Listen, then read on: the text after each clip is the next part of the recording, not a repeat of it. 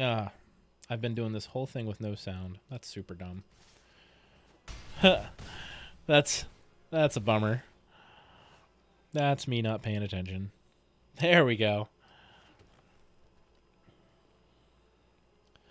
So we're just gonna put. I think we just put down the Sterix. If we draw some removal, that's fine. Man, yeah. I didn't complete this correctly, which is a bummer. And then I die. Yeah, I gotta I gotta go back and fix my mana base because I got all the cards that I wanted, and then I didn't fix the mana base. So that was an expected loss. Let that be a lesson to everybody watching. When you start your stream, make sure to enable your sound because I'm 13 minutes in and went through a whole deck building process with no sound. Kind of a bummer. And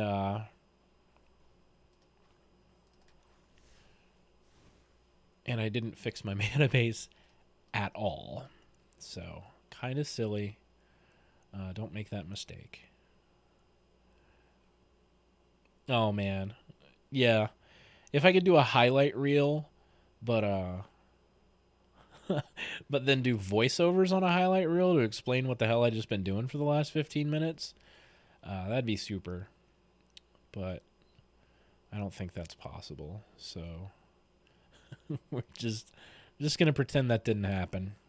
Just be like, yeah, I don't know what you're talking about. So green blue land. And get back down to it. Oh, there's a lot of interesting. Like these are just super interesting. I'm a fan. Let's also see what we don't have, just on the off chance that I actually don't have what I'm looking for. So I know I need a Fabled Passage. Why you... Ugh, I hate that it feeds me other lands. I'm like, just the green and the blue. There we go. Okay. So, toss a coin to your Witcher, O Temple of Plenty. Really? I only have one Temple of Mystery? That's silly. So, we're going to burn some wild cards there. The other deck list I saw had Thornwood Falls, but I don't want to put Thornwood Falls in here because that's super slow. I don't want to... Fabled Passage. Ha! I love this. M21, I have these three, and then I've got one there, so... Yeah, Thornwood, no, it's too slow. You don't want to slow down in this, But there's one thing that I did put in, that I did see in here. Let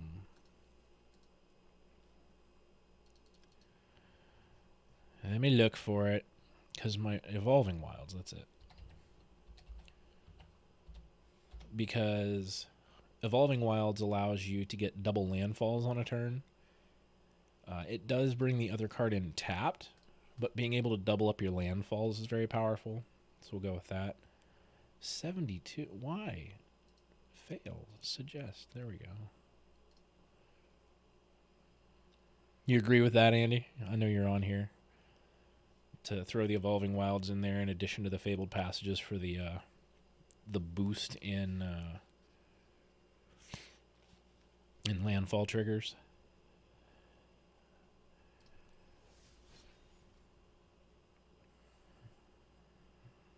We're going to try it. We're going to try it and see what happens.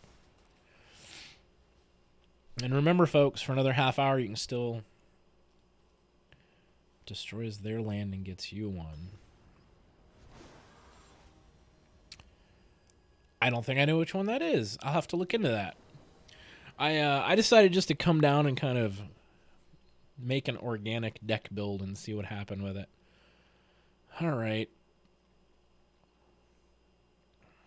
I don't have...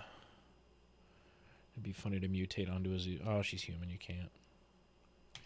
So we'll fix our draw with the of Mystery, Temple of Plenty. I did the stupid Witcher joke, and now it's in my head. Oh, Parcel Beast. Parcel Beast is so good, but we are digging for Scute Swarms here, folks. So we're gonna ditch that one and hope that we draw into our Scutes. One good thing. There's our boy. Wish we had a Cobra on little hissy boy on turn 2, but that's all right. It's a little slow. Thank you, Nightbot. What is that? What even is that? Oh, he's got a big old face creature deck. All right, let's see what you're doing. Ha! So this is cool. So I'm gonna throw down Azusa because she allows me to play 2 additional lands, and then next turn, I can start to go off with Scute Swarm because I'll be able to play Scute Swarm. We're gonna throw that down. I'll be able to play Scute Swarm and then mutate onto it, and with the Migratory Greathorn, and I will immediately add another Scute Swarm because that'll be my 6th land that I pop down after I summon the Scute Swarm. Yeah, sure, I don't care. Whatever we draw is fine. What are you? I don't like that. So, Scute Swarm. Then we throw down a forest, and Scute Swarm doubles into a Scute Swarm. And then we Greathorn mutate onto this Scute Swarm. On top. Over. And then we go and we search for an island. Island pops out. And we get some more Scooty boys. And he gives up because nobody likes playing with... Nobody likes playing versus Scute Swarm. Look how low I am. Bronze tier 4. Because I never play Constructed. It is so rare for me to play Constructed. And then finally something comes along like Scute Swarm. And it makes me want to play. And they're going to ban it on Tuesday. Kind of a bummer. I finally get... Oh, God. Hang on. So, I got to do my F&M at home here. I know I've got like 6 hours, but... I got to get this game in so that I can get my picture in on our LGS so that I can get my free, 2 uncommons that it generates when I get my code the next day. Ugh. So not great, but I've got a Griffinary to start, and then some Lifelinky boys, and a Tavern Swindler. So yeah, we'll keep that. This is my goofy little Artisan Lifelink deck.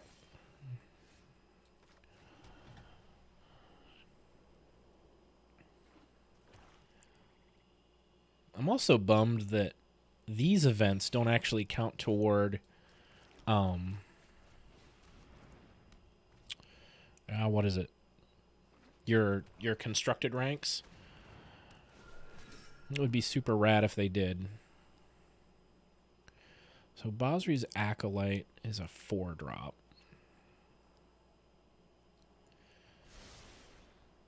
Tavern Swindler lets me do some nonsense.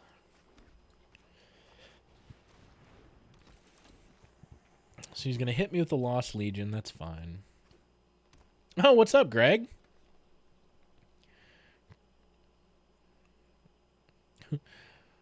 Love hype, love nut, I'm a diva.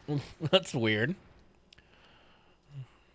Yeah, I'm not playing against Mill, Andy, which was your downfall in this event.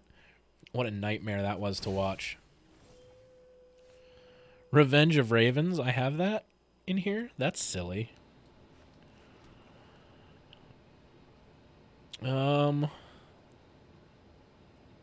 Whenever a creature attacks you or Planeswalker, that creature control loses 1 life. Oh, it's like gain life on the opponent's turn. That's silly. I like that. That's funny. I'm actually just going to do another Tavern Swindler. let it go, so then when Bosier's Acolyte comes out, I can make my Tavern Swindlers bigger. Yeah, Greg, I didn't expect you to. This is Magic the Gathering, so not exactly in your wheelhouse. But I needed to stream. I hadn't streamed all week. The car things got me really messed up, and I had to put some content out and kind of get my personality out there. You missed the best part of the stream was the first 13 minutes I didn't have my audio on, so I was just talking to nothing until Andy joined the stream and was like, "No sound." Like, oh, yeah. It turns out that that really helps. Ah, damn it! At the beginning of your end step, I forgot about that on the card. No, dude, no. It actually feels pretty good to be streaming and playing Magic, even if I'm completely sucking at it. Hell with it. Let's toss a coin. Do I gain? I do. Haha. And no blocks here. Ah, yes, the patrician.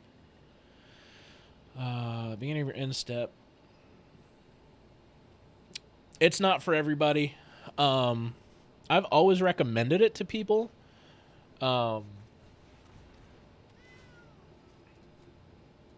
It is not hard to learn, especially with no tax.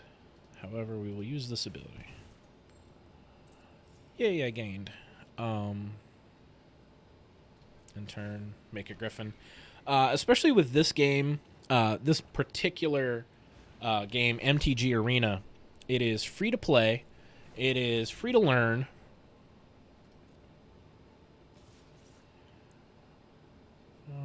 I'll just take the 5, and I'll burn that Griffin on the Foulmire Knight. So it's free to play, free to learn. It's got a tutorial, and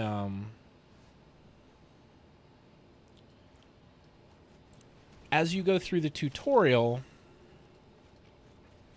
you get a bunch of basically just free cards. No attacks. In turn. So, like, they basically just give you free decks for learning how to play, which is kind of cool. And for me, Magic has been like my staple. Like, weirdly enough, right? Man.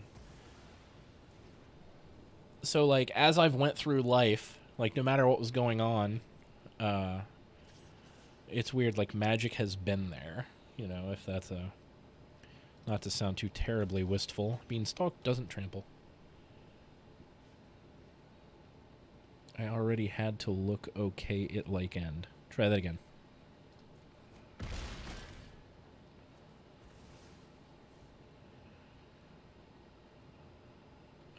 Let's just gamble anyway. Ha. Yeah, another Tavern Swindler. That's funny.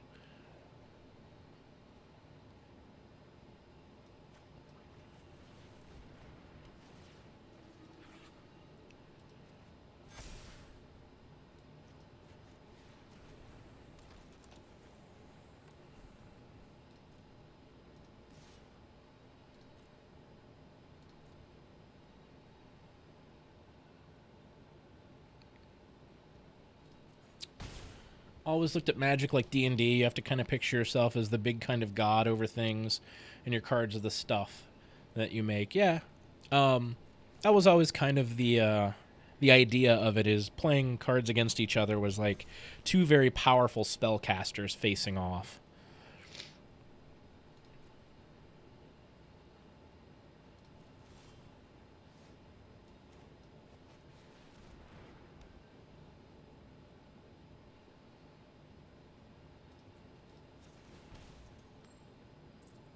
Boo.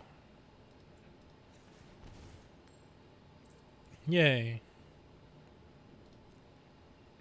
No attacks. Should have went over with the Griffin. That was my bad. But as far as for me, like, I played it when I was a teenager. I have some of the best memories of my life with Magic. And as an adult, you know, when it was like, what do I want to do to kind of, I don't know, recapture good times, Magic was just kind of like, yeah, I could go back and play Magic. I quit playing for almost 8 years. And then on a whim, I heard that a new Magic set was coming out, and I called Comic Town, because that's where I used to play. Called Comic Town, asked if they were playing Magic, and they were. And I went to a pre-release at Comic Town, and when I walked in, I literally saw people that I used to play with 8 years prior, and they had come back to the game as well. It was weird, just goofy coincidence.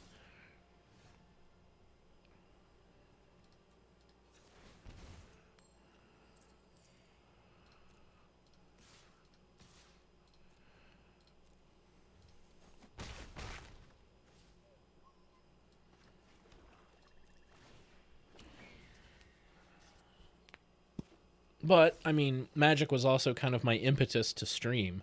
When we started streaming, I was only streaming Magic. And, I mean, granted, we hit affiliate in 8 days, but my first several streams were Magic. And our YouTube content is all Magic.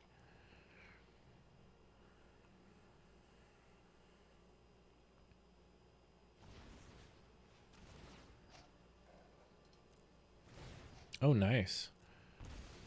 That was a powerful effect. Nice. Good job, dude. Oh yeah. No, I mean we've got Jackbox. We're gonna be doing. Let's gamble. Yeah. Do we gamble again? Sure.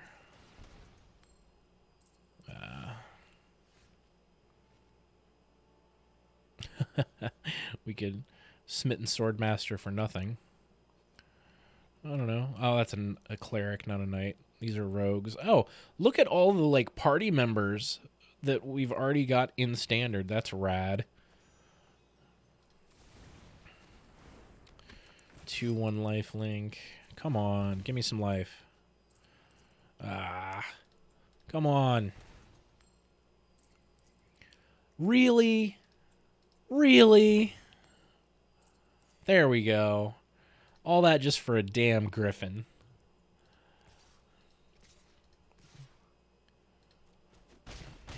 Hit him for 6 at least. Man.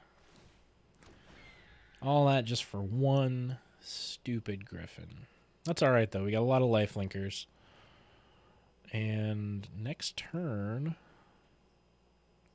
if he attacks me, he goes down for each of his attacking creatures, and I gain a life. This deck is like a just rock in a hard place. Damned if you do, damned if you don't. Even without my Patrician, which is usually my win con, nothing. I got it once. One thing that's kind of a bummer about OBS is having to switch into a different window to see my... Oh, well, he decided to really try and tear some stuff up here, didn't he? So we'll block the 9/9, because that's obviously going to kill me otherwise. And then we'll take the 2/3 and the 3/4 to block there. No, we won't. The Griffin blocks there. And then this 2/3 blocks the Smitten Swordmaster. That's our blocks. Stream Raiders is a side game your chat can play while you stream. Oh, that's kind of cool. I dig that. That's a neat idea. And then I think this guy is going to quit when he sees that he doesn't have the ability to win anymore. I'm not going to overextend, but he doesn't have anything. Maybe I am going to overextend, because unless he's got a fog, yeah.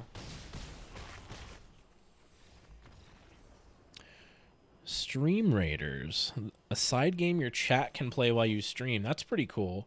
Because then, like, people that are like, just watching us to, like, watch us during these streams. Because Andy and I, we banter while we play Magic, which has been fun for viewers. Look at all this crap I got. Ooh. I got a Perforos. That's cool. Okay, apparently I went up a whole butt ton. That's cool. I'm gonna go for one more win. I'm gonna be honest, not just play one and say that was it. Yeah, while people are like watching the stream, if they don't give a crap about what we're playing and are just listening to us, they could like play a little side game in the chat. That's a neat idea. Thanks for that heads up.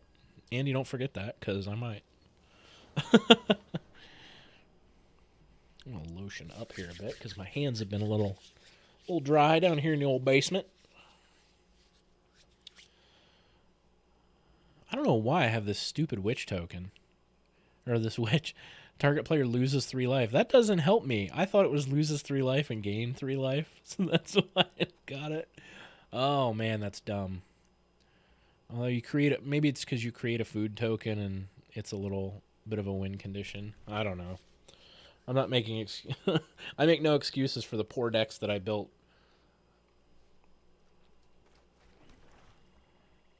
Tavern Swindler, man. That card's so bad, but it's like the heart of this deck. It's absurd. Duskfang. What do you even do?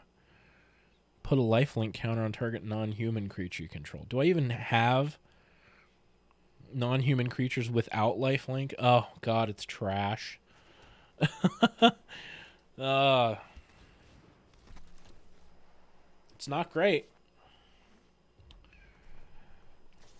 My friend Nikki sent me a message and then unsent it. What is up with that? That's a weird thing. I didn't even know you could do that.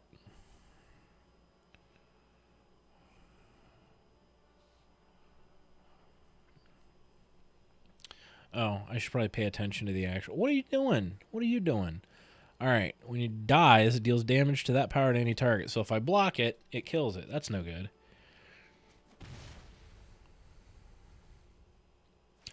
Oh, that sounds cool. Okay, that sounds super cool, Greg. I appreciate the heads up on that, because that's neat. All right. Duskfang Mentor... Wouldn't give that lifelink, but the Tempting Witch would still create a food token for me. So that's cool. And she'll absorb this guy if he decides to come in.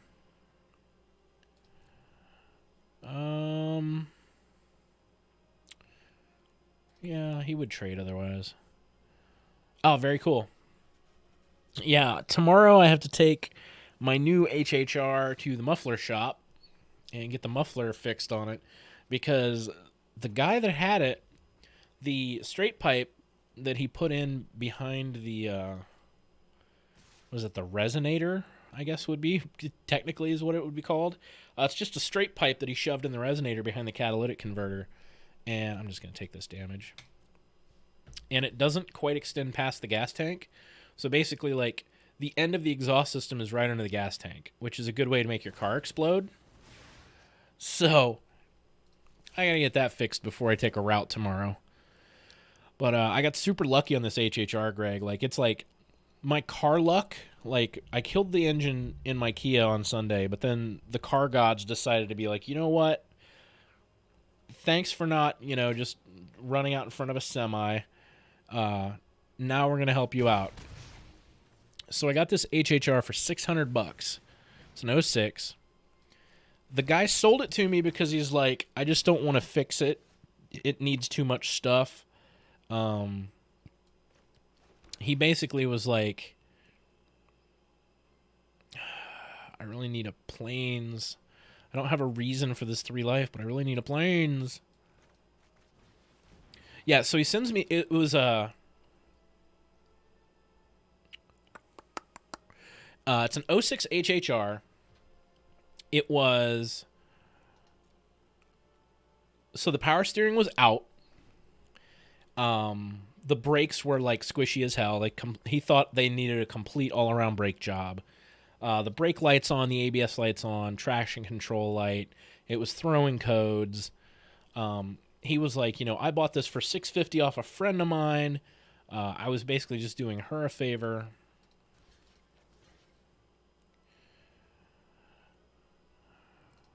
And I just don't like it. It sits too low. I drive this Silverado. He goes, but, I'm trying to be upfront with everything, and that's pretty much what I know about it.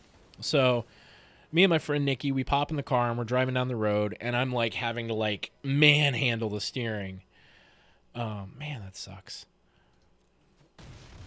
Yeah, this game's lost. So I was really just manhandling the steering, and I'm like, oh, what is wrong with this? So pull it over. It's in this crappy residential neighborhood. Not crappy, just suburbia.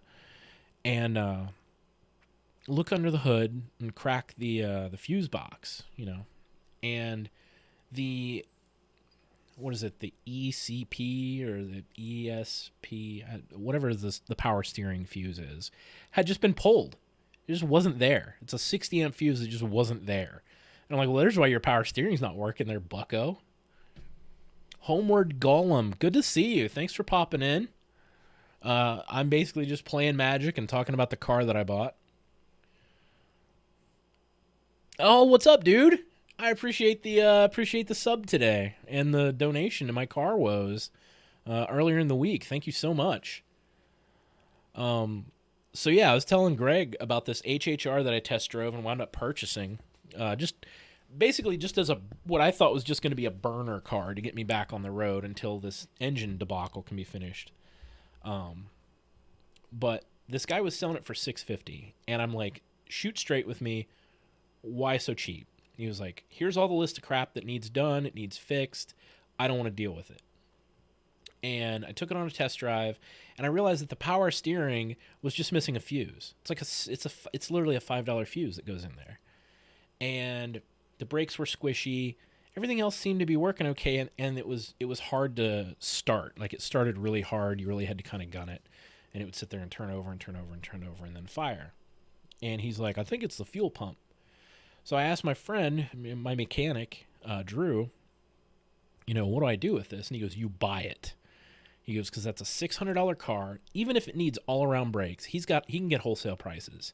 He goes, wholesale price on an all-around brake job is $450 tops, even if you need new calipers, all the attachments or the rebuild kit with the drum brakes on the back, all that. He goes, $400 for brand new brakes all around. He goes, I could probably even throw brake lines on it if it needs it. The power steering thing is $65. It's super easy to replace. And then there were some sensors that were throwing codes. He goes, dude, $600 for the car, you'd be in it for another $600. You get a $22 to $2,500 car. He's like, buy that car, drive it to my house, we will fix it. I'm like, all right, cool. So handed him the $600. We talked him down to $600 because, funny enough, I had my friend Drew on a live Facebook chat when we got back to the guy's house, and I said, I'm talking to my mechanic, and Drew literally was like, my buddy's too proud to say this, but his car blew up. He's a courier. He takes medicine to old people. He needs a car to get on the road. He goes, so if you could work him a deal, maybe it would be good karma for you, but he's too proud to ask. And I was like, that's true. I was just going to pay the $650. And the guy literally goes, give me $600 and we'll call it square. So I bought it for $600. Drive it to my friend Drew's house.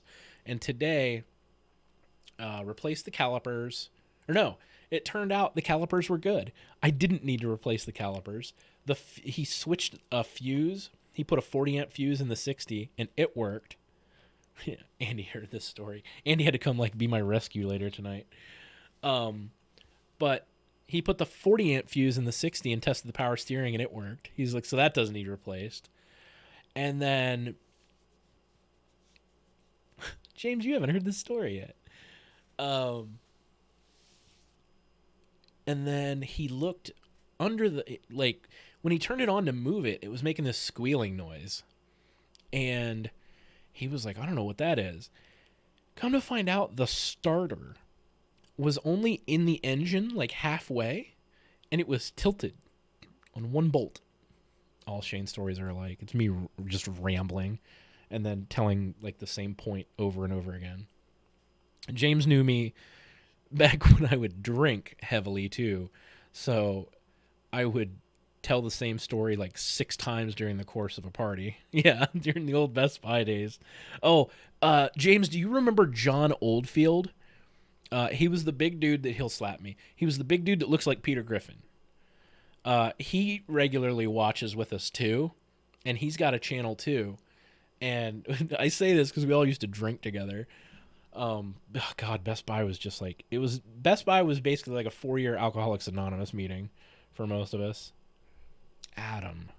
Remind me who Adam is, because I feel like a dick for not knowing. Adam. Shit, who's Adam? Computers. It's probably one of those, it's like, oh shit, that's you. Friends with Cole. I remember Cole. It's probably one of those, it's like, if I see his face, I'll be like, oh yeah, you're the guy that, like, slept with so-and-so. Because that was Best Buy too. It was... Oh, Abdel. Yes, I absolutely still talk to Abdel. Yeah, hell yeah. Abdel's great. I'm still weird at... Yeah, we were total sluts. Good God, man. Like... So, okay. So, no real secret among the people that know me. As far as a number goes, it's up there for me. And, like, a bulk of that number happened during Best Buy. And that was great times. But, yeah, Abdel, like... So, to this day... It totally weirds me out that Abdel and Becky didn't get married. Still weirds me out. Like, that's how you know the world doesn't work out the way it's supposed to all the time. That those two didn't get married. That's weird. Anyway, back to the starter. So this starter was literally halfway out of the engine and tilted. And he's like, well, I'll just bolt it back in. So he bolts it back in. And as he bolts it... How you remember that far back? Dude, I don't know either, because most of the time during Best Buy, I was drunk.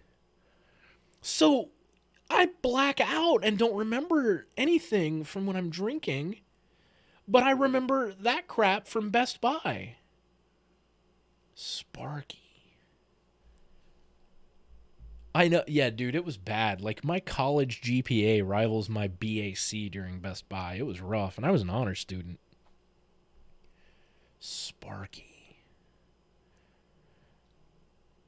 Sparky. Man. Is it somebody I hooked up with that I shouldn't have? Because that's something I don't remember well. My brain successfully blocks those out. I've probably got like 4 illegitimate children during my time as Best Buy. But, yeah, it was rough. Greg, and the thing is, too, blonde, receded lips. Oh, my God, I don't think so. Wait. Was her name Christina? Christina Sparks? Was that her name? Was she like an assistant manager? Okay, yeah, okay, I do remember her. She, okay, so she came, like, towards the end of my tenure there, because I got axed from Best Buy, like, October of 2007, and I think you were still there, and you, like, went on for a little more time. But at the end of 2007, that's when I went to Chase, and then Greg met me, I want to say at the beginning of 2009, when I went to the EMM department at Chase. And I'm still employed at Chase, so I can't tell fun Chase stories. But, yeah, I remember her now. She actually did have kind of a weird thing for me. But because, like, she got there and then I got the axe shortly after that, that never went anywhere. But, I mean, I wasn't exactly the most discerning during Chase. So... who knows? That could have been a thing if I'd hung out more. Dude, okay, so I don't even remember. Did you used to come to the parties that me and Bingham used to throw at the Moon Tower? But the Moon Tower, by the way, is what we called our apartment, because the front window had 2 black lights up both sides. And then directly above the front window was my bedroom window that had two black lights up the two sides, and then at the top. So once you got into our apartment complex, no matter where you were in the apartment complex, you could just see this giant purple monolith, and it was like turn in there and then look for the tower. And because there were so many parties that we used to host there, we'd be like party at the moon tower from like Dazed and Confused. Parties with Cole and Adam, computer. Yeah, it was weird. So like at Best Buy, the computer people all had like their own like strange like clique of subculture. And like the media people, car audio, appliances, home theater, we all partied together. But like all the computer people hung out together. It was weird. Like it was its own little like segment of Best Buy that they just kind of kept to themselves. Even like the service department, like the Geek Squad people would come party with us, but they kind of like partied with you guys and with us. They were like the they would hang with both tribes, if you will. But it was good times. It was weird in that anytime I have ever worked anywhere, really, there's always been like cliques, and someone in one clique hates somebody in another clique, and like both cliques would clash in a way. But not Best Buy. Best Buy was weird because I literally got along with everybody in that store, and for the most part everybody in that store got along, unless like one of you like, hey buddy, you come here to tell stories too? Here, let me pull out the kitty shelf if you want to come down there. Do you have anything you want to say? No? No? Alright, well, quit touching the shock mount then, because that's sending waves. It was a really weird, good community. Even like the managers didn't really have like people they singled out. It was strange. I mean, I got fired because Chris Palmer effed up my schedule one time, and I went to Ren Fair on a Sunday because I always had Sundays off, and I went to Ren Fair. And only when I got back into my car after Ren Fair did I see all the missed calls, because like, we scheduled you, you're a no call no show. And dude, right, Chris Palmer, I found him on Facebook, and this was like, so he fired me in 07. That was 13 years ago. That dude looks the same. Like he had to have only been in his late 30s or like early 40s during Best Buy. And he looked like he was 50. And now he just looks like he's 50, and he's actually 50. It's strange, dude. But yeah, his dumbass. Okay, so I like requested like a Saturday off in October because I was probably doing some haunted house shit or like some Halloween stuff because it's October. And he thought, well, instead of Shane having a like have to use a vacation day, I'll schedule him on Sunday, and that'll be his whole work week, and he won't have to use a vacation day on Saturday because I'm so smart. And instead, I just didn't even look at the damn Saturday or the Sunday schedule because I'm like, fuck it, I never work Sundays. I hadn't worked a Sunday in like a year because that was a hangover day. Sundays were hangovers. Sundays were for eggs and more beer. You went back and the video camera was still up, pointed at the parking lot? Which video camera? I'm not gonna remember that. You'll have to tell me the story.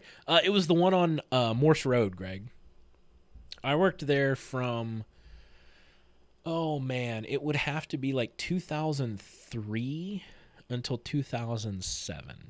I almost made 5 years. I think that's right. It was May of 03 until October of 07. The video camera was still up, pointed at the parking lot. Yeah, so I called back at the end of the day because it was almost 6 o'clock. You remember the video camera connected to nothing, pointed at the parking lot to pretend we had security? Oh, shit, yes. That was hysterical. Especially because we were like, we're loss prevention and we're an electronics store. and we could just rig up a camera in our system. We had 2 extra plugs, and he was like, "Nah, that's fine. We'll just put the thing up." And it was just a globe. It was just a fucking globe. And then they had the one back by the restrooms that was just the globe in the hallway too. So stupid. Unbelievably stupid. Although I have to say, during my time at Best Buy, loss prevention, like what I learned about what happened at Bryce Road. Remember, we had a Bryce Road location. They got shut down, and then they were like, "Oh yeah, we're just moving to the 256 location." No, because the 256 location was a year and a half after Bryce Road closed. Bryce Road closed because they had like an employee like a theft ring, right? And they were absolutely genius. They came in through the roof like a heist and dropped into the break room. They then took ceiling panels and like slowly opened the break room door and slowly creeped out the ceiling panels and then put out another ceiling super slow, so that the motion cameras, it was so slow that the motion cameras refresh rate didn't catch them. And basically they made a tunnel from the break room to like the laptop cage, and then they cut through the laptop cage, got all the laptops in the store, and they were just throwing them down this like partition wall they had created. And the next morning, the managers that came in walked in, and in the break room was just this mound of discarded laptop boxes, because they were shucking them and like reeling them up through the ceiling hole they created. Incredible. Like an amazing heist. The Sun TV on Bryce. See, a lot of our people, like our older managers, used to work at Sun TV. Like I worked with a guy named Mike Church at Office Max that used to be a sales manager at Sun TV. And I think it might have been on Bryce. His may have been Morse Road. But his name was Mike Church. He was like 6'3". He should have been a friggin' wrestler. Weird dude. Good dude regardless. Oh man, what a bunch of weird ass memories. So back to my story. It turned out that the starter was like on its last leg, and basically everything came down to the starter. So I told Andy, I was like, "Hey, pick me up at 7:30." And then when we're looking at all the brakes, I didn't have to change the back brakes at all. They were just dusty. Sprayed it down with brake cleaner and they engaged just fine. They weren't even spongy anymore. Go over and kill the display laptops. Like F-disc it. We used to go into Micro Center when Micro Center was in Westerville, and we would open the Windows menu and hit F-disc and just go through the format disk and just fuck all the laptops up because they didn't have any security on them at all. Oh man. I think the statute of limitation is passed for that. Trend Micro. God, that is some old school stuff. Oh man, this is how we know we're old, folks. That is literally half a lifetime ago. That is like 2001. Damn. Okay. Now I feel super friggin' old. But so I told Andy to get to the mechanic's house to pick me up at 7 because he didn't have to change the back brakes. So he's putting the wheels back on and he goes to start the car and it's just not turning over.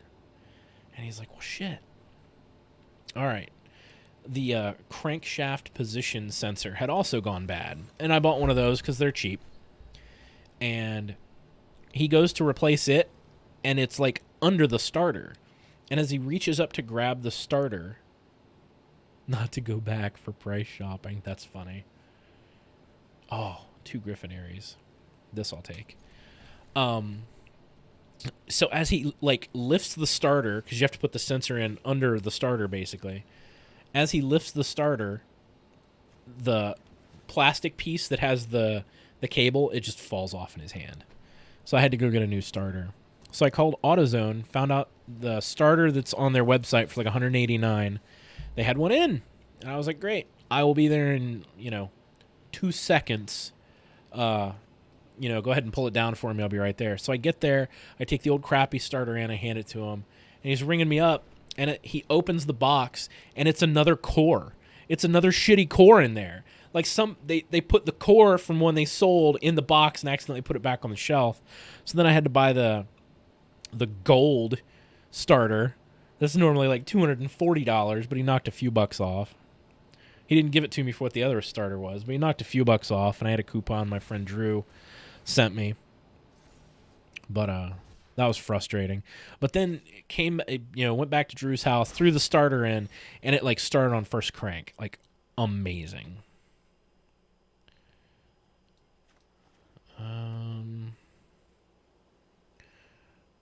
Do we do Airy or do we do Patrician?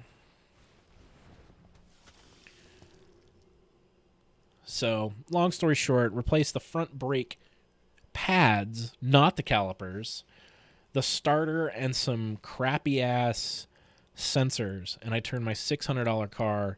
Drew said I could literally flip the car for like $2,200 easy. So for what? $300, $900 in it, and I like tripled my money. So tomorrow I got to get the muffler fixed because the stupid muffler literally ends under the gas tank. You just put a piece of straight pipe in. It's super dumb, but face fetters definitely goes on the lore scale. And then I fly over and attack.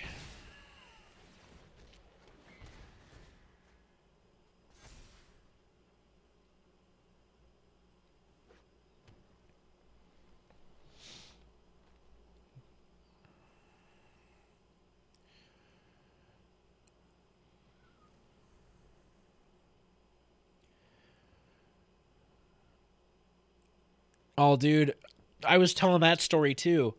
1 second.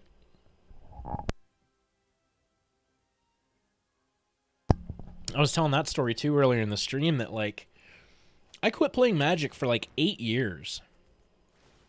And just on a whim, I decided to try playing Magic again. I can't wait to bake this into a... Look at this tasty friggin' destroy target creature right there, baby. Oh, yes. Oh, yes. Good. Yeah, he basically just stuck a pipe behind... Is it the resonator that's behind the cat?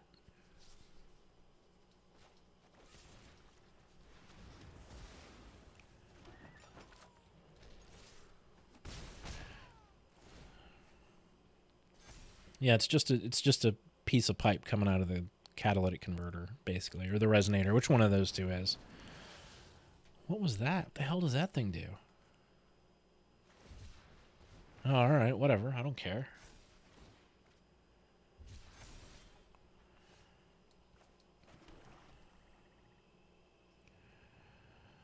Acolyte.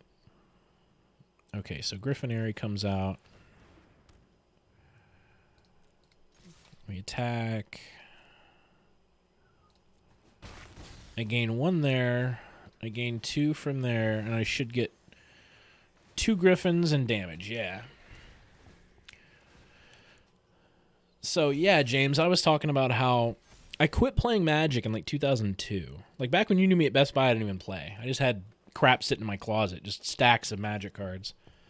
And, in 2010, or 2009, when M2010 came back out, I heard that Magic was a thing still. You know, I'd occasionally bought, like, decks that looked interesting. So, like, I have the all-foil Slivers deck that is worth, like, $200 because it was literally just on, like, a Walmart shelf and it looked cool. I think this is game. Yeah. Look at that math. Right on 0. Actually, you know, the weird thing is So my friend Crowpat, do you remember Crowpat? He worked at Best Buy with us. I used to play Magic with him back in high school. We went to high school together. Brian Crowpat. And got gems, nice. I got to take a picture of this and put it up on my F&M page. Boop. Oh God, why flash? Why? Okay, so Crowpat just had a kid this weekend. He's a daddy. His son's name is Arlo, and he's doing awesome. Super great. Married a gorgeous girl, too. Emily is just... she's awesome. Like, the first time I met this girl, she comes home. This is the first time I've hung out with Crowpat in, like, 12 years. And we decided to go get pre-release kits for M21 that just came out a few months ago. And it's like, two old high school buddies getting back together playing some, goofy shit they used to back in high school. And the first time I meet this girl, she's super sweet. He was media, and then he went Geek Squad. Think tall kid, big ears. That's the best way to describe him. Like, we used to tease him and call him Monkey Boy because he had, like, the Curious George-shaped head with the big ears. He'd hit me, but we used to joke with him like that. But yeah, Emily came home, introduced ourselves and all that. And then she's like, well, I've got some stuff I'm going to do upstairs. Can I make you guys dinner or something like that? It was very like not, 50s housewife in a way, but not like subservient. She was just super sweet. So he's got a perfect wife, and now he's got a perfect son. But he hadn't played in like 13 years. And on the way back we went to Mount Gilead to get the cards. On the way back from Mount Gilead to Columbus, I basically filled him in on like what the new mechanics were, kind of what you had to know.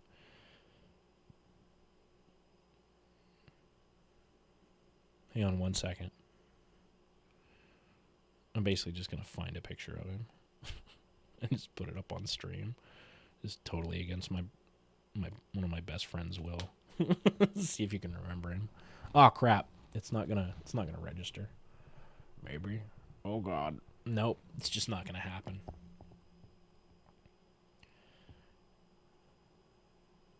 Nope. It's just not gonna happen. That one sucks. Hey, I tried. But basically, like, we totally caught him up on the mechanics of Magic inside like a 45-minute car ride. And the great thing about Magic the Gathering Arena is the tutorial for this program is not like super all-encompassing, but it gets you enough like need to know that you can start playing the game again and you'll remember stuff that you used to know. I've won a few packs. Ooh, I gotta get my pop filter on this one. I'm getting some sibilance and some pops. I got my pop filter sitting up on the table upstairs. Takes no skill to install. I just haven't. Let's see what today's deals are. Anything cool? After Shadow. Oh, like Shadows over Innistrad? That hasn't been that long ago. Or, oh, you mean Shadowmoor? Back of the Morningtide and Shadowmoor? That was what, like 2006? Might even been before that. So yeah, it's been a while for you. Well, the beauty part about Magic is your basic... what Magic is hasn't changed. It is essentially still... Dude, I'm telling you, it comes back. It comes like... I want Puppet Jace so bad. What Magic is has not changed. The shadow mechanic. So back in Tempest. Tempest, Stronghold, Exodus. Are you my age? I thought you were like several years younger than me. Yeah, Slivers were Tempest, Stronghold, Exodus. That's crazy. I'm 38. How old are you? Because I thought when I was at Best Buy, I was kind of like one of the older ones in our like demographic. And when that came out, I think I was like a junior or sophomore in high school. So like unless you were playing in like middle school or you're older than I think you are, that's entirely possible too. I'm just asking for personal data over the internet. The comforting part.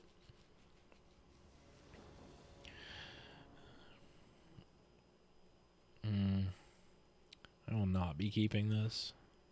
Okay, this I will be keeping. Oh, yes. So Lotus Cobra turn 2. Evolving Wilds turn 3 gets me mana. It cracks. I get another mana. Oh, God, this is so broken. And a star. Do I want Starix? I'll ditch the Cultivate. You're 30. Okay, so you're not that much younger than me. For some reason, I thought you were like 3 or 4 years younger than me. But then, like, that wouldn't have made sense either because I was young, like, younger during Best Buy. So,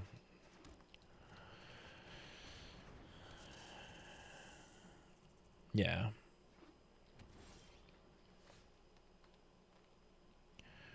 So, throw down Evolving Wilds. That gets me a mana. Green, we'll call it. And then we'll throw down a Zusa. Crack the Evolving Wilds for an island.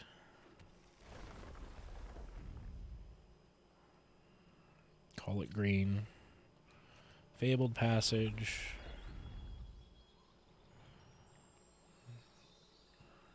I don't think I've got enough mana to do anything cool.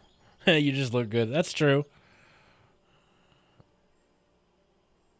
Yeah, I've only got 2 mana floating. That would get me another 1 mana. 2 mana, only be 4, so nothing to do with that one. But I'll smack him with it.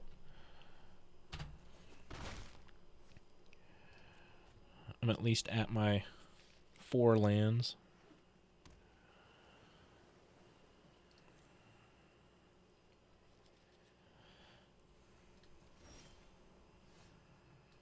I can fix my next draw at least. Dreamtail Heron. Not ideal. But I'll take it because it lets me draw at least. Call that green. So I'll have 1, 2, 3, 6. Can I get 6? I've got 1, 2, 3, 4, 5, 6. I will have 6.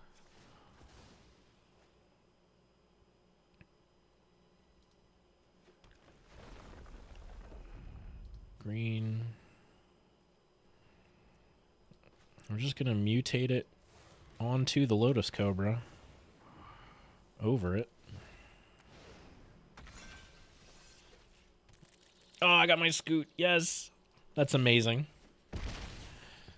I got my Scute and my 6/6 Lotus Cobra now. It's so gross. Oh, it's so dumb. Oh no, 5 odd. Oh, that's a bummer right there. Just nukes my whole board. Oh, well done, dude. That's how you do it. I mean, really, just throw out the Dreamtail Heron.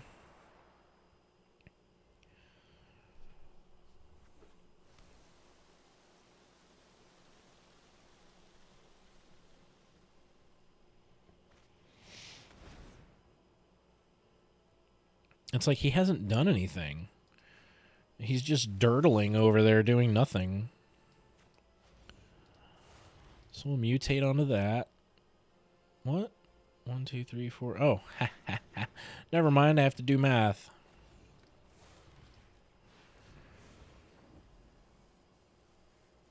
Oh, yeah. Like, if you know Magic, it's thoroughly enjoyable to, like, play this game. Like the other, like Magic Online, sometimes not a joy to play because the timers and just various other things were just kind of annoying with Magic the Gathering Online. when they did, and now he's going to nuke me with this -3. These are planeswalkers, by the way. This is a new effect. So basically, these planeswalkers come down, and they're sort of like creatures, and it's sort of like playing with another player on the board. So when it comes down, it has 5 loyalty counters on it. You can do one of these each turn. He could create 2 black and green wolf tokens, or -3 destroy target creature, draw a card, which is probably what he's going to do if he's smart. Yeah. So, that's a planeswalker for you. Oh, man, the cultivate just doesn't do it. End turn, nothing good. Interesting thing about planeswalkers is they can be attacked directly. Whereas, if you had a good creature on the board, you can only attack your opponent. You can attack planeswalkers directly. This guy with this much mana freaks me out. Ugh. Give me one creature that I can mutate onto. Something.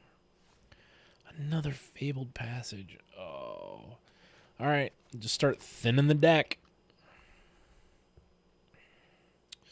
Give me an island and a forest. Island on the battlefield.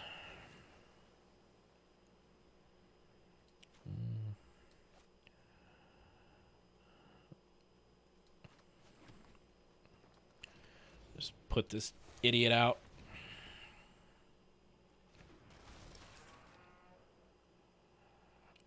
Okay, so that's the weird thing. I am playing online. This is an internet-based game. Magic the Gathering Online is a different program. It's a different application entirely. MTGO, which is what everybody calls it, the abbreviation. It came out in like 99, and it is still a platform. So Magic the Gathering Arena, which is what this is, with this kind of interface, this is only the cards that have been made since like 3 years ago when it was released. 3 or 4 years ago. And they've released some older cards as like supplemental sets, whereas Magic the Gathering Online literally has all the cards from like early Magic. Alpha, Beta, there's Moxes, Lotuses, all that. This is terrible. I had this game wrapped up, and then it just went to hell. Well, will you let me keep this one? Because I'd sure like to have it. So, MTGO doesn't have the kind of... Like, this card's flying, so you see it's kind of like hovering, right? And then, like, when they fight, the cards, like, smack into each other and fight. Are you serious? So he's going to pick Odd again. His shit will survive because it's 0 casting cost tokens. Ugh. This is maddening. Oh, now he's got an Uro. That's nice. So watch the cool effect when this thing hits the battlefield. When it enters the battlefield, he gains 3 life, draws a card, and he can put a land out. Now, he has to sacrifice it unless it escaped. So you can play it from your hand, it dies immediately. Goes to the graveyard, and then for 4 mana, you exile 5 other cards, and he pops back out. Look at that effect. It's so cool. I dig it.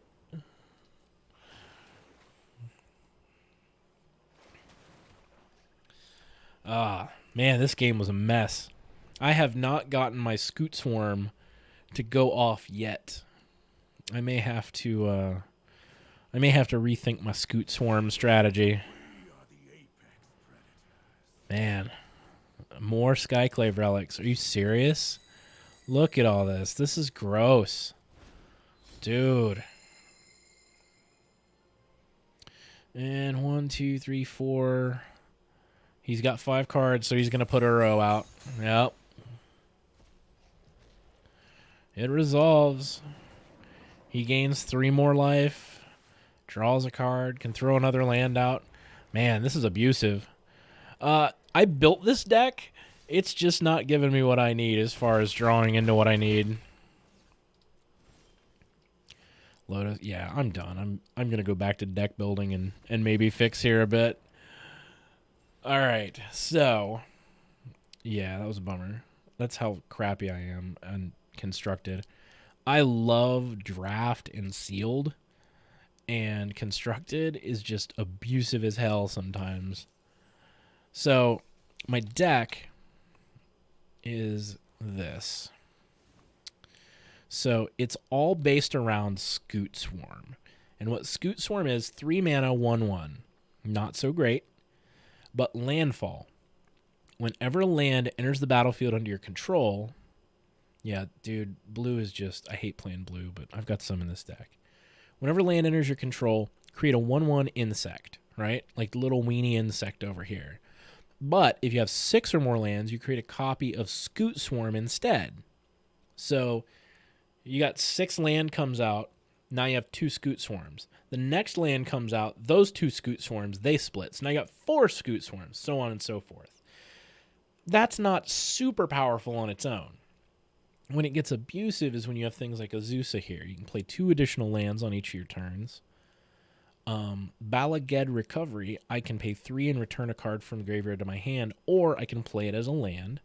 They're literally double-faced cards. Even when you pull them out of the pack, there's no magic back to them. It's a land on one side and a spell on the other. You literally have to sleeve them to be able to play them. But it's a super cool, innovative thing they've done.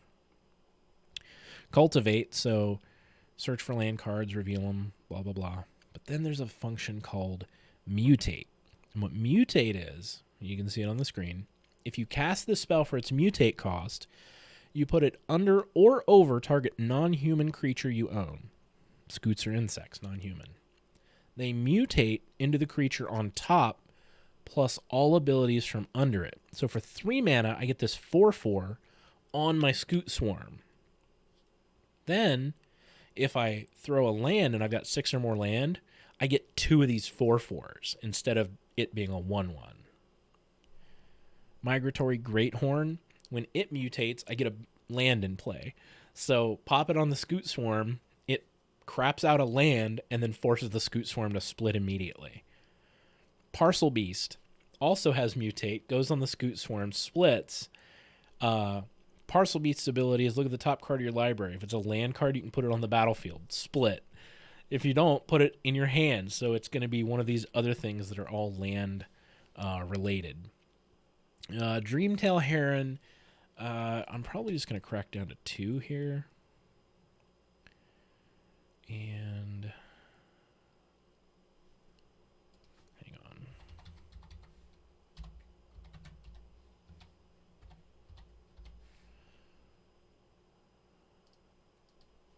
Actually going to put 2 Field of Ruin in here.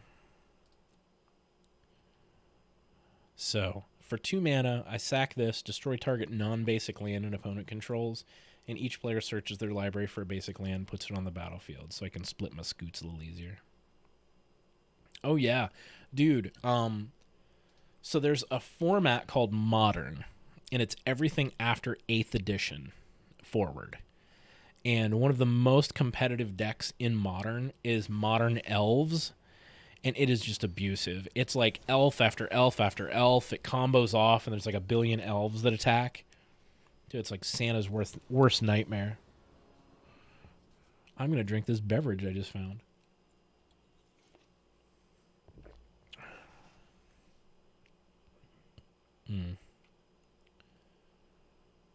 Yeah, it's fun. When Tempest came out, and you had Eladamri, Lord of Leaves, and he basically gave you 2 free green mana. Or no, Eladamri's Vineyard gave you 2 free green mana every turn. And then Eladamri, I think he like regenerated elves maybe? Yeah, dude, Eladamri was great back in the day. Oh, I can't remember what Eladamri did. And I'm sure like anybody watching this, oh yeah, dude, Briar Shield was great too. There's something very similar to Briar Shield. I'll put this down. Next end turn. There's something very similar to Briar Shield now. And maybe Briar Shield did this. I don't remember.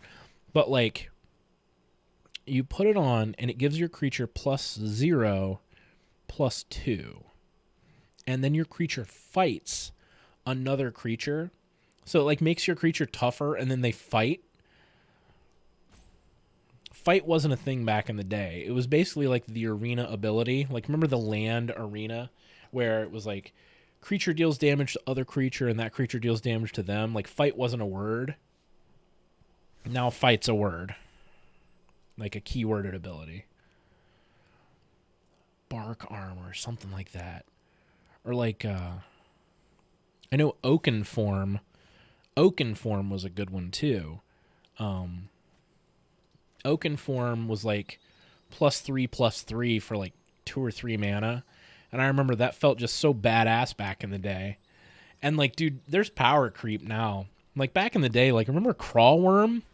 6 mana for a 6/4. And when that hit the table, you're like, oh shit, there's a Crawl Worm on the table. Dude, now if you like had a 6 mana 6/4 pull out of a pack, you'd be pissed off. You're like, I can't believe I pulled this friggin' garbage. Ugh. So I should have cracked this for a forest at the end of that turn. Or an island. We'll take an island. A tree being grafted onto a creature. Okay, so the tree being grafted onto the creature might be Rancor. Rancor was +2/+0. It gave it trample. And then if that creature died or Rancor went to the graveyard, you got Rancor back in your hand.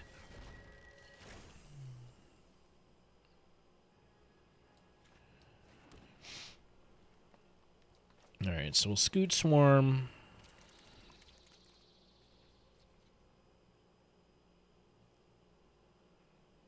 Hopefully they don't have anything to deal with Scute Swarm. It'd be a bummer.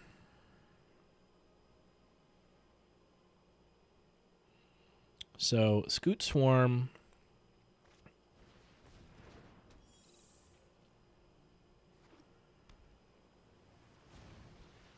Oh, damn you, Beanstalk Giant. So yeah, they just had an expansion a couple expansions ago where everything was fairy tale themed. Like, literally, Beanstalk Giant. The Witching Well. Like, various, like Brothers Grimm. Armor of Thorns, that's it. Armor of Thorns, yeah. Like, various Brothers Grimm fairy tales. So I think, that's a mutate a 6. I'm not going to have that. Okay, so we'll Fabled Passage. That gets me a Scute. We'll Cultivate. Cultivate out a forest and an island. Put the forest out. Okay, so there's another Scute Swarm we've got. And then activate ability.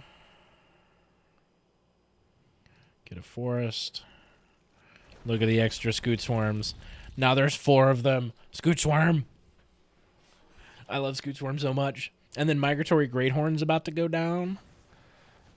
And it'll duplicate. Scute Swarm's so great.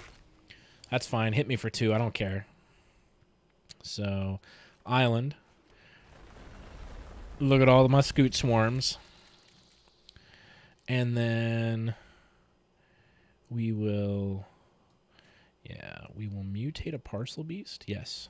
We'll mutate a Parcel Beast onto a Scute Swarm. Put it over. And then we will mutate Migratory Greathorn onto a Scute Swarm. Put it over. Watch this. This is so great. So then a forest hits. Bam, bam, bam, bam, bam, bam, bam, bam. 8 of them. And they all split. Oh, it's so good. And then because this is something I mutated earlier that had already been out, I can already use its ability. I reveal a forest. I take action. And then 16 Scute Swarms appear. It's so gross. And then because we got that, we'll go ahead and we'll mutate out this Parcel Beast onto one of these. That's a Migratory Greathorn. And then it fetches another basic land.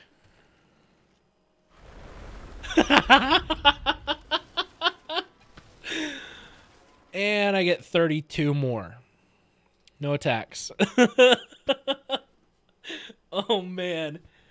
Thank you. Thanks. So, just for funsies, we'll mutate the Auspicious Sterix onto...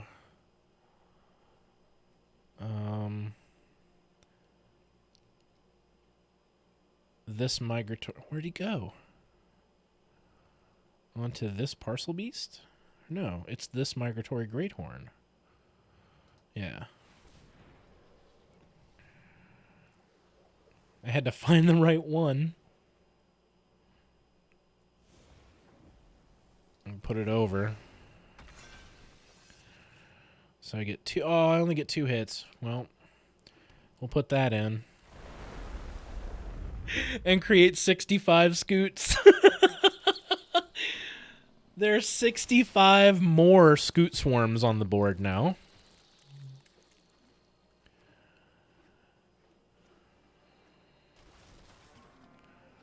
The game has to make things tiny just so that it can keep them all on the battlefield.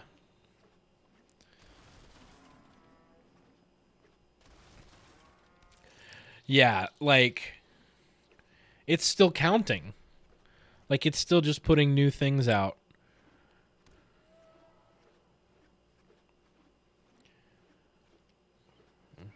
I have... So then Auspicious Starix comes out, 2 more lands hit. And I think this crashed the game. I think this crashes the game. Nope.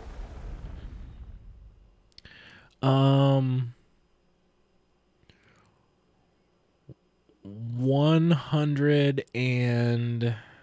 Nope. 257. 257 more Scoot Swarms would have appeared. Yeah, I know, dude. It was about to crash. That's so gross. I have to take a picture of this because that's hysterical. I had 257 Scoot Swarms ready to... Oh, damn you, Flash! Turn the goddamn Flash off. That was so gross. 257 Scoot Swarms were about to appear. And there were already... there were already 257 Scoots on the battlefield. That was ridiculous. Yeah, so... so Wizards has already announced that there is a... Not necessarily a banning announcement coming on either Monday or Tuesday. But they made the statement, I think it was Wednesday, that an announcement was going to be made on Monday or Tuesday. And they didn't want to do it this past Wednesday because they didn't want to interrupt the tournament play that was happening this weekend. Because there was like an online Pro Tour or something this weekend. Or a Pro Tour qualifier. I don't remember. So Lotus Cobra starts out pretty, and then we'll keep.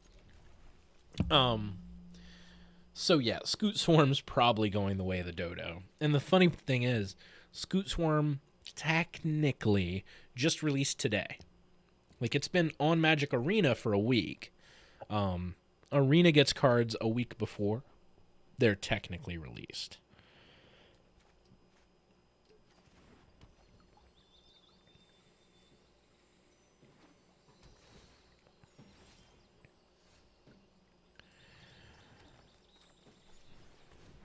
And everybody has put together this deck, basically, with Lotus Cobra and the Scoot Swarm and then all the landfall triggers.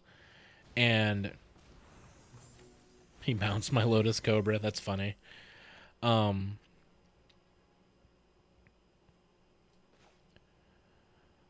we'll do...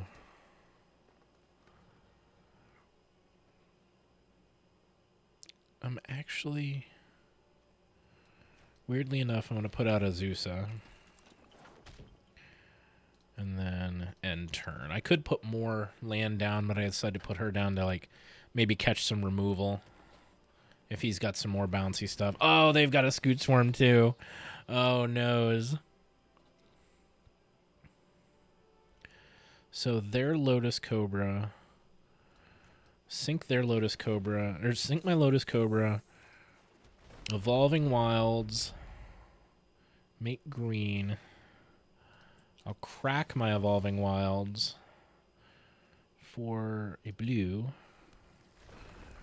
I'll make green.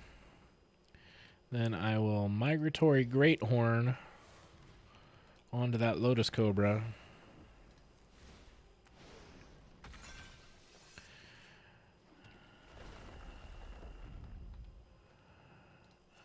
For just another useless green, that's fine. And we'll just attack. So I've got 5 lands out. If I Migratory Greathorn onto this Migratory Greathorn, I'll get 2 more lands. Here's his Azusa. We're basically playing the same deck here. It's like which one of us can go off first. And right now I am... Oh man, I am chasing it. I am chasing it. So green. We're going to mutate the Starks onto this. So I'll get a forest. It'll give me a green. 2 permanents come down. I get 2 more green. So I've got 3 and 3. So I can afford to mutate it again. Oh, can I? No, I can't. I can mutate that under it. I'll get 2 more land. And or I'll get 3 more land. Green. Green. There's my Scute Swarm.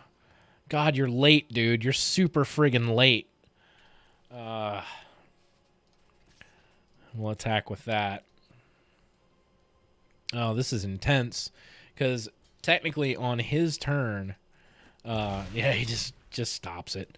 On his turn, if he goes off and gets like a billion of these Scutes, it is too late for me. Because I could mutate the Starks. Oh, see. Clone, and remember that was a game changer. Yeah, dude, I am... So, that's why I say Scute Swarm's gonna get banned. Because here comes his. He's got to cultivate. He's got 6 down. He's already going to create 2 more Scute Swarms. His cultivates, he brings the land to his hand. Azusa lets him duplicate it. Yeah, I'm kind of in trouble. Look at all the extra Scutes he gets. Resolve all. This is nonsense. Oh, Shadow Spear's good. Okay. So, are you coming across? He's got 7. Man. Okay, so I've got Parcel Beasts. Parcel Beasts are great. So my turn. Okay, so first, I mutate out onto the Scute. And go over.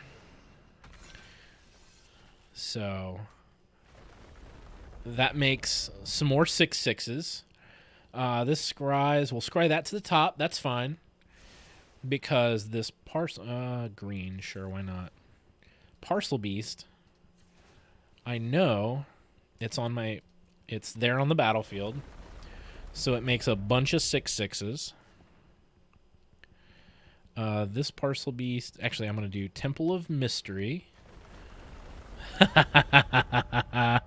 So Lotus Cobra's on top. I don't need a Lotus Cobra. So we're done there. Okay. Green. Who cares? We'll activate this Parcel Beast.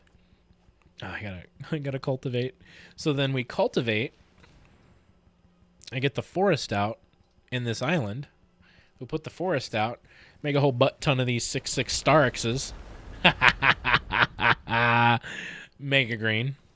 And then we put this island out, and then we make a whole more Starxes. Oh, this game's so stupid. And then in combat, we'll just swing with these two 6/6s, and if he wants to take them out, he can do it, but he's going to have to sacrifice a bunch of his scutes. Yeah, dude, Nevin Earl's disc would be really helpful for him right now. See, he's just sacrificing one of his scutes, one of his insects, and then he's in top deck mode. Look at him. He's got a fairy in his hands. But his whole game plan relies on him getting a good top deck right now, because I have 31 6/6s. He's not got what he needs. So there's Omnath. Omnath's good. Doesn't help him, though. He draws a card. Is it enough? This is actually kind of exciting. He gets a Lotus Cobra. That's not enough. He's gonna concede. He doesn't have enough to kill me. And he's doing the math. Yep, good game. Yeah, making all those 6/6s. Oh, man. Just game breaking. It really is game breaking. And I don't know how they missed this in playtesting. I just don't know. Yeah, dude, like I said, Crawlworm. 6 mana for a 6/4 that didn't even trample. And you're like, oh man, that's crazy. I can't believe it does that. Remember Craw Giant? Craw Giant was a 6/4 that had trample. And you're like, oh my god, a 6/4 with trample. Oh god, the game is broken. What I love, there's a series. Okay, so there's a YouTuber. His name is the Mana Leek. Manaleek, like the vegetable. Named after Mana Leek, Leak, which was a card back, I think, in Stronghold. Speaking of like old school Shadow and slivers and all that. And he's got a series of videos called All the Times Magic the Gathering Was Doomed to Fail, or like all the times that Magic the Gathering was going to die. And he talks about all of the different things that have happened through Magic's history, where he's like, so they brought back slivers in like a later set after Tempest, Stronghold, and Exodus. Except, remember how slivers were all like creepy looking? Like they were very hooked monster looking? Well, in one of the later sets, all of the slivers basically just look like Predator. Like they were humanoid. They had weird, like, they look like Predator. Like the Yautja of Predator, the Predator series. They just look like Predator. And people were like, it's going to kill the franchise because everybody wants their slivers to look like slivers, and you ruined it. You ruined the lore and everything. Like people were literally like, you're killing your franchise by changing up how like a particular creature looked. And back when we were playing, do you remember the concept of the reserve list, where a set a set would release, and then Wizards would say these like 30 cards out of the set, we're never going to reprint them. They're only going to be reprinted in this set, and that's it. And they were like, this is our promise to collectors that we're not going to like screw you over. Well, the reserve list cards like pissed people off that they were doing that. So people were like, oh, Magic's going to die. So after each time he goes through the list of things that were going to kill Magic, he goes, Magic was going to die 21 years ago today. You know, like he goes, it's almost like this eulogy for a game that's obviously not dead. It's hysterical because people just like lose their shit. Oh, did he just take a damn Scute Swarm? Oh, man. He took a Scute Swarm with that guy. Shite. I don't have... I gotta bust it for mana because all I've got are these damned Azeuses. I should have mulliganed and actually gone for a Scute Swarm, but oh well. I don't know how well I'm going to go with this game. Because I don't have my scoots. Ah. Bone Crusher Giant's great. What else did you take? A forest. Okay, that's fine. Island, Azusa. That lets me play a forest. I can't mutate onto Azusa because she's a human. You can only mutate onto non-human creatures.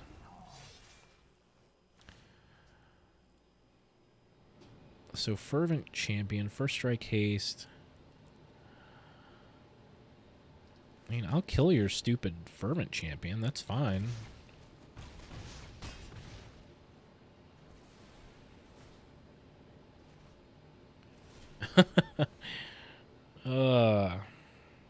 So I can just hard cast Migratory Great Horn? That's dumb. So Lotus Cobra.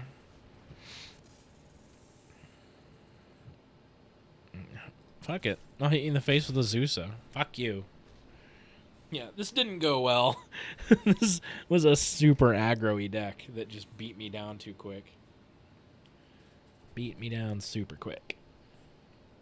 And I'm out of beverage. This is my last sip of my beverage. I've got a whole fridge full of beverage. Like in the next room in the bar, but... Oh. Well, I guess... Oh, that tramples. Shitbags. Yeah, I'm dead. Good game. Oh, well. I did very bad math on that one. That was... Yeah. You're welcome for the free game, sir. Bronze tier 3. That's how, like... Dude, okay, so banding... Everybody gives banding, like, this horrible, horrible shit, right? But, like, if banding was around today, people would call it broken. Because, okay, first off, nobody took the time to understand banding. I know, right? Like, so... if anybody happens to watch this back, which I doubt, but you never know. So if I had a shit ton of like 1/1s, right? And they were in a band. They all had banding and they banded together to block like a 5/5. Today, if my 5 1/1s block your 5/5, your 5/5 dies and all my 1/1s die because your 5/5 goes 1, 2, 3, 4, 5. With banding, if your 1/1s are all banded together, they all basically just point to one and it's like, you do all 5 damage to that guy. So you lose 1 1/1 and he loses a 5/5. It was a sweet ability. I never understood, and even when you attack as a band, if like something blocks your band, you decide where the damage gets assigned. That's a super powerful ability. I don't understand why people are like, oh, banding was silly. Banding was sweet. I'm just going to mulligan until I get a damn Scute Swarm. Here we go. So we've got to keep... We'll ditch the Evolving Wilds. And we'll ditch the Great Horn. Because this sets us up to actually... Oh, man, I hate this. So, okay, so Ice Age gets shit on. Ice Age wasn't great. Ice Age was good. I enjoyed Ice Age. Ice Age was actually when I... Hang on.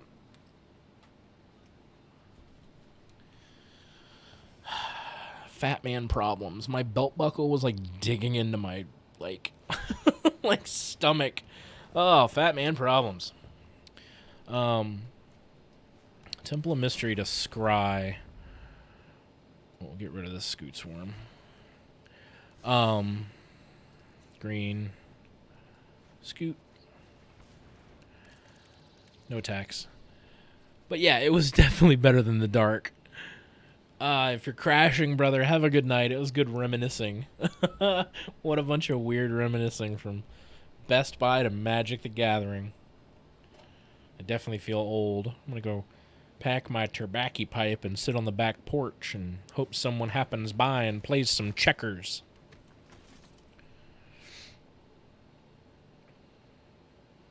But yeah, it was better than the dark. But everything's better than the dark. Except Homelands. Oh, Homelands.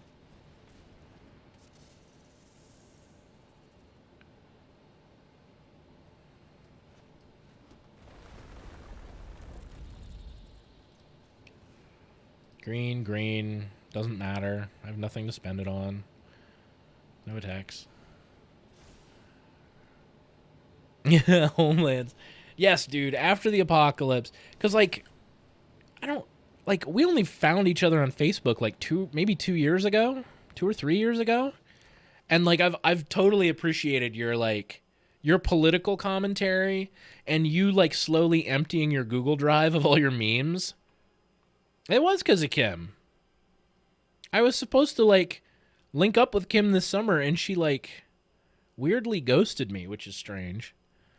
But, you killed my scoot swarm, you son of a bitch. But we definitely do need to hang out after the apocalypse is over. Dude, your memes, like, I have you on, like, notification. Like, I dig your page to the point that when you do shit on your page, it, like, notifies me. It's like James posted up something else. Better go see.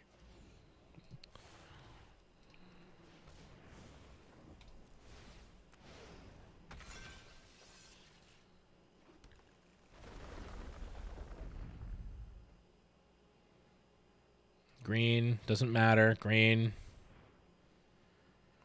Next. The damn 4-4, man. 4-4 stopping me. It's a badass 4-4. Not a fan. But yeah, if you talk to Kim, will you have her text me or say hi? I don't know how I pissed her off this time. It's kind of been like a running theme in my life to piss Kim off and have her ghost me for like a year and a half.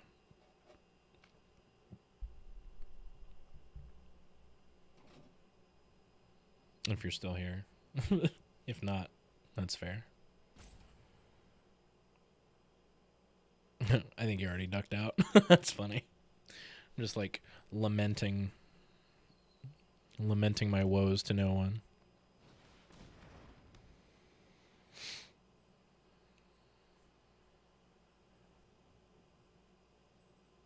Yeah, nice. Yeah, dude, the fundraising has been like humbling. Like, just the fact that so many people have donated, like, even people like donating like $5, and some of the people donating $5, that $5 I know means the world to them because, you know, sometimes they're the ones asking me for $5. And then even people that, you know, I know are decently comfortable in life donating what I consider a damn large sum of money. I mean, yourself. I mean, yours was super generous. The amount that you donated, others have donated around that amount, and it's a humbling thing. It's pretty rad. Yeah, dude, I posted about the guy that literally, like, quite literally despises me, like on a fuck Shane Howard type level, and like that guy donated money. That blew my mind.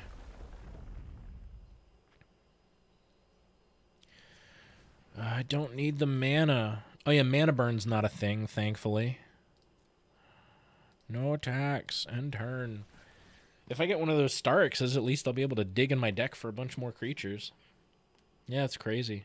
Anyway, brother, I'm not going to keep you. If you're going to crash. I actually have to crash too because I have to get up early and go handle stuff with this HHR.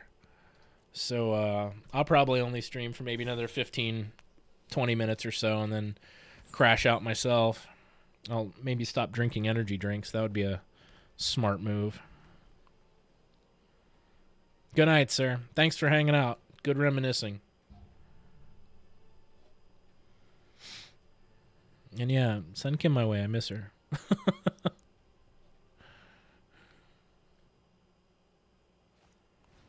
Nyx Bloom Ancient. What do you need all this mana for, dude? Well, that was pretty. I do appreciate the effects in this game. Oh, I love it. The dude's name is Bike Tyson with a Y. Bike Tyson.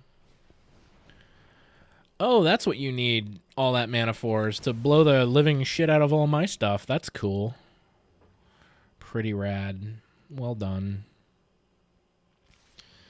If I don't draw into an answer on this turn, I think I'm just done. Lotus Cobra is not an answer. we'll just let this one go. Lotus Cobra, you're super rad, and I love you. Except when you show up when I need a Scute Swarm. Scute. Claim. Have I got... I don't have any mastery bubbles to fill in yet. That's a bummer. Actually, you know what I think I'm going to do? I still have a sealed deck here that I'm going to finish out a game on. We'll do that one. I forget, actually, what is left on my... what is left on this sealed deck. Like, what my deck even is.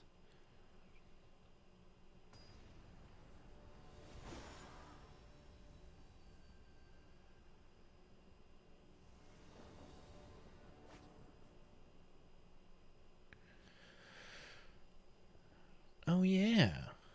Oh, yeah, it's just green-red aggro. Yeah, we'll stick with it. That's fine. 3 mana, 3/3. Sure. We'll keep.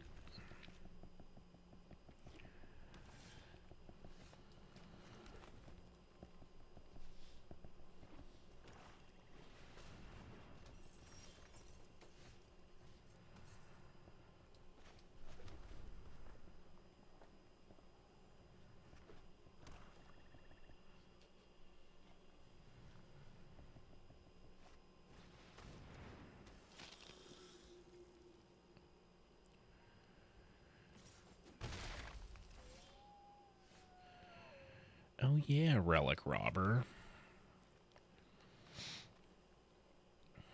But are they willing to... we'll throw this out first.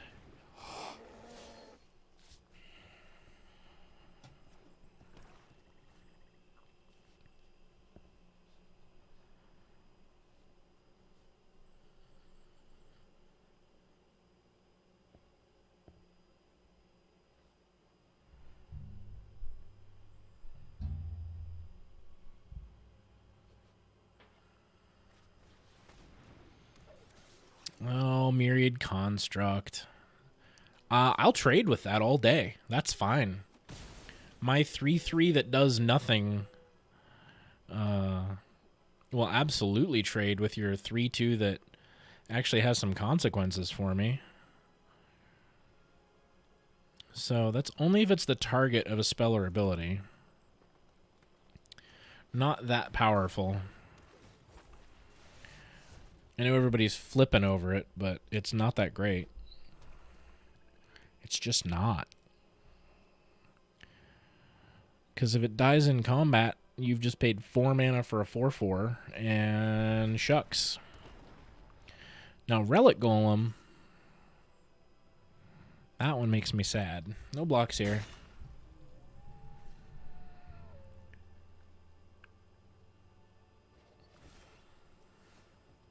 All right, so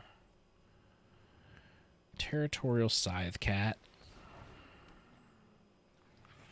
Throw down a mountain.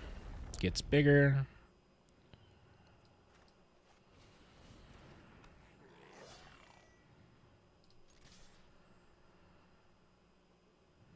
Will you block? You will. Okay, that's fine. I mean, he's trying to fill my graveyard. I get it, but it's not the way to do it, buddy. So he's got to make the choice between the two here. He can only kill one of mine, and mine kills his. I don't get it. It just makes no sense to me why they would do that. And he's probably like, wait, why didn't I get all my cool stuff? I was like, because your cool stuff doesn't work the way you think it does. will save our land for... no, we won't. No, we won't. We will just let them have a damage. And no attacks.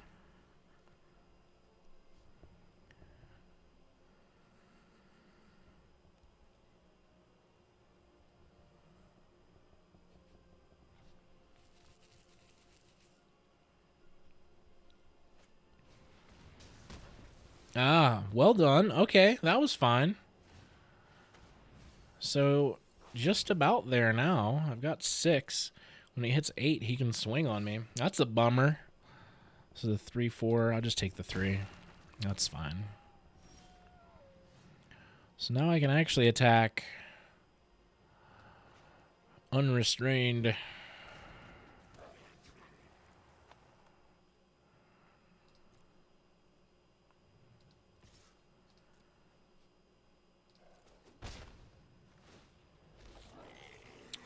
Throw that down. Baloth.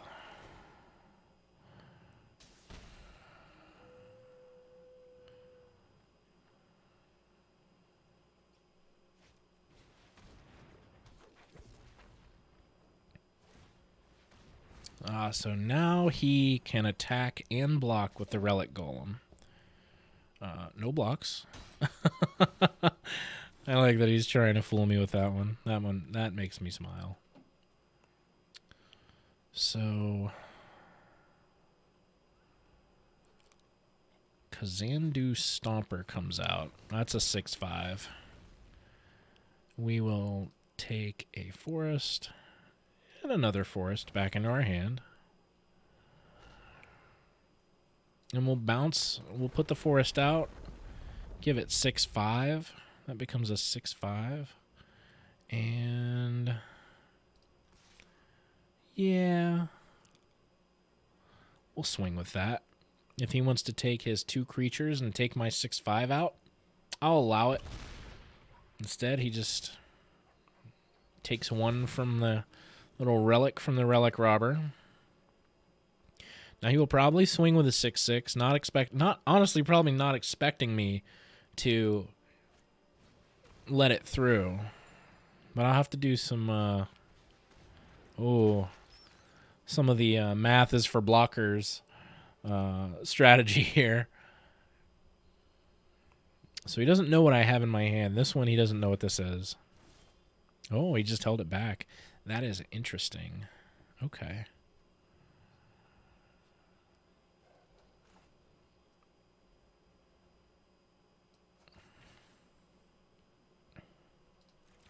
Okay, so let's go green. Okay. And then that goes on that. That keeps the auto tapper from tapping my damn land, because that would be stupid as hell. And do I have anything in here worth stealing back?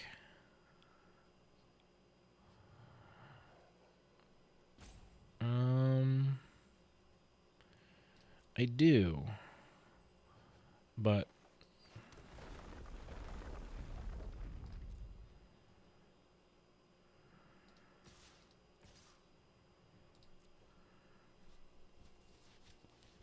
so he's got a block.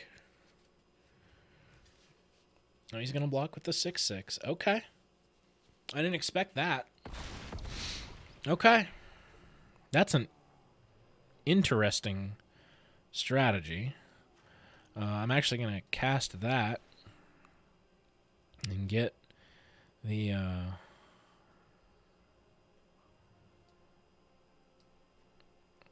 Kazandu Stomper back to my hand. That pings him for 1.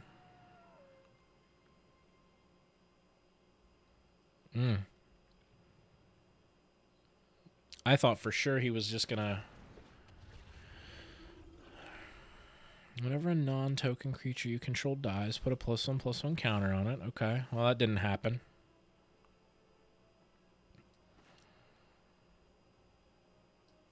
So that comes in. Bounce a mountain, bounce a forest. Play a forest. And we'll go over with the 6/5 and the 4/4. We'll attack. So he lets that go and he hits that. So this becomes a 4/4 flyer.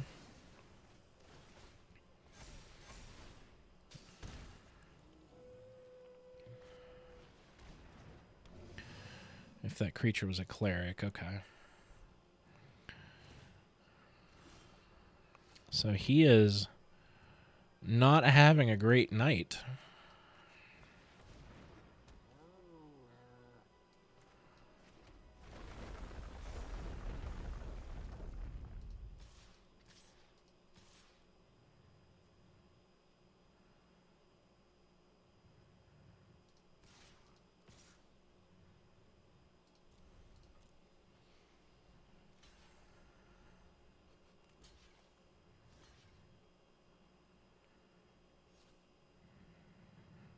So he is going to eat my Relic Robber. But he's got to let a lot more come through. Oh, you're doing bad math, dude. You lost. Yep. He didn't expect that. He didn't expect me to pump this. Bad math, dude. Math is for blockers. I did not expect him to let me win that way. 20 white or blue spells for my daily quest there. That's a bummer. So we're 2-2 with this deck. I guess it's worth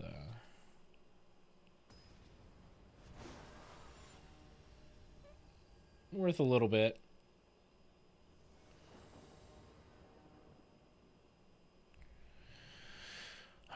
I like that it's like, hey, remember this has both. I like Shatter Skull Charger. I like the Brute. I like Rolling Regrowth. I've got enough here that we'll keep. It's enough to get some stuff on the battlefield. This I'll just put down as a tap land.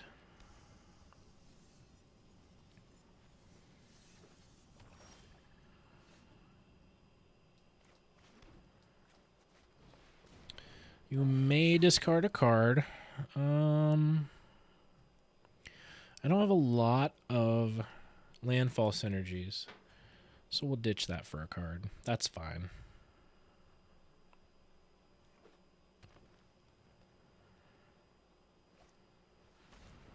Blood Priest. Okay. 1 point life swing. I get it.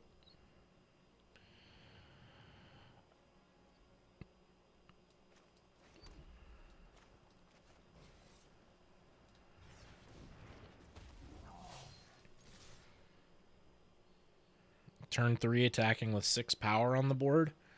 That's the thing you can do.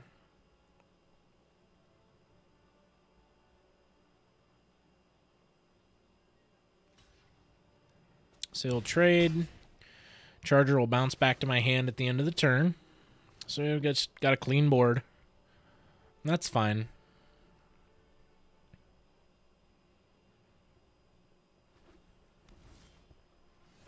Didn't play anything. That's interesting. That is very interesting. I think we're just going to kind of play this one a little safe. No, we're not. We're going to go back in with the 4/3 trample haste and swing because I think he might just be mana screwed and is kind of hurting for answers. Looks like that's what's happening. So we'll just reclaim the wastes, non-kicked. And we'll grab a forest.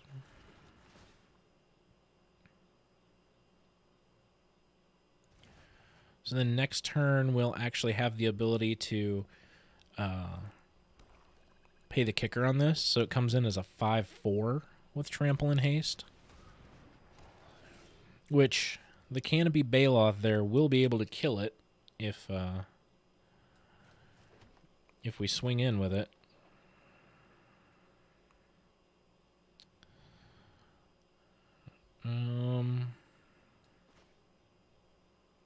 I'm going to do the Murasa Brute. And Brush Fire Elemental. No attacks. Use all of our available mana. If he comes over with the 4/3, I can block with the Murasa Brute. And they'll trade.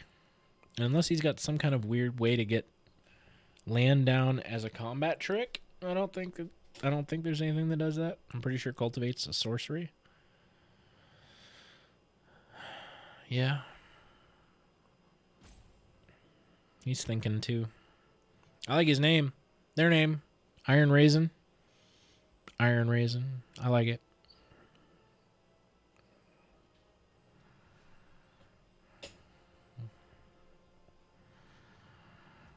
Still thinking. I don't think he's roping me. I think he's thinking. There's my weird little elemental dude. I might go get my rock dude back until I... What are you doing? Oh, tornado. I might go get my little rock elemental guy back. This is cool, though. This was the world champion thing.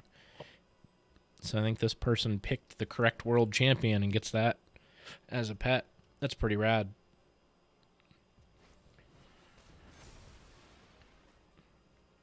Ooh, well done. Put a +1/+1 counter on the Baloth and a -1/-1 on mine. Oh, and then it gets real big. 7/6. Nice. Well done.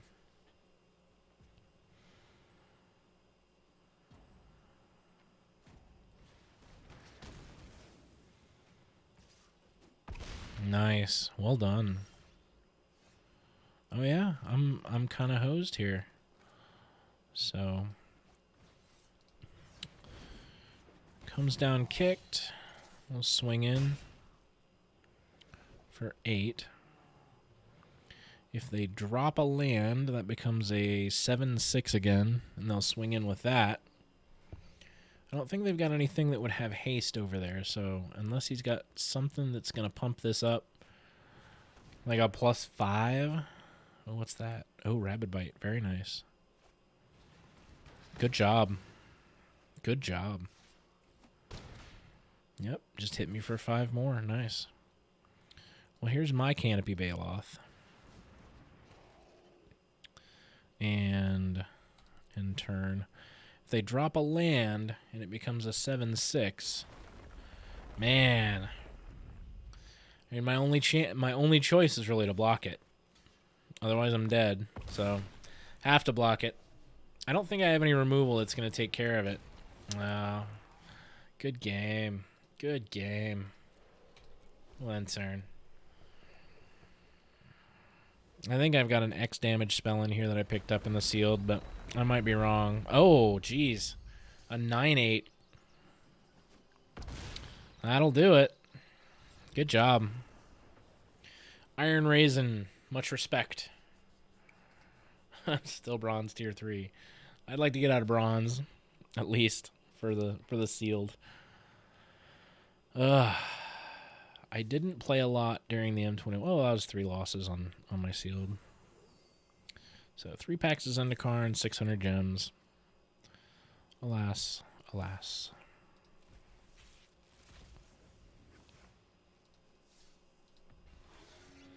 Yasharn, Implacable Earth. 4 mana, 4/4. When it enters the battlefield, search your library for a basic forest card and a basic plains card. Reveal those cards, put them into your hand, then shuffle your library. Players can't pay life or sacrifice non-land permanents to cast spells or activate abilities. Ooh. Ooh. That's rough. So all of the aristocrats decks out there, there's like the bane of them right there.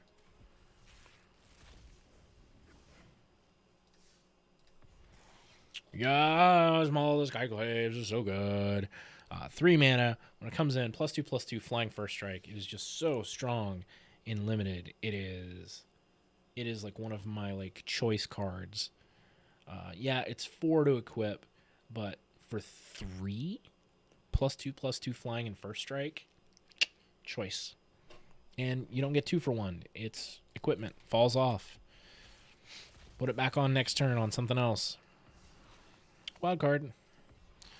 Soul Shatter. So 3 mana. Probably kill their best creature. Okay. Fine. That's fine.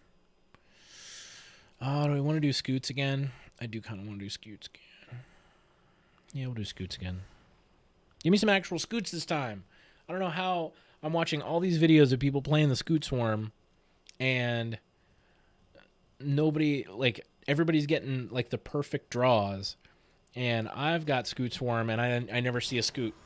I don't see a Scute. I don't see a Lotus Cobra. I just see a bunch of Great Horns. That's it. This game hates me. See? Look. 3 Cultivates. That was your best hand, Wizards. That's you. Let's do 2 hands and we'll give them the best hand. And look at all that land they can get with a Cultivate, because Cultivate is a good card. It is a good card. To have 2 Cultivates now. This is dumb. We're going to mulligan once more, and if it's still crap, we just concede and go on to another game.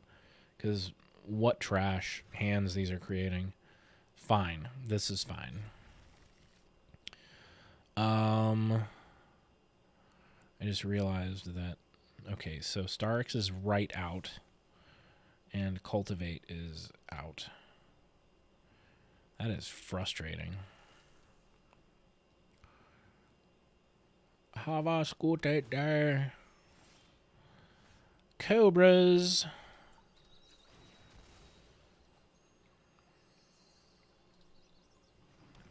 Had to.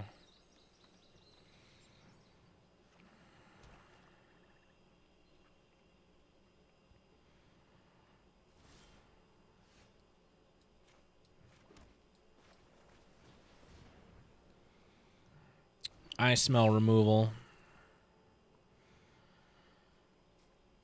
I don't know what they would have that would... Oh, it's the Rogues deck. I am such a fan of the Rogues deck. Big fan. So much milling. So much milling. They're at 7. This thing's about to get huge. Huge. On turn 3. It's broken. The Rogues deck is pretty rad. I have seen it piloted very, very well. No blocks. I will not trade my valuable Lotus Cobra for your crappy Duelist.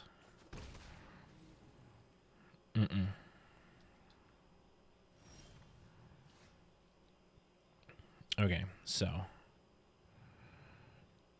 Lotus Cobra.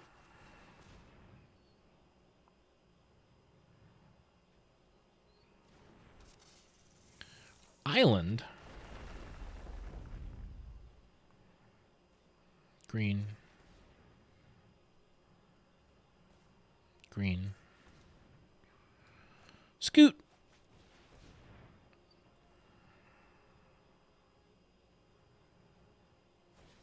Now they counter. Oh, broken. Not a fan.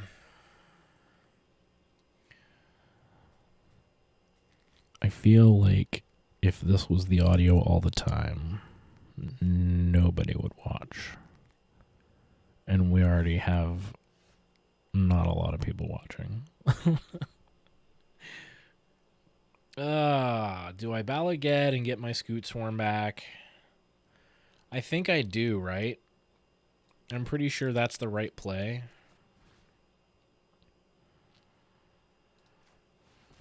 Like the heart of the deck comes back. Yeah. So Cultivate. No. No attacks. So Cultivate hits next turn. Flash Rogues. It's a bummer. It's a good deck. It's a really great deck. And he knows that I'm not going to block with either Lotus Cobra.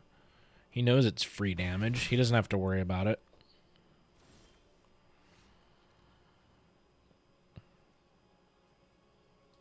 So we cultivate.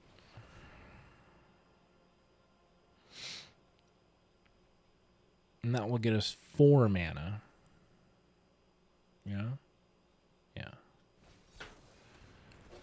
Unreal.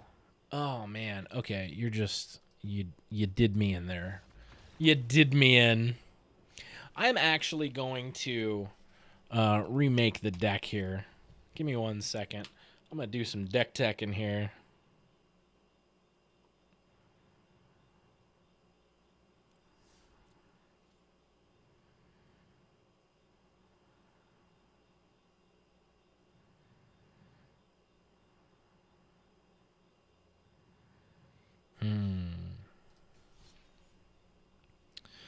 So their blue mix is interesting because their blue has an Uro in it. So definitely 4 Lotus Cobras. They don't have any Azusas. They don't have any Balageds. They have 3 Cultivates. No Colony Ambush. Obviously 4 Scute Swarms. 2 Gem Razors. 4 Migratory Greathorn. 4 Parcel Beast. 4 Auspicious Sterix. So what else they have is Seagate Restoration.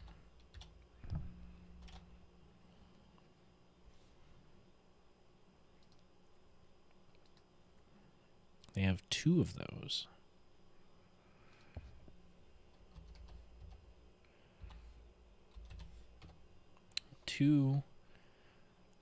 They have 4 Turn Timber Symbiosis. That's super interesting to me.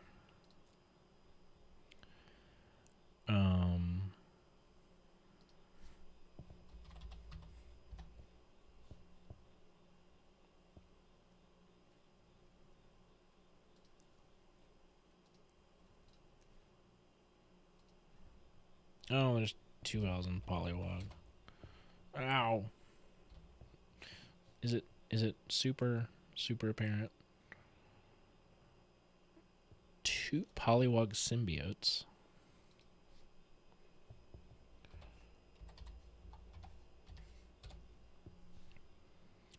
4 Tangled Florahedrons. 3 Uros. Oof. Didn't have any of those, really? That's rough. Craft.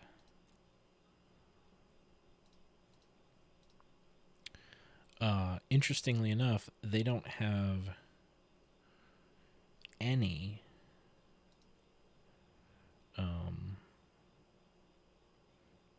no Evolving Wilds,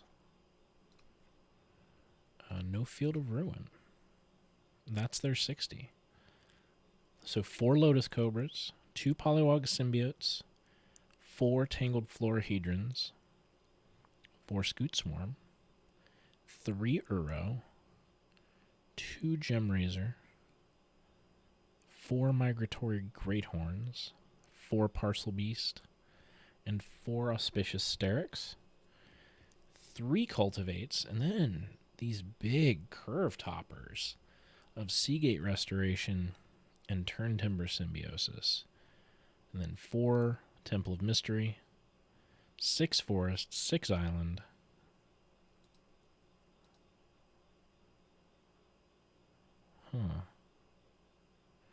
and then 4 Fabled Passage. That's an interesting...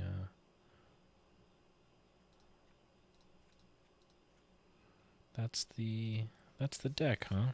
All right. Let me go back here and correctly sleeve this because... Let's see what I got. I've got more interesting sleeves than just my Rakdos sleeves. I think I might go with the birds. Birds are pretty.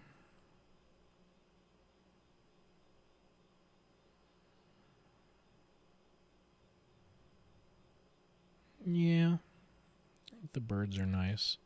Let's go with the tattoo one. I like the tattoo one.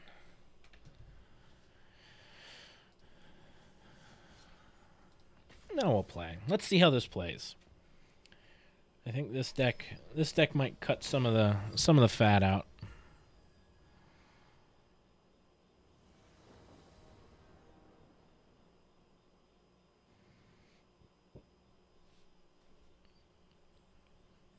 Man, see? No Scute Swarms, no Cobras. God, it's still not great, but we'll take it.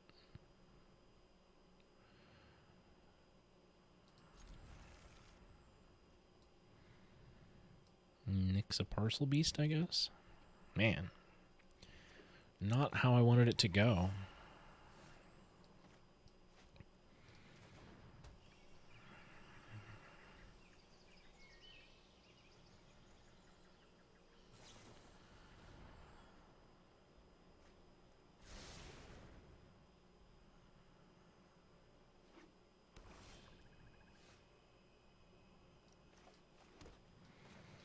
We'll put the symbiote out. See how it goes. We can always toss down Uro, because he lets us put out a land. Hey, if it eats removal, that's fine.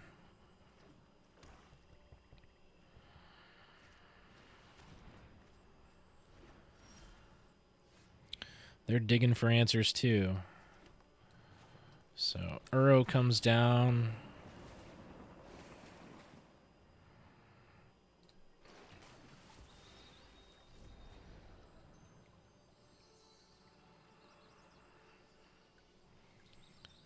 End turn.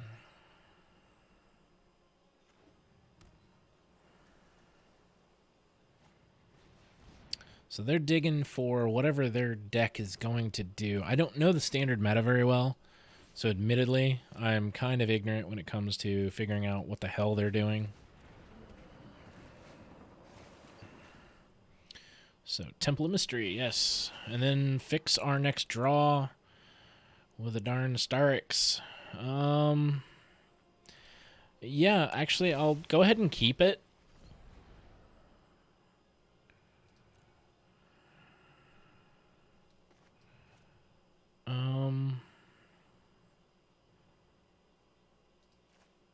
It can enter tapped, that's fine. I'm a end turn.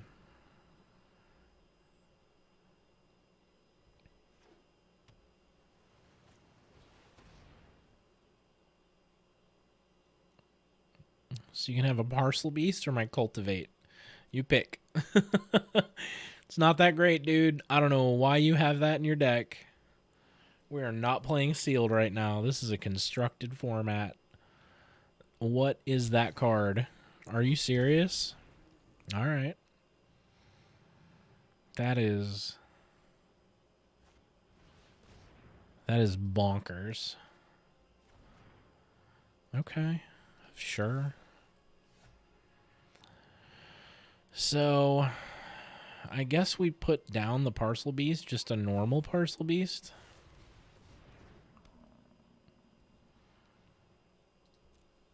End turn. I wish I could find my damn Scutes. I'd put a Starix on it. If you liked it, then you should have put a Starix on it.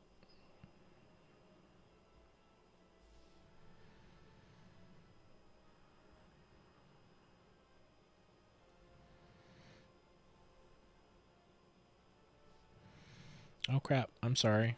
I wasn't paying attention. I was reading my phone like I do. Great Horn, huh? Okay.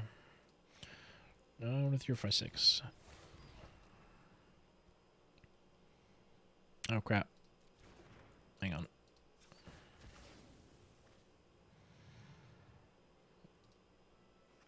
My bad.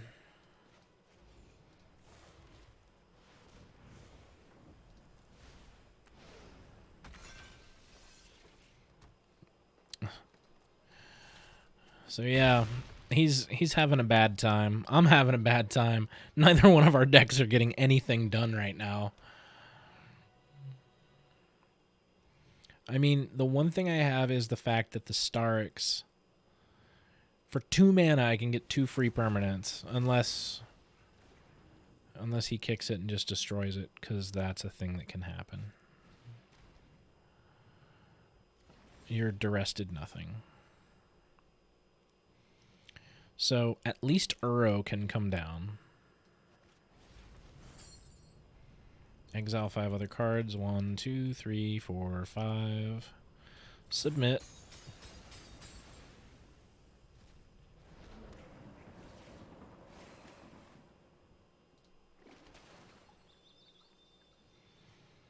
And then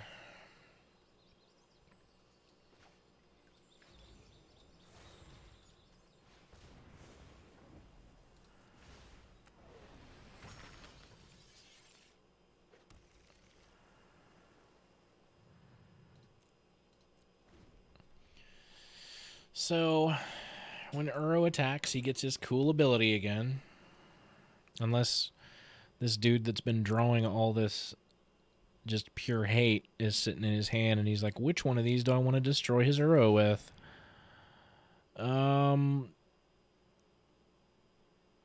Yeah, Ugin will do it. So Ugin's gonna do a -3.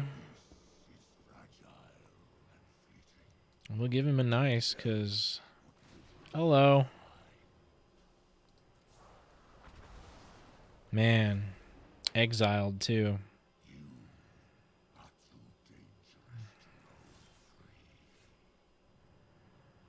Rough. So...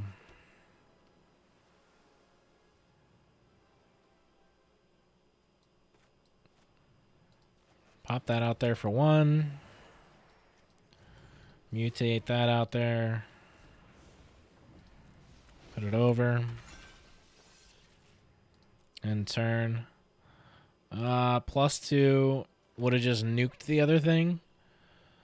But there's really nothing stopping him from going, you know what, I'll just nuke the Ugin completely and just clear the board. Because, man, this is really annoying. Yeah, just punch me in the face with him and get him back up to 6. Honestly, I don't know what I would do at this point.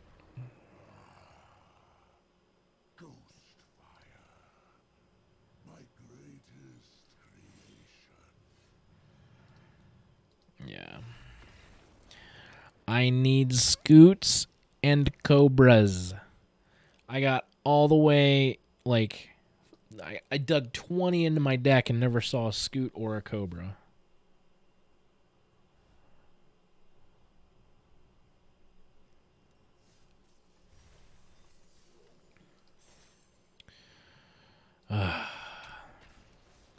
Simic SCUTE may not be the way to go, folks. I saw a guy that had a green-red SCUTE deck that was much better. Or at least it looked like it performed better. It might just be the fact that they took their best games and smashed them all together in a compilation. Probably more accurate. Coming up on 2.5 hours of streaming. See, look at all this cool stuff we got. You get 1 Temple of Mystery. 1. I'm going to keep it out of spite. Because if that was the best hand that Wizards drew for me out of the 2, I'm going to take it. Because that first hand must have been hot garbage. I do appreciate that the Temple of Mastery scries for me. Thank you, Temple of Mastery. I didn't mean to say thank you, Temple of Mastery, so breathlessly there.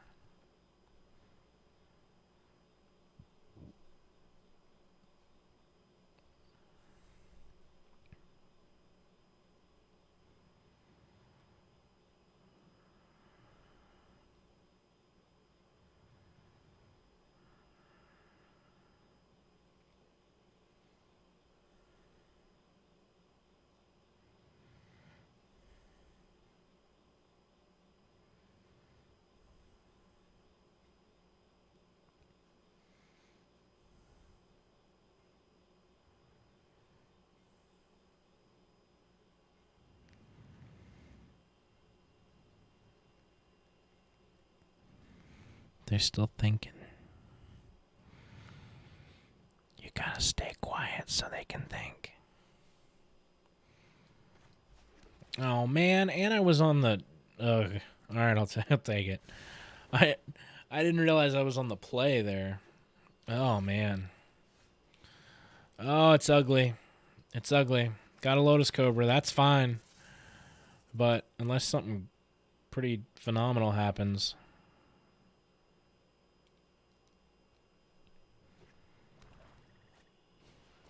No. I am not a fan. All right, Parcel Beast. Mutate onto this Lotus Cobra and do something cool. That's not the greatest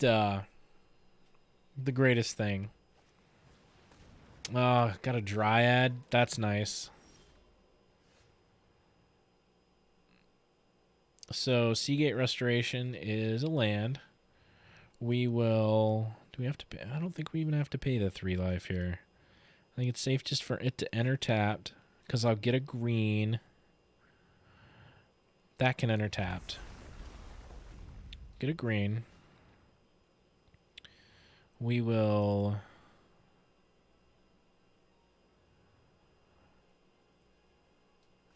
Mutate onto the Parcel Beast. Yeah, and then we can kill their Sanctum. Yes, we can. That's fine. This, I don't care about this. I just didn't want that damn Sanctum poking me in the eye all the time.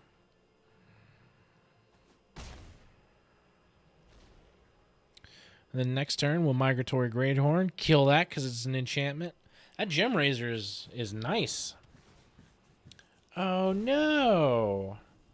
Well, that's a bummer. All right, Dryad. Come smack me one. Well, smack me two. That was a bummer to get rid of all those. And then when they come back in, they all come in separated. If I can get it to come back in.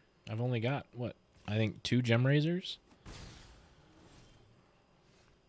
Oh, hi, Lotus Cobra. Yeah, we'll Lotus Cobra out again. That's fine. Because then my Cultivate next turn nets me more mana. See, he's playing the Shrines deck, which is tough to get to go off. But, I mean, he's doing all right. He's beating me. I'm taking some damage. That's for sure.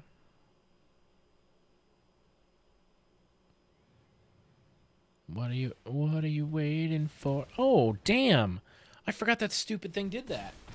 Ah, man. That's rough. All right, let's fix a draw here. Another Temple of Mastery? Are you dead serious right now? Oh, man, this hurts. Sink it. Cultivate.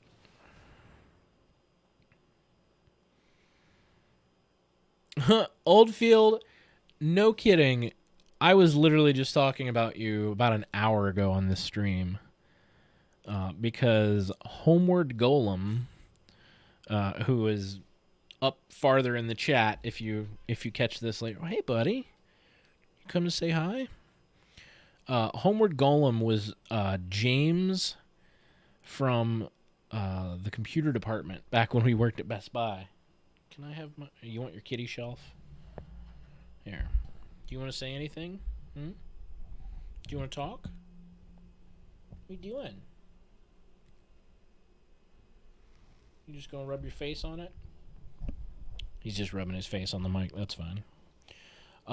James... Holy crap, I can't think of James's last name. From the computer department, we were talking about just the debauchery that we used to get into back during Best Buy days. How's your night going, brother?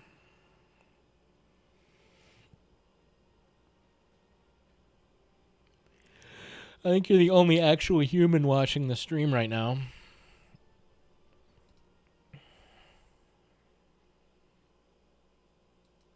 think the other Among Us dude. So we've got Among Us downloaded. Andy wanted to kind of like spearhead the Among Us. So I think he's going to do that tomorrow. I think his goal tomorrow is to get some Among Us rocket. James, no, not James Jacobs. I don't talk to that kid anymore. That kid went off the deep end. Oh, damn. I can't think of his dang name. He's going to hate me. He's going to be like, oh, thanks, asshole.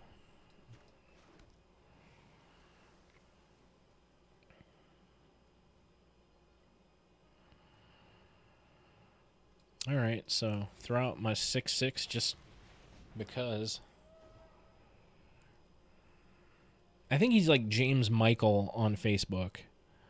And for the life of me, he was actually the very first person to donate to my my fundraiser for my car the other day. But he may have donated anonymously. So his name might not even be out there. But in any case, he remembers you. And I'm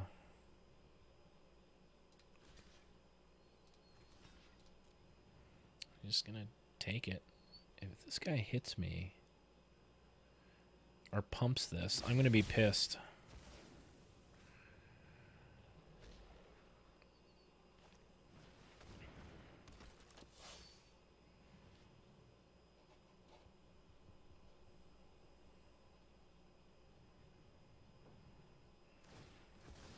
I'm going to Great Horn twice just to get all the Starix hits. But yeah, dude, Among Us. Okay, so I've only watched people play Among Us maybe once. But it looked super fun.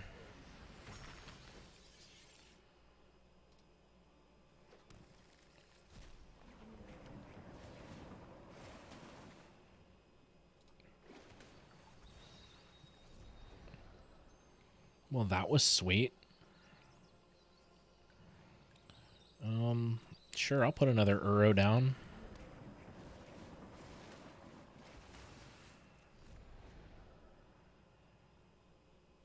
And then, sure. No attacks. Charisma and poker voice goes a long way. So I guess there are people playing variants of Among Us out there where there is no voice communication. They're playing with no voice chat. And all you can do... Whoa, this guy gave up. That's amazing. He had me. I guess my Uros scared him off. I guess... Hang on. I got a scratchy. Yeah, like the default version is text chat only, and people have been playing it that way, and like, wow, that thing is rad looking. Holy hell, I never looked at that art before. That is badass looking. Nice.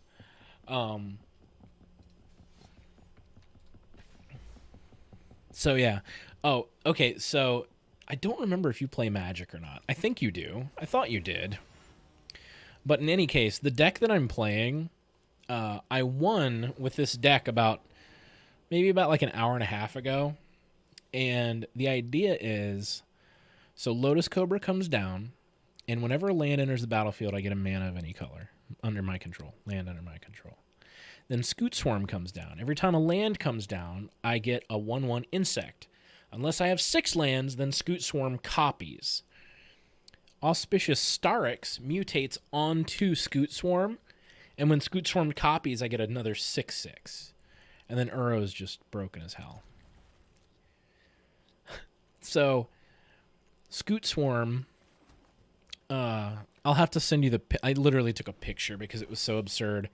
I had 250 Scute Swarm triggers on my stack, and another 250 Scute Swarms on the battlefield. Literally 250 of a single card on the battlefield. And he killed my Lotus Cobra, which is a great friggin' move. Not that I would have done anything with it that turn anyway, but killing my mana right off the bat. He's playing a life gain deck. That makes me super bummed. Especially because I don't have any land. Not since 4th edition. Dude, 4th edition... Oldfield, you've got to be like 4 years younger than me. I think. How old are you, sir? Like, because I remember when I left Best Buy, I don't even know if you were legal to drink yet. Okay, so you haven't played in like 15 years. So that's fair.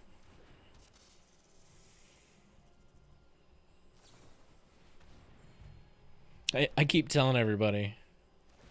Yeah, you were only 19 at the Halloween party. Oh, man, I'm glad the statute of limitation on that's gone.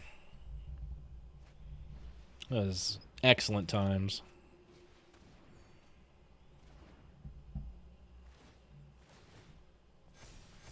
God, what a cool deck this guy's got.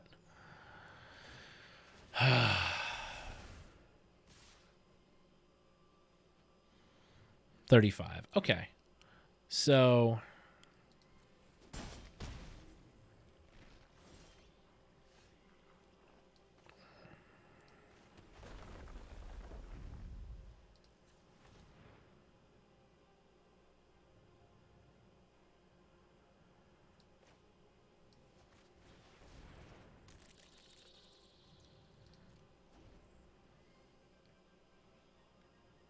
okay. So you're like 3 years younger than me.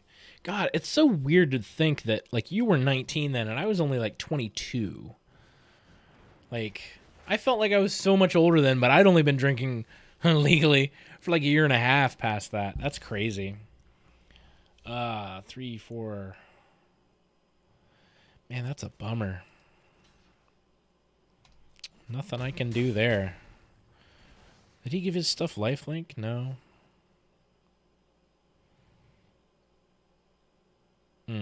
Yeah, he got me on that one.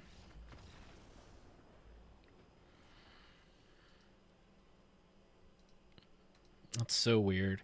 Like, it's so strange when you're young, like really young, like 20. Like, I was 22 then.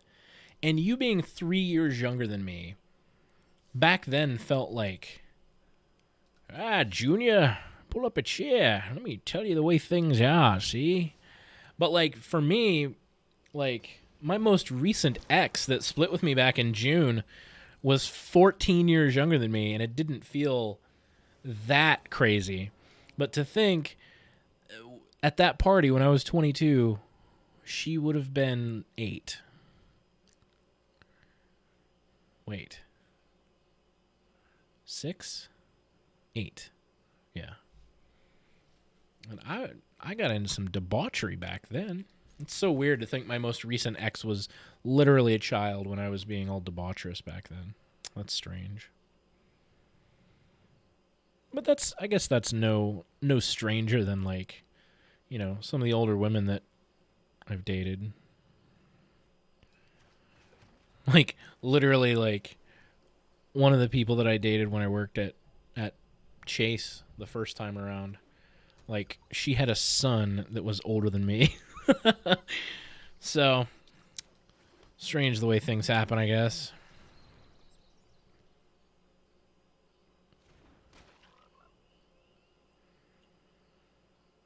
Well, yeah, but getting back onto the Among Us, I guess there was an Among Us 2 planned, and they scrapped development. Chris Palmer to give me 2 weekends off November last year. Oh, nice. That's rad. See, James and I were discussing that, like, my whole time at Best Buy, do I need it? Yes, I'll pay the 3 life. My whole time at Best Buy, I didn't play Magic. I had played Magic in high school and kind of prior to Best Buy. But pretty much the whole time I worked there was, like, between times that I played. So, like, all the people at Best Buy, like, didn't know that I played Magic.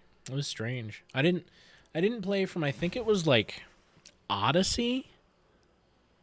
Like Odyssey Plane Shift, one of those two sets, up until like 2009.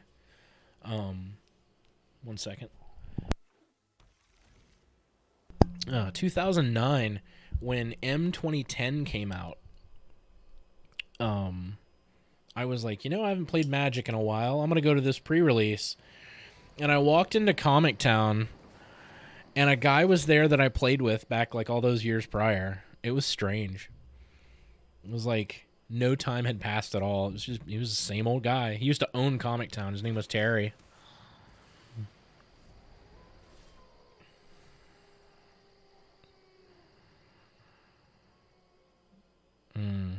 So I think we Migratory Greathorn mutate onto the Scute Swarm. Discard a card. We'll discard Gemrazor.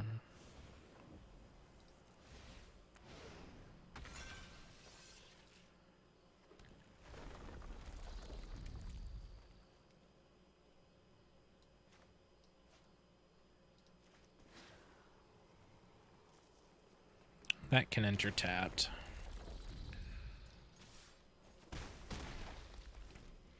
All right, so this next turn is going to crack you up, all right?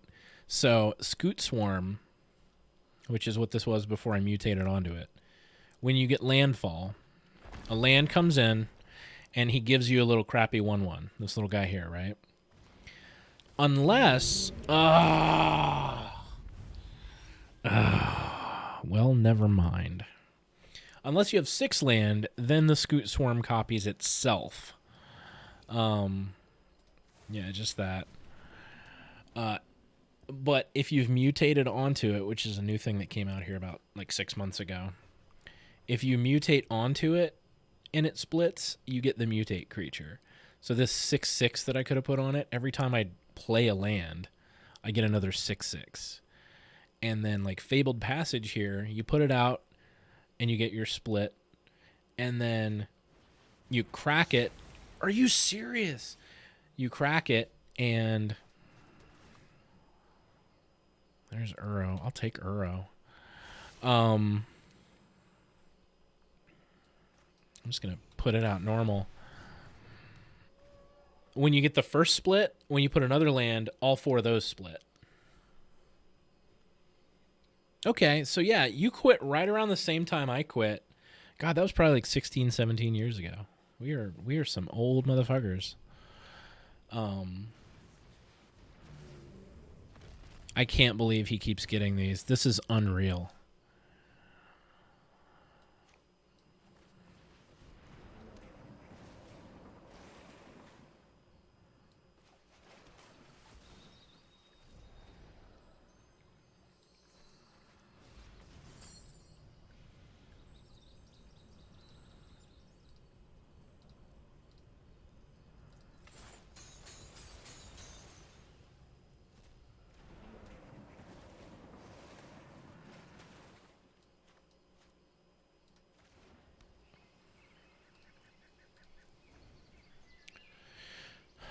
So yeah, like I was talking even earlier in the stream that Magic has always been that weird thing that you can always come back to, because I can't believe this keeps happening.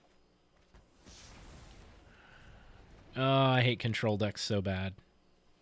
But once you know the basics of Magic, it's one of those like riding a bike type things where if you understand the basics of Magic, you can watch a Magic game no matter how much time has passed and still have a basic understanding of what's happening in the game.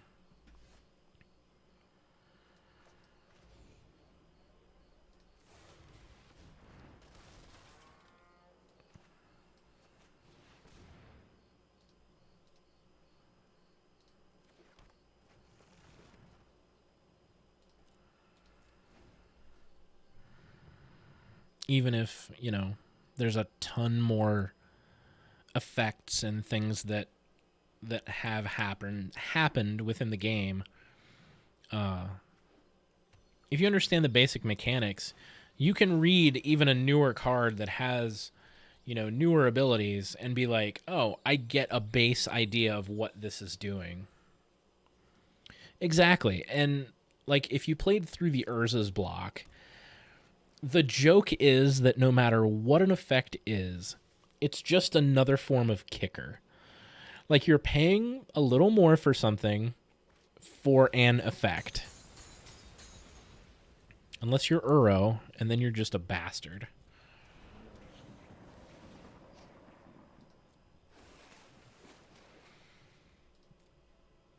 Yeah, kicker was a terrible name for it. It's being used to literally to this day. Like we just had a set come out that had kicker in it. Got my hiccups going. Man, this is terrible.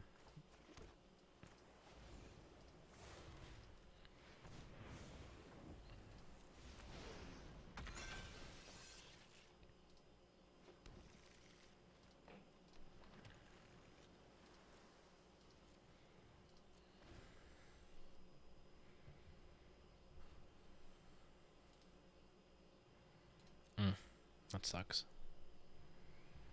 I guess I can crack this stupid Fabled Passage. That'll get 4 in the graveyard. And then when Migratory Greathorns die, they'll go in the graveyard. Then I can pull my Uro back out of the graveyard and match his Uro. This game is not going the way I had foreseen.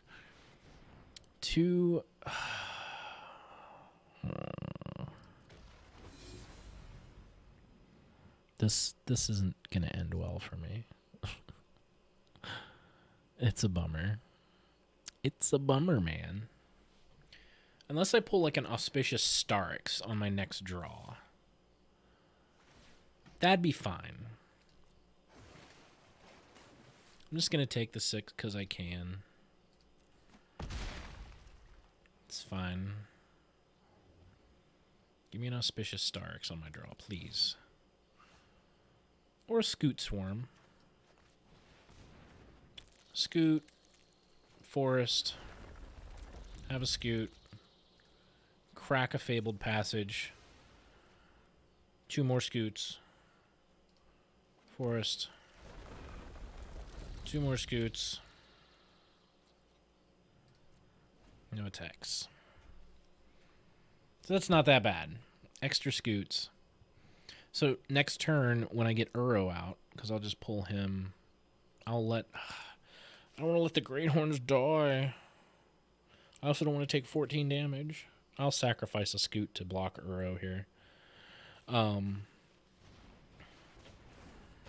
Or I'll just watch him play a 7/7 and just suck it up. Ugh.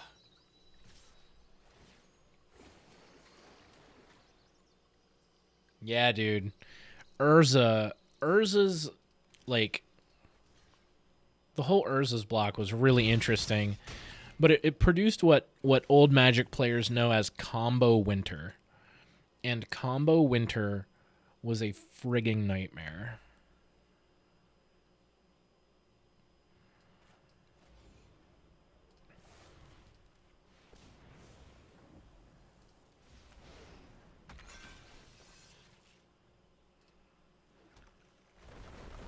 Look at all these Scutes I get. Watch all these Scutes explode. Another island. I get 6. I've got 9 of those stupid things now. It's so beautiful. No attacks. And this 4/4 has reach. Oh, it has reach. So I can swat your dumbass angel out of the sky.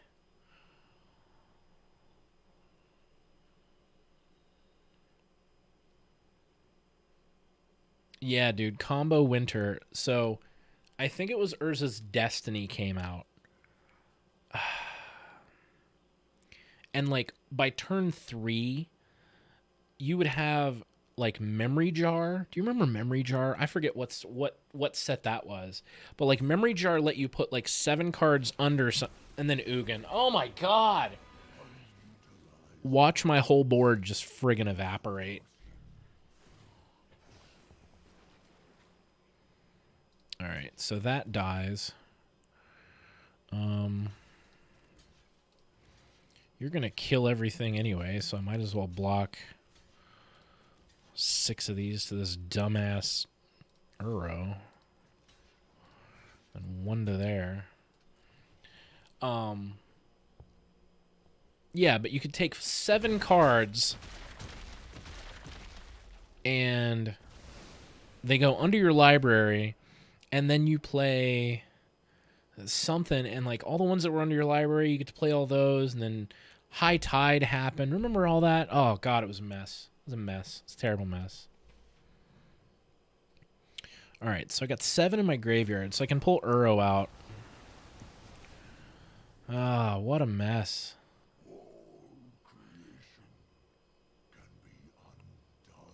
This game, man. Ugin is gross. Okay, you also don't know what planeswalkers are. So it used to be that you're a planeswalker, right? Well, now they have actual planeswalker cards. So in addition to you being the planeswalker... So 1, 2, 3, 4, 5. So like you are the planeswalker. And you can also play a planeswalker, meaning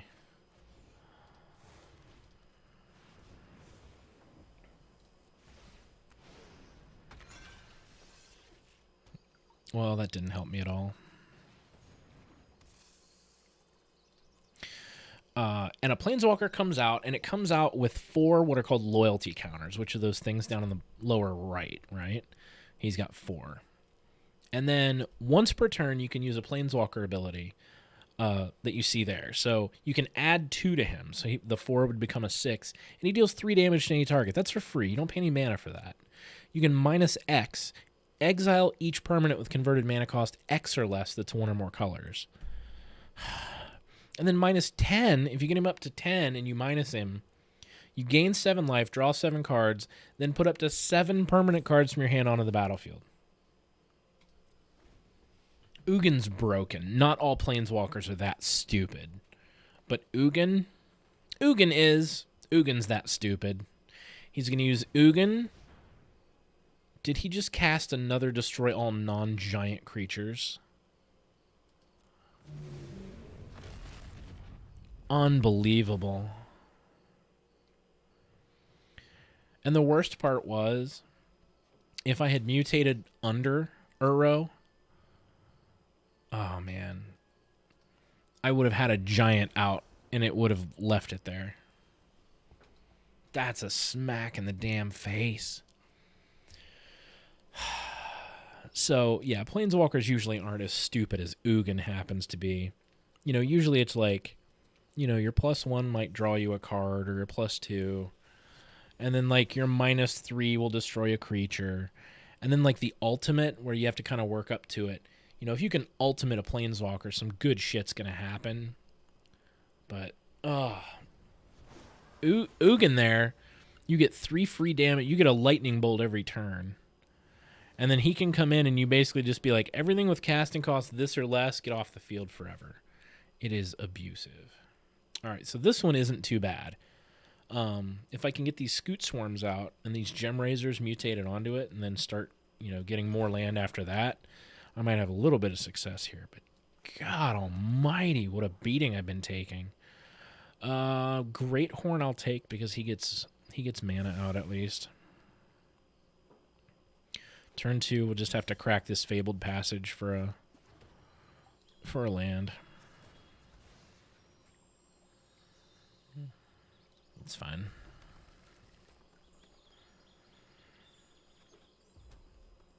Dude, Horseshoe Crab, I still have a deck that has Horseshoe Crab in it.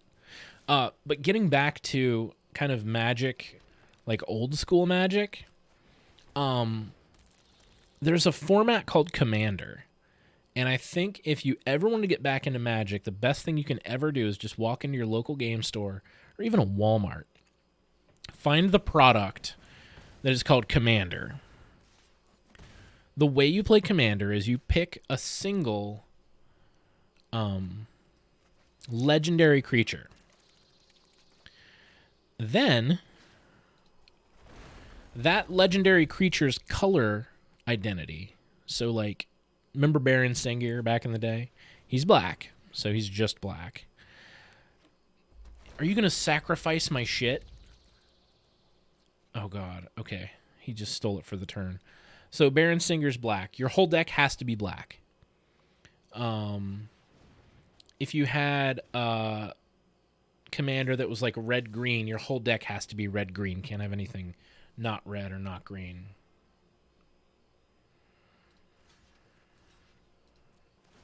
Well, it has to be one of the two. One of the two. And they have to be 100-card decks, and they are singleton.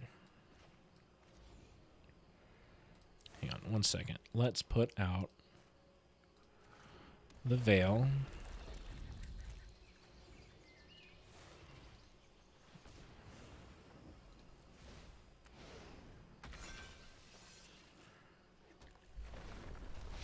There we go. That's how you do it.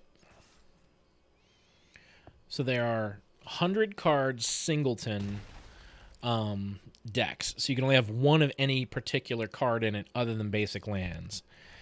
And basically that's how we play now. Like, my favorite format is this 100-card singleton format. Once you assemble this, a lot of people just quit. And it feels like it used to. Like when you were kids and you first started playing, not everybody had play sets. Like in this game, I've got, 4, 4, 4, 4 to add to the consistency.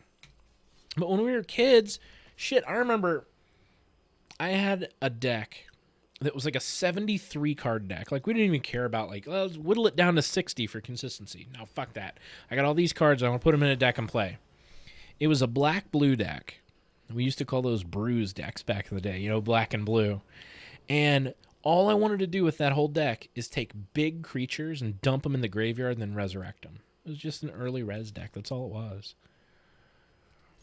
Like, that was the whole point of that deck. It never worked because it just lacked consistency. But with the Commander format, the cool thing about Commander... Oh, look at that. He's being polite. Hello. Cool thing about Commander is your Commander is usually a legend that has like a particular ability that you want to exploit through the game, or have your deck kind of express that ability.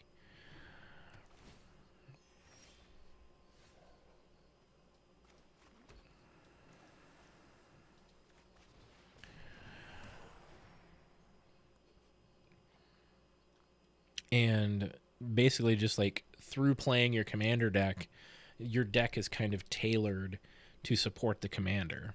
So you get kind of your mana base down, you'll get your Commander down, and then your deck kind of starts doing its thing. And it's engineered, like it's designed to be a multiplayer format.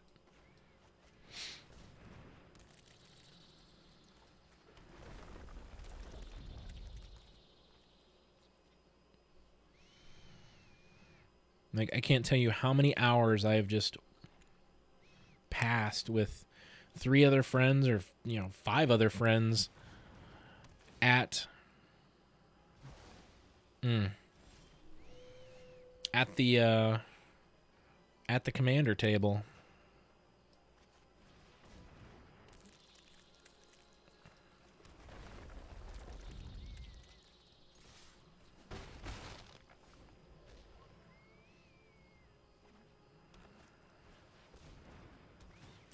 He got another Banishing Light off to take my SCUTE Swarm. Well, let's throw down a Temple of Mastery and see if we can get to it.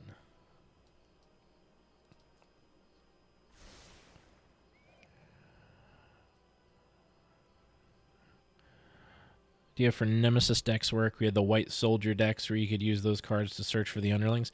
Yeah, dude. Weren't they called Rebels at the time? Where it was like pay 3, search your deck for a Rebel of like 2 or less cost. And then you had the one, like the Rebel Commander, where... Yeah, Rebels. Where the Rebel Commander was actually... let's mutate onto the symbiote. And we'll discard Cultivate.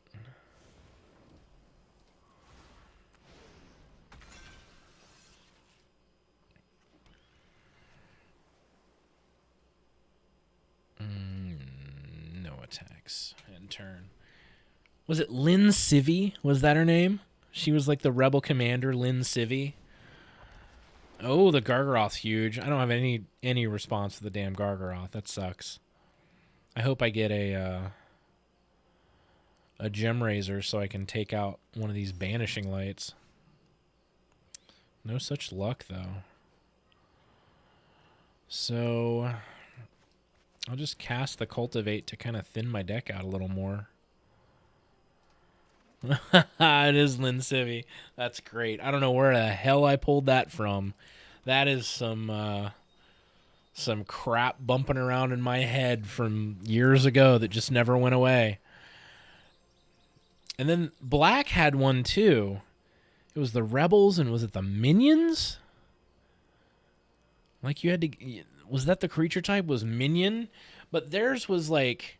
It wasn't as good as the Rebels, I remember. Like, the Rebels actually had, like, a tournament presence. And the Minions were just like, no. Not even in draft will I take these Minions.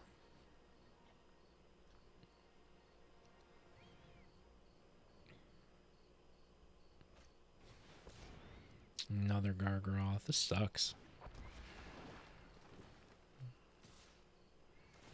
Like, when this deck goes off, it's awesome, but... God, if you've got... My two main creatures are... They got Banishing Light here. If I get a Gem Razor, I can get them back. But other than that, I'm just hosed. No blocks. I'll just take this 6. Yeah, like the minions, you had to pay more. And like it had like diminishing returns or something. It just wasn't good. I've got 2 6/6s pointed at me. They both have Trample, Reach, and Vigilance. Oh, this game's trash. I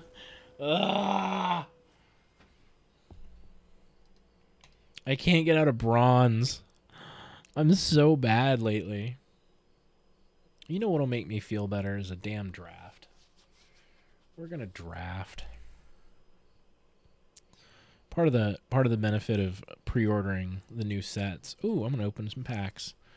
I got a little prize pack last time. Let's crack that. See what I got. That big ass. 3 mana 2/2 flying, which is, you know, on point anyway. Right, yeah. The rebels would give each other benefits, and like the minions are just like, look at me, I'm a tutu. Like, all right, great, you're a grizzly bear. What else do you do? Oh, I'm scary looking. Look at my art. So, the power creep in this game is apparent. And James and I were talking about that earlier too, because you got a 3 mana 2/2 flying right here. Okay? Demon Cleric. He has lifelink as long as he has 5 or more +1/+1 counters. Whenever another non-token creature you control dies, put a +1/+1 counter on him. If that creature was a cleric, you may draw a card and you lose 1 life. So, there's a card called Shadowborn Apostle. And Shadowborn Apostle specifically says on the card, you may have as many of this card in your deck as you want. So it gets around the singleton rule. Shadowborn Apostle, if you have 6 of them on the board, you can sacrifice 6 of them, search your deck for a demon, and put that demon into play. If Tabarax is out, he gets 6 +1/+1 counters, and you can draw 6 cards, lose 6 life, but he gets lifelink, so then he just swings in and hits you. Tabarax is broken in that Shadowborn Apostle deck, but I can't wait to make it. It's going to be so much fun. All right. Do I do SCUTE one more time, or do I actually draft? I really like Sealed, too. So they've got traditional drafts, which is nice. That's an actual best 2 out of 3. I'm just going to do Simic SCUTE one more time. And then go to bed because I have to be up, and I have like a full day tomorrow where I got to get my new/old/ car.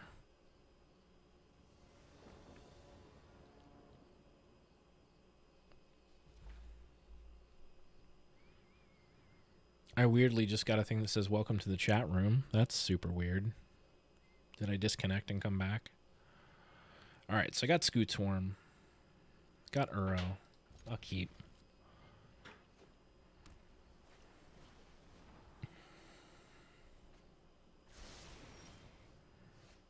So I'm going to Fabled Passage. I'll crack for a green. Next turn, I'll put out an island and the Tangled Florahedron.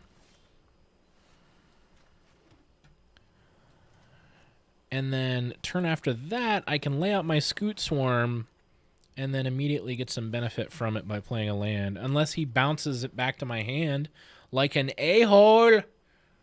Okay? A-hole? Oh, god damn it. This is a mill deck. So Teferi's Tutelage, every time you draw a card, I mill 2 cards. Garbage. What a garbage card. Unreal. So I'm just going to put out Uro.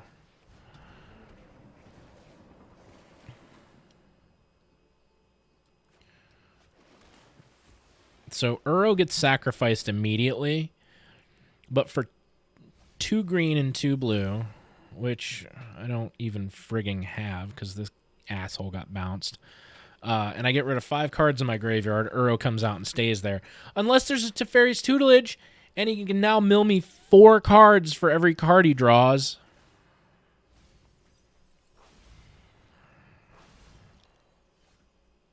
If you ever want to piss me off in life, just in life, the way to do that without fail is to play a mill deck. I'm already down to 39 cards, 10 cards in my graveyard. He draws, I'm going to mill 4 cards. Oh my god. It's so angering.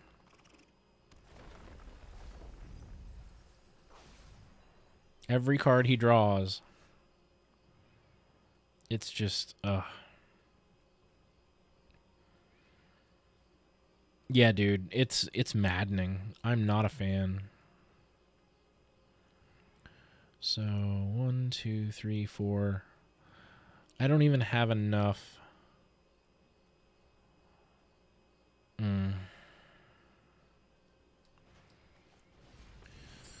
So I can pull Uro out. Fabled Passage. I don't have any graveyard recursion anyway, so if he wants to bury Uros out there for me, that's fine. Oh, yeah. Dude, I've got one. There's also a card out there. It's called Laboratory Maniac. I can't believe he just bounced my Uro. Oh, my God. I hate mill decks. So there's a card called Laboratory Maniac. Oh, good. There's Gem Razor. Gem Razor's what I needed.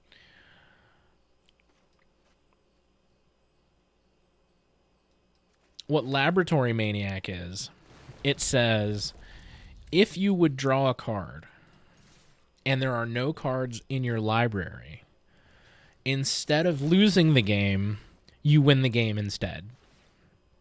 So the strategy is basically to... Oh my god. What am I down to? Have 19 cards, but I do have a Gem Razor. My Gem Razor might save my ass here.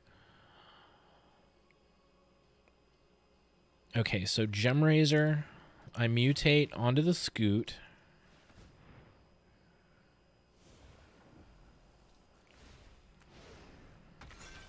And I destroy one of the Teferi's Tutelages, at least. So there's something. And then I'm going to Uro again, I think. Yeah.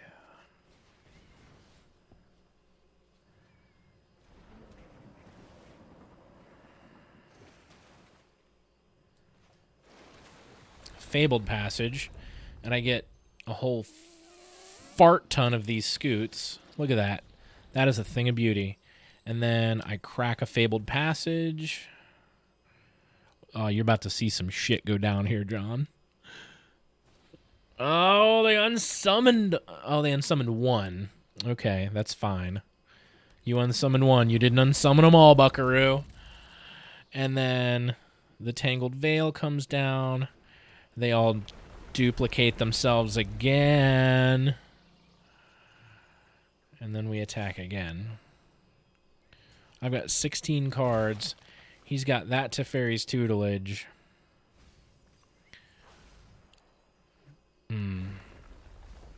I'm actually a big fan of him putting that Gem Razor back in my hand, because then I can mutate onto something else and take out that last Tutelage. And he saw it coming too. Whew. Oh man, Gem Razor saved my butt.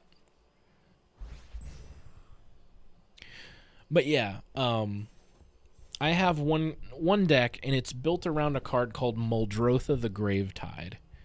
And Muldrotha is a black, a green, and a blue, and 3 to put out. And she is a 4/4. But she says, during your turn, you may play one of each permanent card type from your graveyard. So the whole point of Muldrotha is you like self-mill, because basically you milling is like adding to your hand, basically. And then somewhere in my deck is that Laboratory Maniac, and I play Laboratory Maniac out, and it says if you would draw a card from your library and there's no cards left in your library, you win the game. And I've got a couple different cards that have that effect.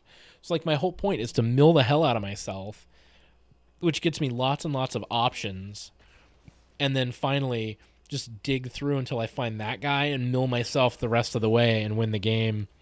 It's not exactly the most interactive deck, but it is a lot of fun to play. See, this is how I can play. These two gets me a Lotus Cobra. Lotus Cobra gets me mana for putting shit out. Look at that. Oh, it even flips for you. That's nice. And then I get Scute Swarms. And hopefully something to mutate onto the Scute Swarm. This could be a fun game to watch.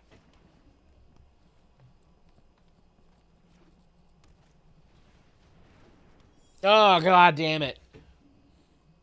Creatures entering the battlefield or dying don't cause... Okay, that's creatures entering the battlefield. That's not bad. I thought it was much worse there for a second. Hushbringer doesn't concern me because lands entering the battlefield are what tag mine. Oh, he's going to steal my Lotus Cobra. See? It's just rude. I'm just going to... Since you're going to come down tapped anyway, you might as well come in as an actual creature that will make actual mana. Oh, wait. No, never mind. End turn. Garbage. Oh, he's a life gain deck. He's all about life gain. Oh, he's going to have a bad time. He is going to have a bad time. So we got Scute Swarm.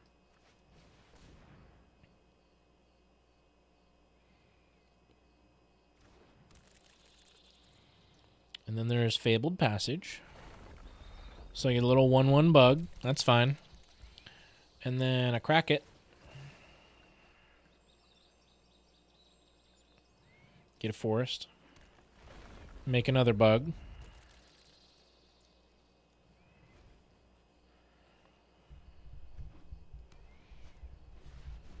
He's on the panic now. He's like, oh no.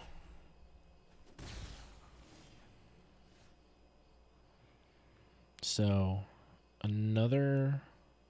Do we do another? Yeah, we do another Fabled Passage. Makes a bug. Parcel Beast mutates onto the Scute Swarm.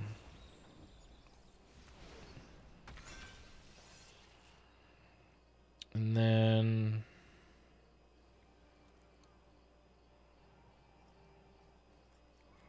Fabled Passage. I shouldn't have done that. That was kind of dumb. Because that doesn't make another Scute. It just makes a bug. But I can mute. I think I can mutate onto the Parcel Beast dude.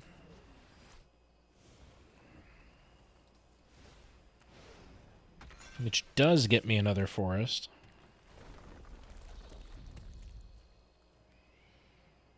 No attacks. And then next turn, when I play the Tangled Florahedron as a land, then the Migratory Greathorn starts to actually duplicate itself.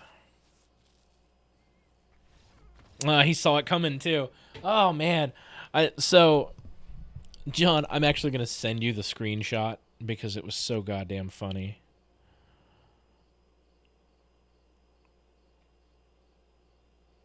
I'm literally just going to send you this on Facebook. The last thing on Facebook is the picture of me smiling over your body as you're passed out. But yeah, I just sent you the... So the first picture shows how many effects are on the stack, and there's 257. And the second picture shows my battlefield.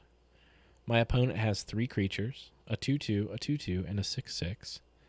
And I have approximately 256 creatures. It's so silly.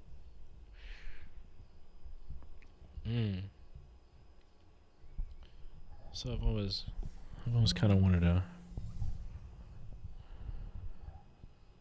Yeah, it was super rude.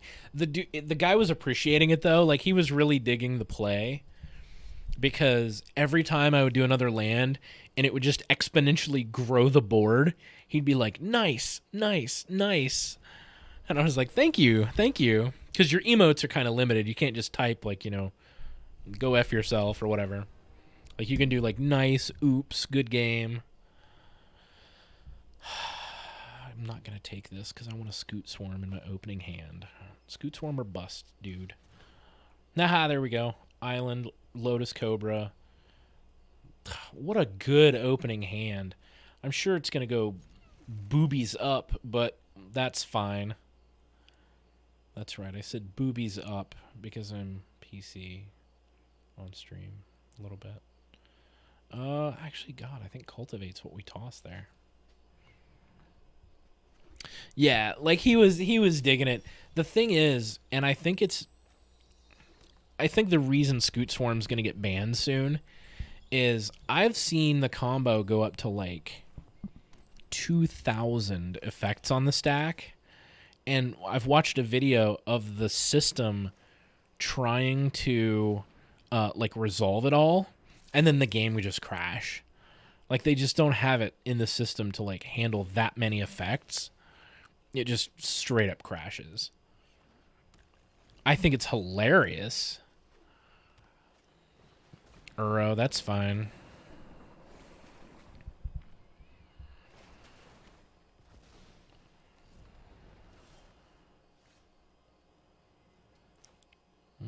Tangle Boy comes in. Yeah. Oh, yeah, I heard about that.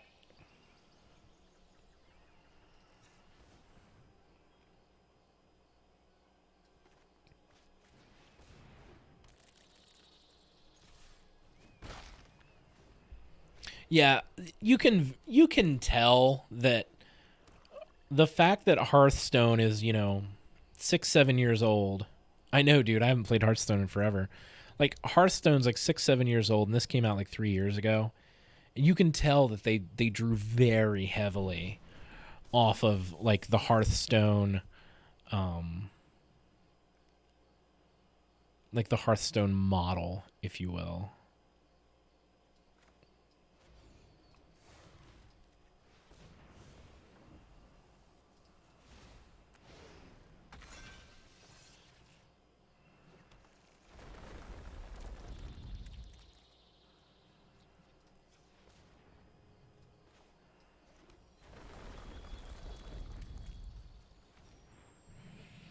Watch this. Oh, I don't think I hit 6 on this yet.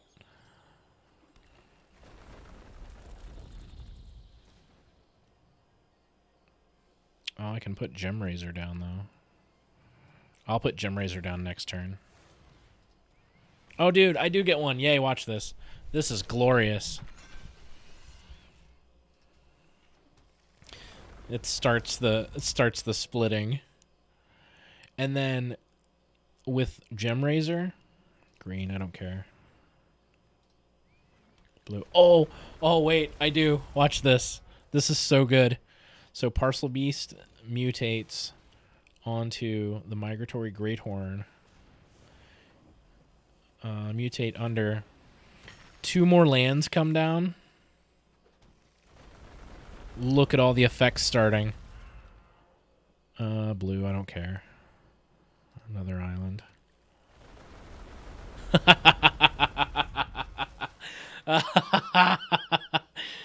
Oh, man. And now Gem Razor can mutate as well. Hill over top. Forest.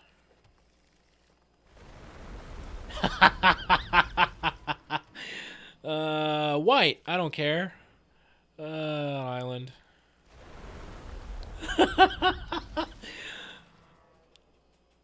Oh my god.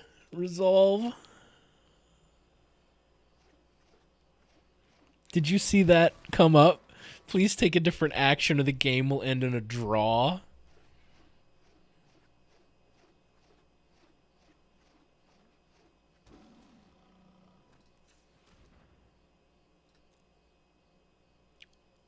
Wow.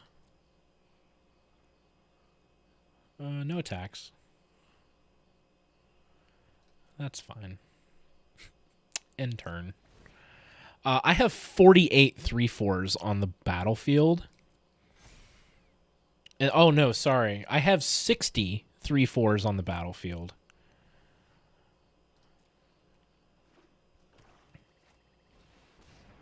Oh, no. So if he chooses even, all these Gem Razors die. All these Greathorns die. My Lotus Cobra dies. His lore scale survives. Oh, that's beautiful. Oh, he just annihilated my board. Nice job, dude. Nice. That is, you know, honestly, I just got annihilated there. But that is good gameplay. That is great gameplay. I am perfectly happy losing that way. Damn. Damn. That is just good gameplay. Wow. Wow. And his dude's just going to keep getting bigger. That's amazing. What a good turnabout. Had 1 billion power on the board, and this is where he wins. That was a good play. Played it all on turn 3. He's like, nah. Oh, no. Oh, jeez.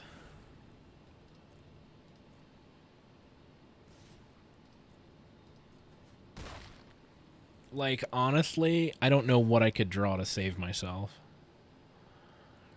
I mean, I'll put the Star X out, but unless I can mutate something impressive onto it, there's just nothing that's going to happen here.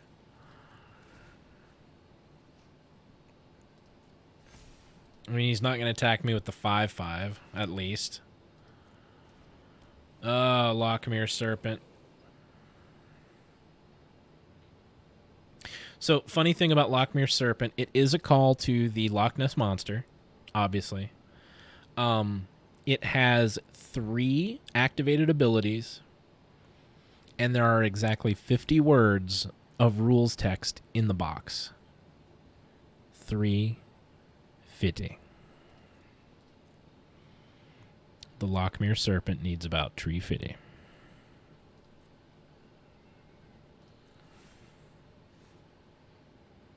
Yeah. Alright, so that comes out. It's a 1/1. Who gives a damn? Oh, dirty. Dirty, dirty, dirty. That is rough. So, my 6/6 is going to keep his happy ass home. The 7/7, though, if he pays blue and sacks an island, it can't be blocked. I think he's got one. He's got a couple to spare. Well, that's interesting. So he's trying to draw into answers, maybe? Oh, no. Oh, no. His draws put the lore scale Coatl up over the top. Nice. Well done, dude. I was trying to salvage it, but it's just not happening. He's even got a Lotus Cobra now. God, he's got a 3-color deck up there playing it like a pro. Nice job, dude. Yep. Ugh. Is he just playing with me? Okay, he's going for blue. Sack Island. Swinging with the Lockmere Serpent. I think? Maybe? Maybe he's just bringing the Beanstalk Giant out for... It'll be a 10-10? Oh no. He's just going to bring Uro out of the graveyard. Oh, man.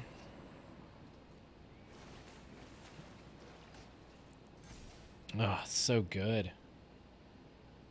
Oh, man. He's going to swing with both of them. I think. Yeah. So he could come at me with 8. I mean, I'll take out the Lockmere Serpent. I might as well. That was a bummer. Has he got something to beef it up with, too? If he boosts it, I'm just going to quit, because there's just no point in playing. I mean, honestly, there's no point. I don't have any board wipes in here. Well, it's too late for that. It's already been blocked, so... Yeah, he totally did. Like, his plays were quality plays. He had just that perfect card, man. Oh, man, if I had this Sterix on the other Sterix... Good game, dude. Good game. Oh, he's not even going to good game me? Oh, that was rough. I think I got one more game in me to see if I can get a billion things on the battlefield again. So, my whole thing for this, John, the reason I'm playing the hell out of the SCUTE Swarm here is, so these cards literally just released today. Like the SCUTE Swarm, the Lotus Cobra. These cards just went into, release today. But they've been here on Arena for a week. They released on Arena the same time as, the pre-release. And just since pre-release, a week ago, everybody has been playing SCUTE Swarm. And this is my first time playing it. I've just been watching people play SCUTE Swarm, and it looks fun as hell. And just seeing these just absurd combos go off. It's just been fun watching people play. And I'm like, damn it, it's been a hell of a week. I'm gonna play SCUTE Swarm. Darn it. So that's what I did.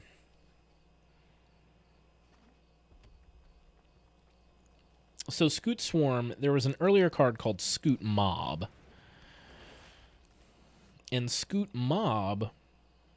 oh, damn it. Why did I not play those? Shit. That was a mistake. SCUTE Mob... Oh, no, I can. I can pay 3 life and have it come in. That's fine. I'll do that. SCUTE Mob said it's a 1/1, but if you have 5 or more lands during your upkeep, you get 4 +1/+1 counters on SCUTE Mob. So SCUTE Mob just gets bigger and bigger and bigger. And with SCUTE Swarm, as you throw down lands, SCUTE Swarm just gets, bigger and bigger and bigger this way. I appreciated the duality, but I think they may have been more in love with their look how clever we can be moments than what may have been wise.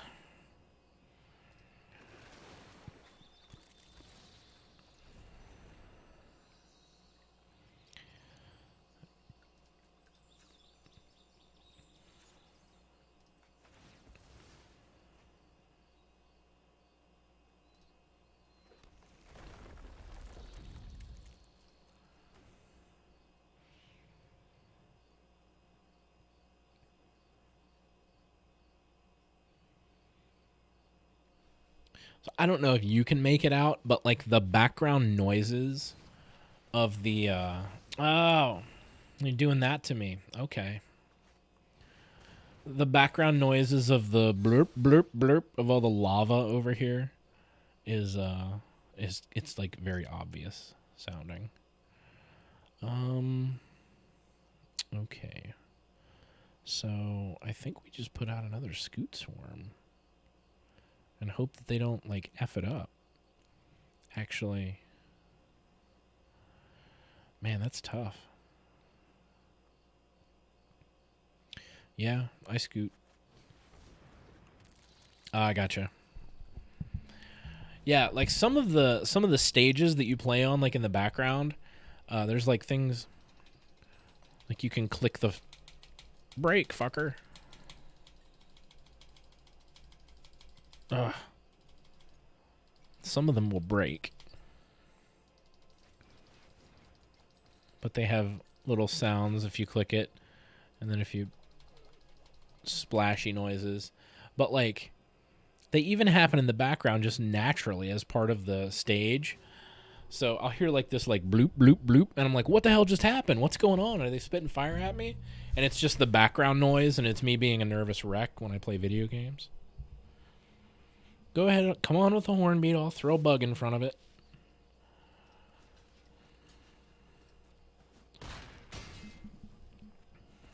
I was playing earlier, and I thought I was throwing like a 1/1 bug in front of it, and it turned out I threw the actual Scute swarm in front of it. And I was like, no! Do not die, Scute swarm. I will miss you.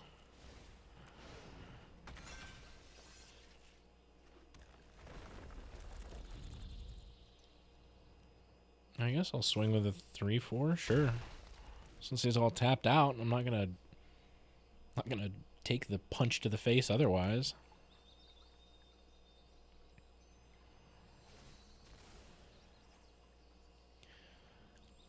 So, if I can draw a land next turn, I'll get a duplicated Great Horn Scute duplex thingy. And then I can Auspicious Starix and get free permanents on the battlefield. That's kind of my plan. Oh, neat. Okay, I don't know what that says, but those are interesting characters. Is that... Okay, this is going to be completely ignorant. Is that Korean? I don't think it's Korean, is it? Whatever it is, that's neat looking. Oh, God. Oh, God. Coming at me with an 8/8? That's rude. Hitting me for 7? Also rude. So I didn't get what I needed. Ugh. Alright, so I'm going to Gem Razor onto that. That'll get me the land that I want.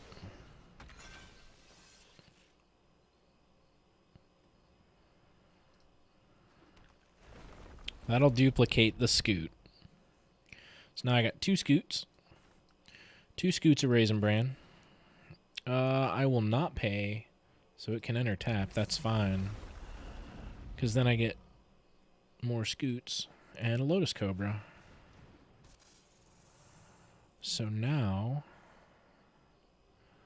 I am no longer afraid of your... Why did it duplicate a 1/1 instead of the 3/4? The other one duplicates, mutates when you apply it. When the first one hit, it made the 1/1 because I didn't have 6 land. So the Scute thing, when a land comes in, if you have 6 or more, it duplicates the Scute and whatever is like mutated onto the Scute. Otherwise, it just puts a 1/1 into play, which admittedly is kind of lame, but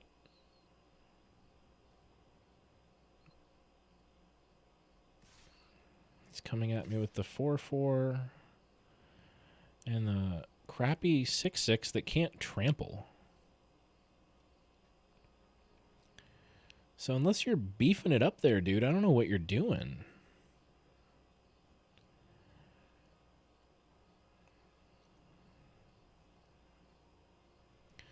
Because at this point, I don't care to sacrifice one of my 4/4s.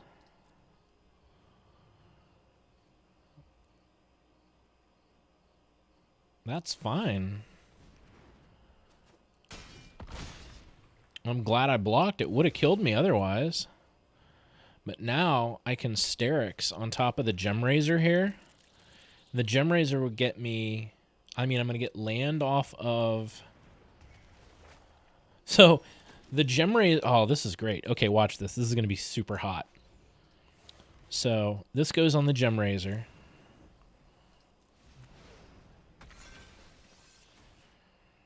So, this... I get a land. I duplicate both those 4/4s and the 6/6. A land came in, so I get a free mana from the Lotus Cobra. The Sterix gets me 3 permanents, and 2 of them are lands. I can scry. Sure, I'll take that land to be on top of my library. I get some more mana on top. Now that I've got all of that mana that I'm sitting there floating, so I've got 3 mana, 4, 5. That's not enough to mutate, unfortunately. But I can Gem Razor mutate on top of the Sterix, put it under it, and then all that happens again. I get an island. It's so gross. Oh my god, it's gross. 2 more lands. All those lands are untapped. Oh my god.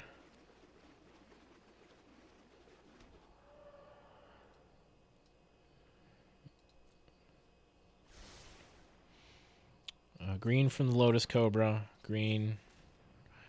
And then I think I have enough to mutate the Sterix onto the Sterix. And put it over it this time. Sterix, Sterix, Forest. 111. Please take a different action or the game will end in a draw. Resolve all. Put them out. Oh my god.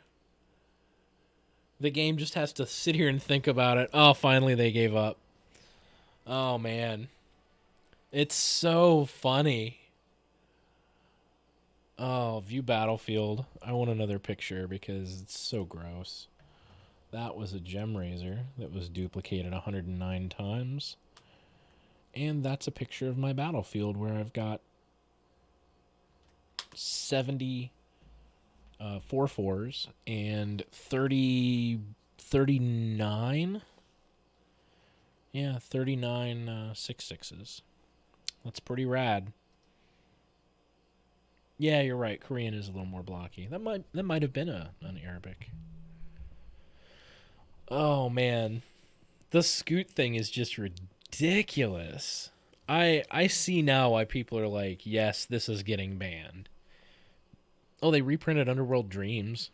Remember when that used to be like a $60 card from Legends that you could never get a hold of? And it was super powerful. Well, now it's an uncommon that you'll pass in a draft all day long until like pick 12. Oh man, I'm having too much fun with this damn SCUTE deck. This is the crap I'll stay up all night playing just over and over again.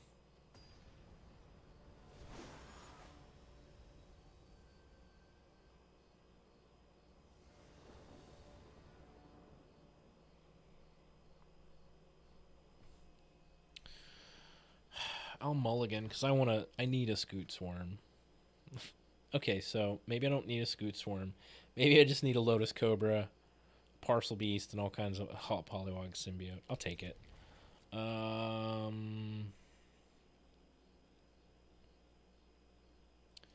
Symbiote. So fix my draw with a Scry. Ooh, an Uro. Do I want an Uro? I'm going to scry it away because I need my Scute Swarms. The whole point of the deck is to Scute Swarm. Oh, man. Getting just hundreds of creatures on the battlefield is such a gross thing to watch. I know, right? It's like very nearly an infinite combo, and the system's like, look, buddy, we get it. Shit's gonna break, though. I'm like, I'm sorry, man. I don't want the game to break. Okay, so I could mutate Parcel Beast onto this, which would be silly. So instead, we're gonna...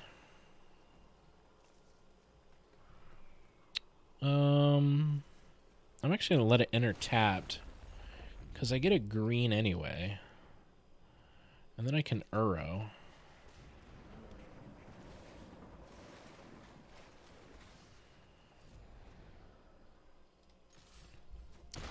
Swing with my Hissy Boy. Hissy Boy's so handsome.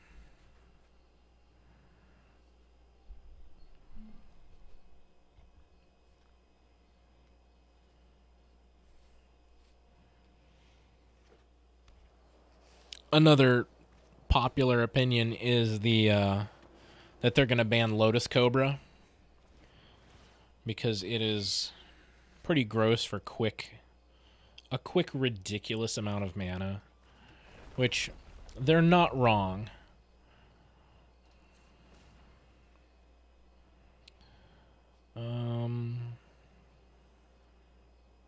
So Gemrazor can mutate onto the Cobra,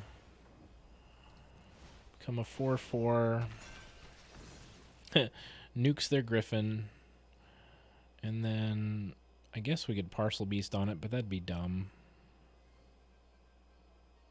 Yeah, there's no point to do that. I will gladly attack, though. It is totally Arbok. You're absolutely right. Like the artwork, they didn't even try to like get away from it. It's like, can we color this purple? No, we don't want them to know that we're doing the thing. I am thirsty. That's another good reason to quit after this game. And I'm thirsty in a way that just requires some water, but it's upstairs. I'm thirsty in other ways too, but that is not as easy to handle or easy to correct. Light of Hope gains 4 life. That means I get hit for 3. Patrician hits me. That's fine. Ain't mad about it. So, chugging soda. Oh, dude. So, I've been on mostly keto. And when I say mostly keto, like, I do the thing where... Hang on one second. Let me do some math in my head.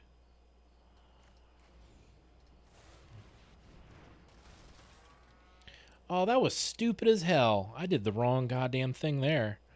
We'll attack.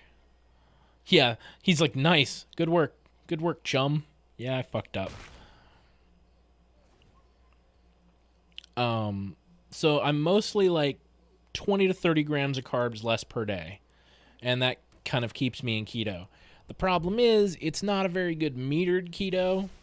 And every now and then I wake up with my muscles hurting. And if you're doing dirty keto like that, the best way to do that is when you wake up and you've got some muscle aches, carb up that day. And don't take this as health advice. Anybody watching this, back on a playback. But that was just kind of like the dirty way to do keto. And it worked for like the first few times I was on keto and lost a bunch of weight. But like this time around, getting back kind of like in the swing of things with keto, dude, after a carb up day, my body is like, nope, you want to drink as much soda as you can. Even if I hadn't drank soda that day, like if it was just like maybe like a pizza day, it was like, my body's just like, nope, you are going to go absolutely insane.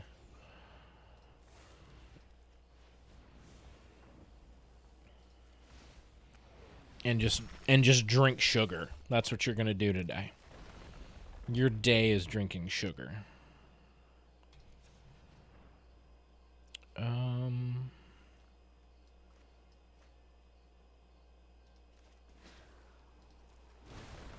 Pay the 3. Float a green. Do I have enough to mutate? I do. I do not. Never mind. That is a bummer. I guess I'll just cultivate.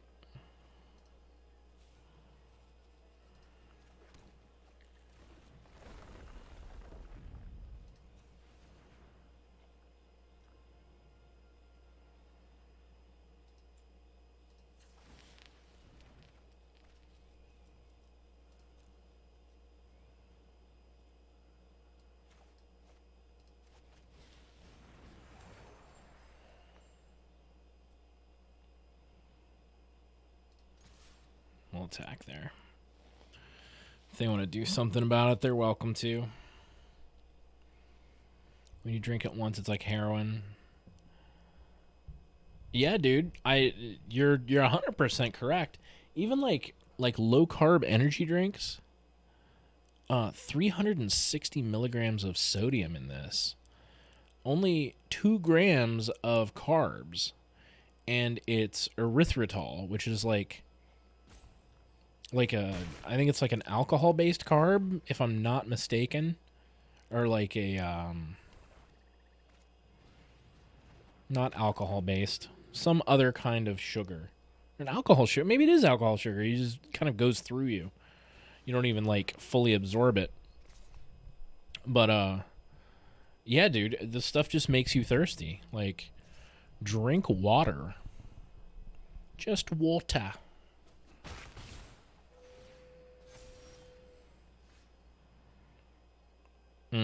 So this is cool.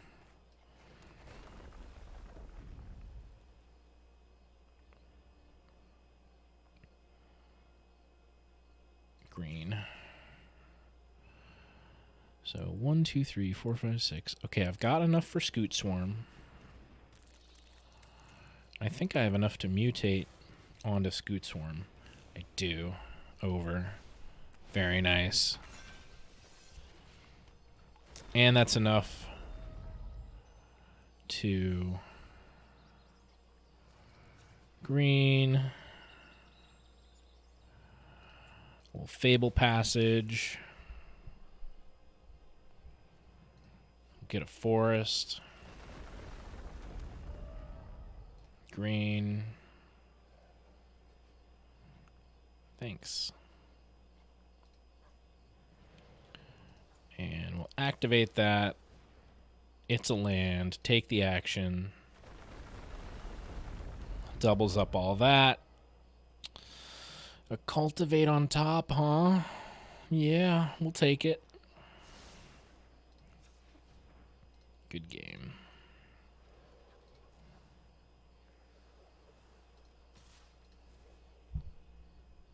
You don't get the thirst from energy drinks. That's true, too. I want to see the attack go off. Like, once you get the combo out, go for the face. Oh, yeah. Well, I mean, next turn, I can hit him for... There's 42 damage here. 48. Yeah. They're going to let me hit this. See, the thing is, though, I'm at 8. They've got this flyer. If he can gain enough life, just a little bit of life he has to gain to really just knock me the hell down here. Like, he may have been good gaming me entirely out of spite. So the 6 here, 6 here. Oh, that can't be blocked. Oh, yeah, it can. That'll block it. And that's all I can block coming through. 2, 3, 4, 5, 6. So he can hit me with 6. If he pumps it somehow before damage is dealt, I'm dead. Nope, I'm just at 2. Okay. Oh, but he gained life. He's going to kill me. Oh, good job, dude. Oh, man. That's the kind of loss that's just fine. Oh, man. Oh, stole the win. What a good loss. I'll take it. Other people are like, no, that sucked. I was going to win that game. No, I wasn't going to win that game. I lost that game because his combo of that, basically, let me view battlefield. So at the beginning of your end step, if you gained 3 or more life this turn, each opponent loses 3 life.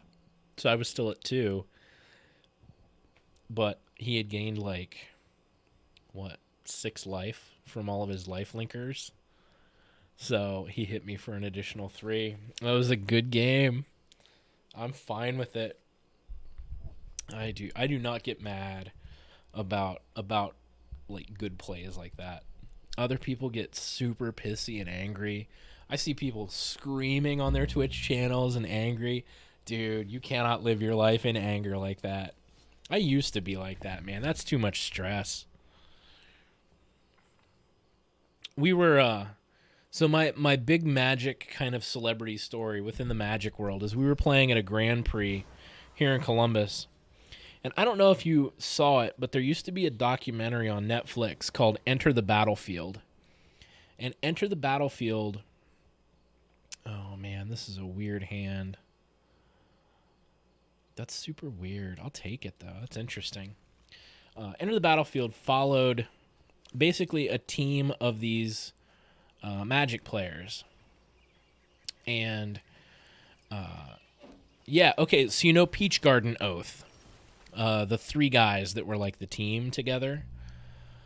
So we actually came up against Peach Garden Oath at the Magic Grand Prix here in Columbus. And it was a team event. So your team captain sat in the middle, and then like your other 2... Oh, man, he's going to fight that. Your other 2 kind of sat alongside. And you played a normal, like, 2 out of 3 games, right? Best of 3. But the team win was determined who won the best of 3, like, in the matchups. So my team captain was Andy, my roommate, and he actually went up against Huey Jensen, who was the older guy in Peach Garden Oath. And at the time, he was the world champion. He just won the world championship, I think 2 months before. Well, Andy beats Huey fast. And when I say fast, I mean like I looked over to see how Andy was doing a little bit through my game. And he had already finished his game. Like, his games. He'd already gotten, like, 2 out of 3. And, yeah, sure, shit, we'll swing. He's like, it's down to you and Christina. And I'm like, okay. So, Christina went up against Reed Duke. And Reed smashed her. Like, it was like, Andy crushed Huey. Reed smashed Christina. And then it's me and Owen. I was playing Owen Turtenwald at the time. And the first game, I beat him. And I beat him fast. It was during the Dominaria release. So, hang on. Deals damage. Target player mills that many cards. Ah, fuck it. I still got to mill the cards either way. I might as well not take the damage. Hi, buddy. Sorry, my cat's here. Always got to pet the cat. Hi. All right, we'll get up here. Come on up here. I got the kitty shelf. There you go. Good boy. You're a good cat. Yeah, you're a good cat. Hi.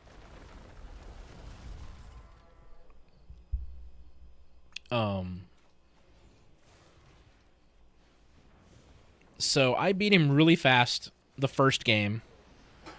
And then the second game, he beats me really fast. The third game comes around. And no attacks. End turn. It's just this long, drawn-out slugfest. And he's hitting me, I'm hitting him.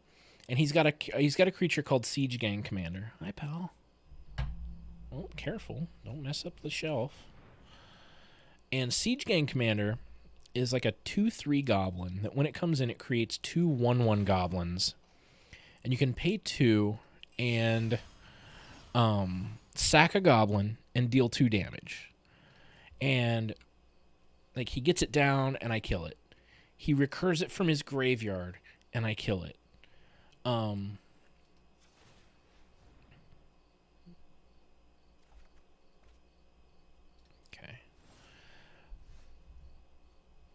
What are you doing, buddy? Hi. All in all, long story short, he recurred. He got, okay, first off, he got 3 Siege Gang Commanders in his sealed kit, which is just absurd. But he also recurred them twice. So he basically had 5 Siege Gang Commanders. It was gross. I just got my ass handed to me that day. Another Cultivate. Taking my last 2 basic lands out of my deck. 16 more.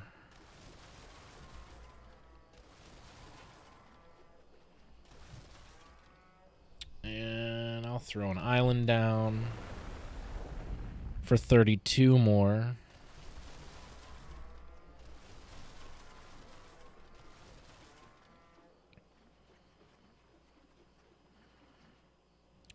And then we'll throw Uro down.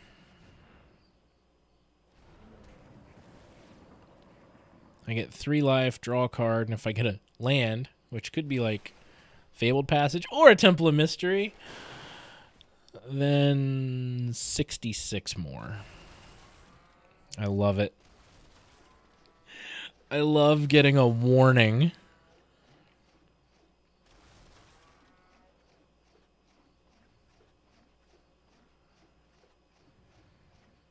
This is ridiculous. I absolutely love this. How did this get through playtesting? How? Zoop, zoop, doop, doop, doop, doop, doop, doop, doop. And then there's the Uro. Do you want to scry? Sure. Yeah. I'll take that. And then Uro's like, sack it unless this escaped. Okay, cool, deal. And then I'll use this ability. I'll draw the Gem Razor. I'll go to combat. Go to attackers.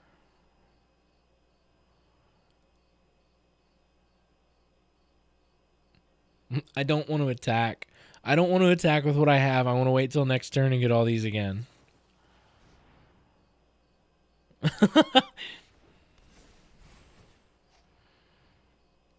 Sure. I love that he's still playing. I love it. That's awesome.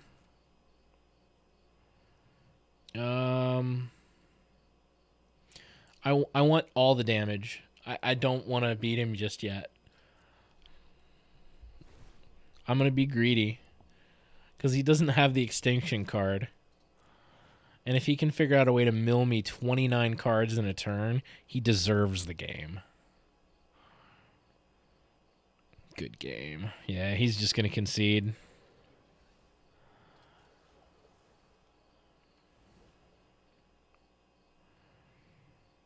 Yeah, he just conceded. I could have won last turn and swung in, but I wanted to see if he'd let me have it, but he didn't. That's okay. Incoming mill, right? He literally had stopped on his upkeep to see if he would draw something that was like a game winner for him. Anyway, I've now been streaming for 4 hours. That's like way past the sweet spot on a stream. You should only stream for about 3-ish hours at a time because usually your like viewers thing will like drop after that. Ooh. I just went up another level, so I get another mastery tree. Let's see what I got here. So this is the one I want so bad. I can't wait to get my mastery level that high. I'll pay gold to get it that high if I need to. So my mastery tree.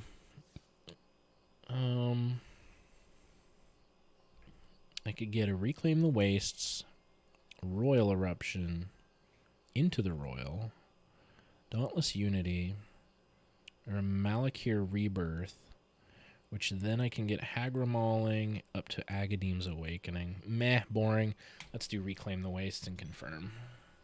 Basically, these are just card styles. Like, you saw some cards had, like, cool, like, moving backgrounds as I was playing them. Like, my Lotus Cobra was super Arbok-y and awesome. The regular Lotus Cobra doesn't, like, obviously doesn't do this. It's just a cosmetic that you can get. Like a skin on a first-person shooter guy. Your cards get special skins, basically.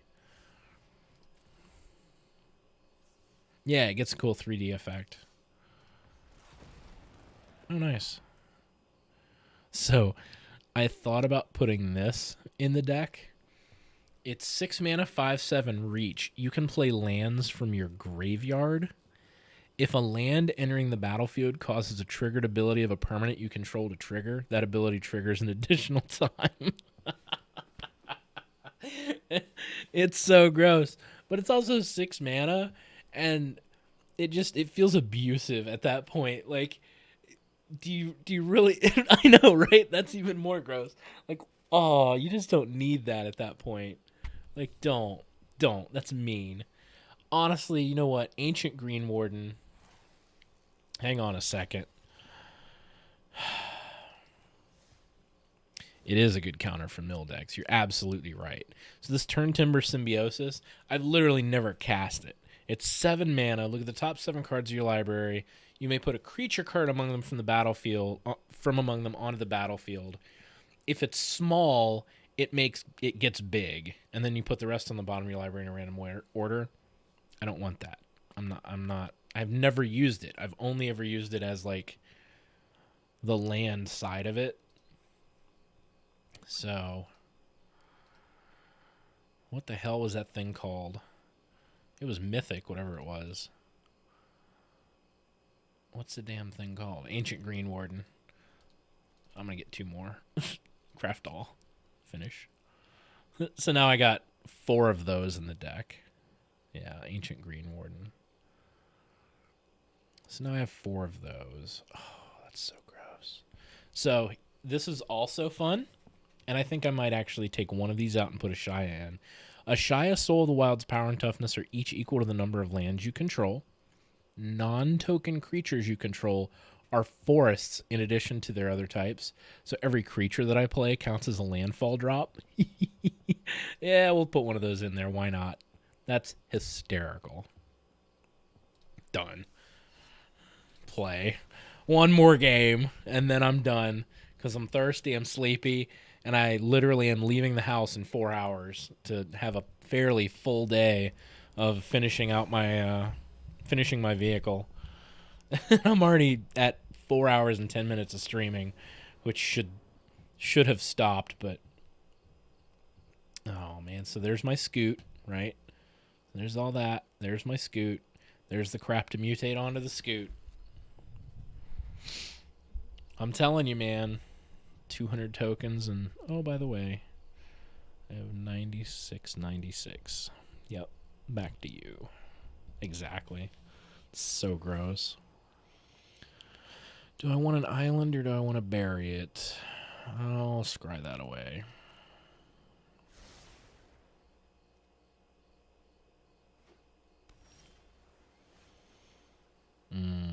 So there's that. And the Florahedron.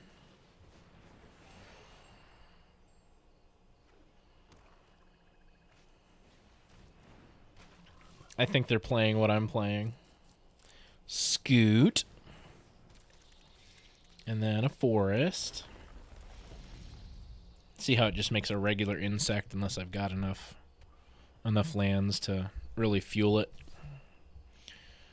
Well, sure you'll swing at me with a 1/3, of course. Makes sense. Oh, he gets to flash onto it with the Sea Dasher Octopus. And then when it deals damage to me, it draws a card. That's a cool little interaction there, buddy. Not a bad play. Not a bad play. So, okay. I'm actually going to pop down another SCUTE.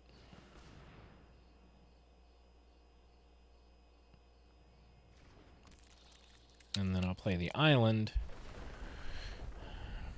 Doesn't get me more SCUTEs, but gets me more 1/1s. And then I'll put down the Lotus Cobra.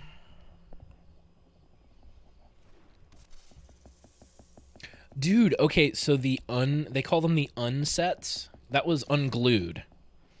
They had Unglued that came out back when we played, and it had the big furry monster, right? Then they had Unhinged, which was another unset, which had remember the infernal spawn of evil, and it was like a mouse, and it had demon crossed out, and it said like horror or something because you couldn't say demon. There was the son of the infernal, or spawn of the infernal spawn of evil, and then it had horror crossed out, and it said demon because they started saying demon again, and that was Unhinged. And then, so 1, 2, 3, 4, 5. Nope, not enough yet.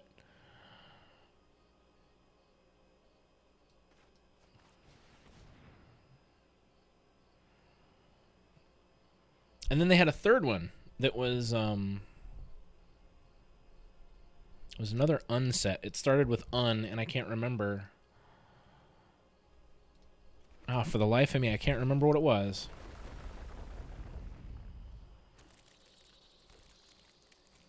But yeah, the unsets have been very, very historically popular. And Mark Rosewater is like committed to do more and more of them, which makes us all happy as players. 1, 2, 3. I am just gonna mutate onto that SCUTE swarm, and you don't have enough mana to nuke your Omen of the Sea for your Scry, so I'm gonna destroy that. Unstable. That's it. Ah, so he bounces it. Razor just comes down.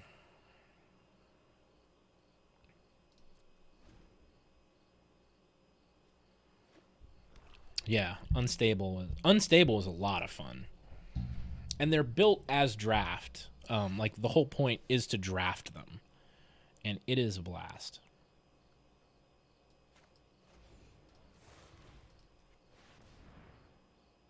Are you doing it again?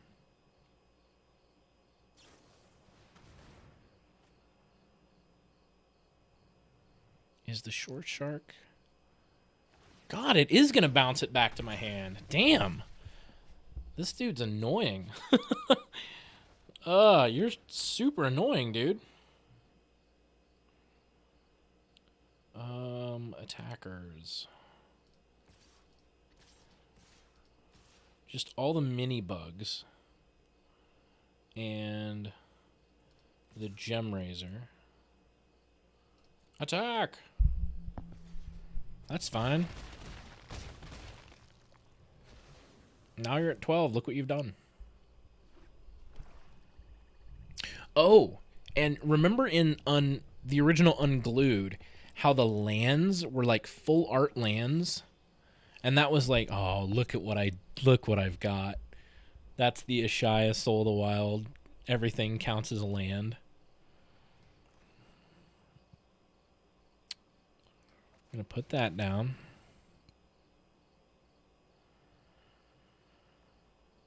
Dude, I swear if you counter this...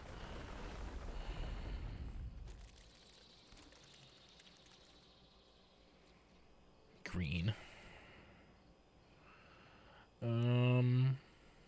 SCUTE Swarm. It will count as a land, so it will trigger all the landfalls.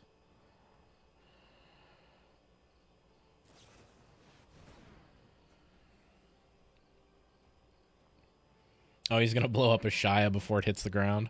That's fair. Can't blame you for that, dude. Yeah. That's fair. Unless he's going to blow up the Lotus Cobra. Because it coming in is going to Oh, yeah, when it comes in, it won't be a land if he kills the...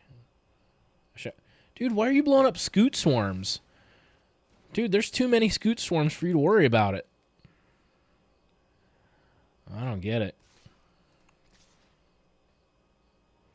So there's 10. Yeah. He did the math. He's like, I'm already done.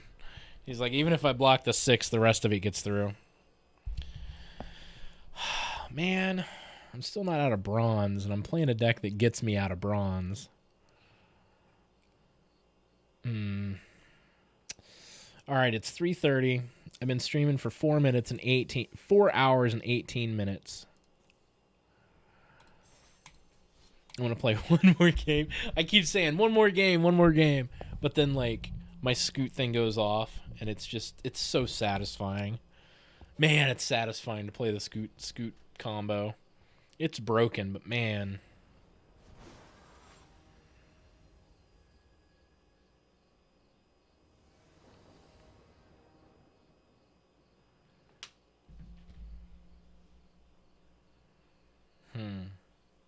Interesting. I don't have any of my other combo pieces other than the single Scute Swarm. I'm gonna mulligan do better. Oh, that's not better. I'll get rid of one of these gem razors. Because if I draw into one more land by turn 3, I guess I could cultivate or Uro if I needed to. I also really have to pee. That is a big concern.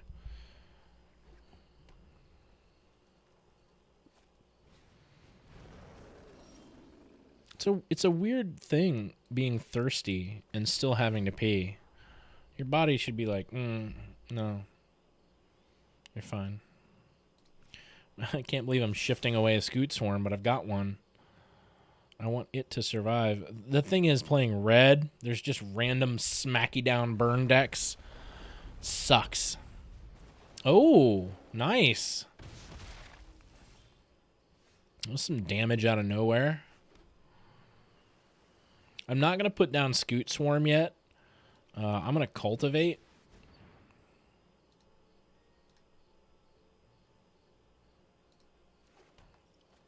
I'd like to have enough that when I play Scute Swarm, I can immediately play another land and get some value out of it. Just knowing how this deck is going to just tear me up. Damn, I am running out of time.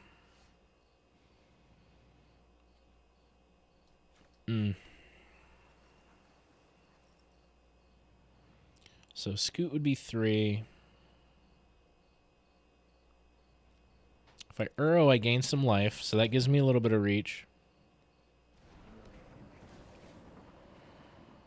It's going to draw me a card.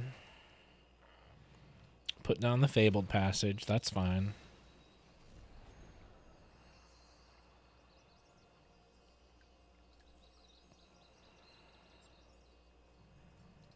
End turn. So now I can Scute Swarm. See? He would have just smacked... He would have killed me with that... Killed my Scute Swarm with that Bone Crusher Giant.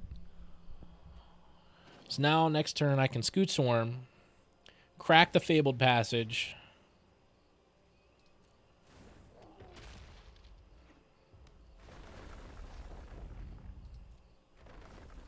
Ugh, man. Everything's so huge.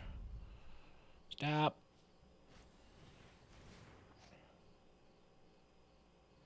That was dumb. He gave his thing first strike, and it smacked him for looking at him. Funny. That was pretty funny. Pass. So taking 6 damage here. My turn. So Scute comes out.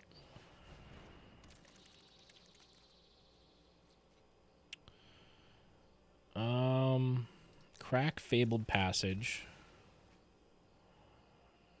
for green. Doubles the Scute.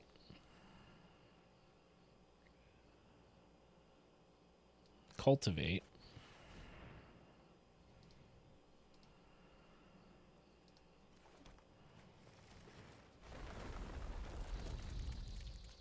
4 scutes. Then I throw the island. Now I have 8 scutes. I had lots of scutes. Very little you can do about it.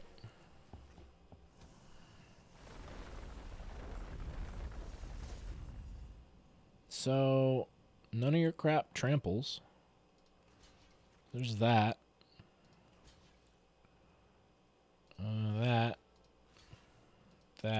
That can't be blocked. That's a bummer. That and that. That's rough, because I'm going to lose all those.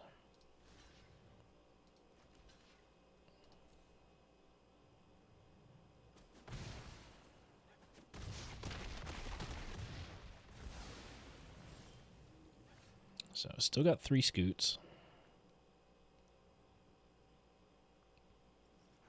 Great Horn. Mutate onto the scute. Over it. Forest.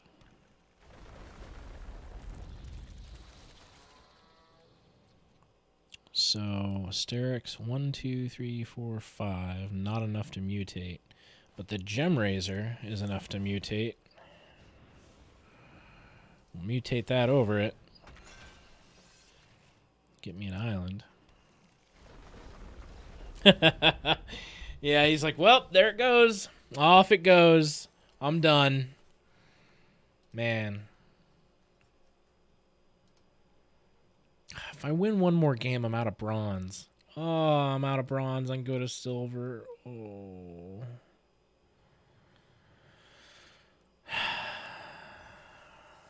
Yeah, he had me in the first half. Couldn't close it out in the second. We're gonna get out of bronze. I just want to get up to silver with this because I'm sick of being in bronze. And then I don't even need to take a gummy to go to sleep. I am sleepy. I'm gonna drink some water and pass the F out. Get up in 2.5 hours. Take a shower. Temple of Mystery to fix my draw. A Scute Swarm and a bunch of Migratory Great Horns to get extra land. Yeah.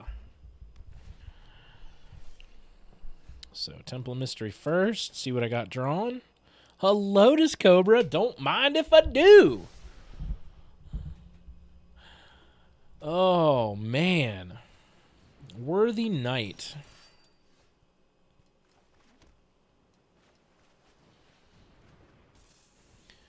Dude, everybody, though. Like, everybody's been playing this for, like, a week. And just up in their game. You see that I've played a couple, like, matching decks. So, Forest. Gets me a free green. Scute.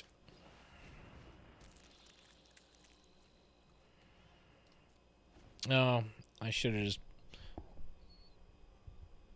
Oh, no, there's nothing better I could have done there.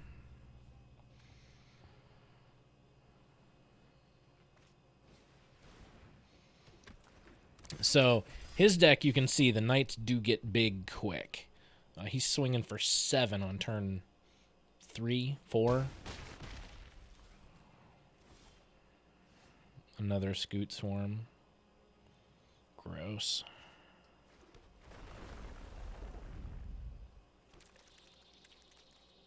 Green. Great Horn on the Swarm. It'll get me a land. The land will trigger Lotus Cobra.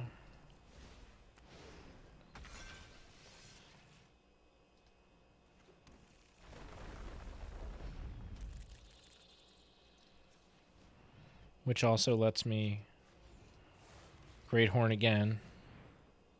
Both of them will trigger. And I'll get 2 copies of the Great Horn. It's gross.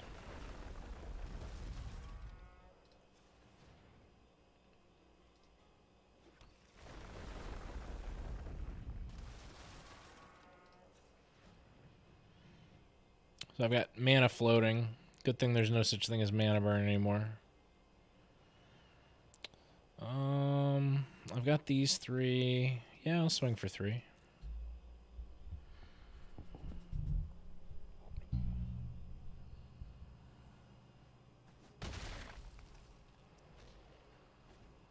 So if this survives and I mutate the Starix onto it, I get both Migratory Greathorn triggers, so I get 2 more copies even before the Starix does anything.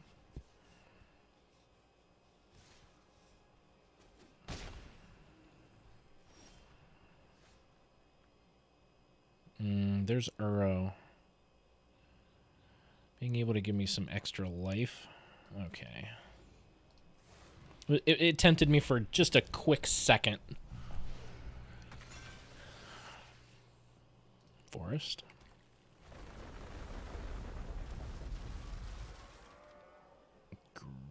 Green, I think. Yeah.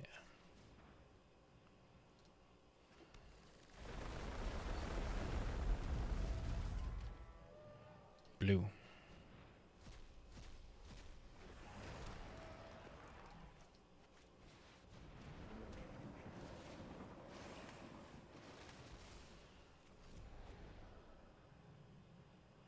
I'm going to go to combat. And we'll swing with 1, 2, 3, 4, 5. Not that it matters.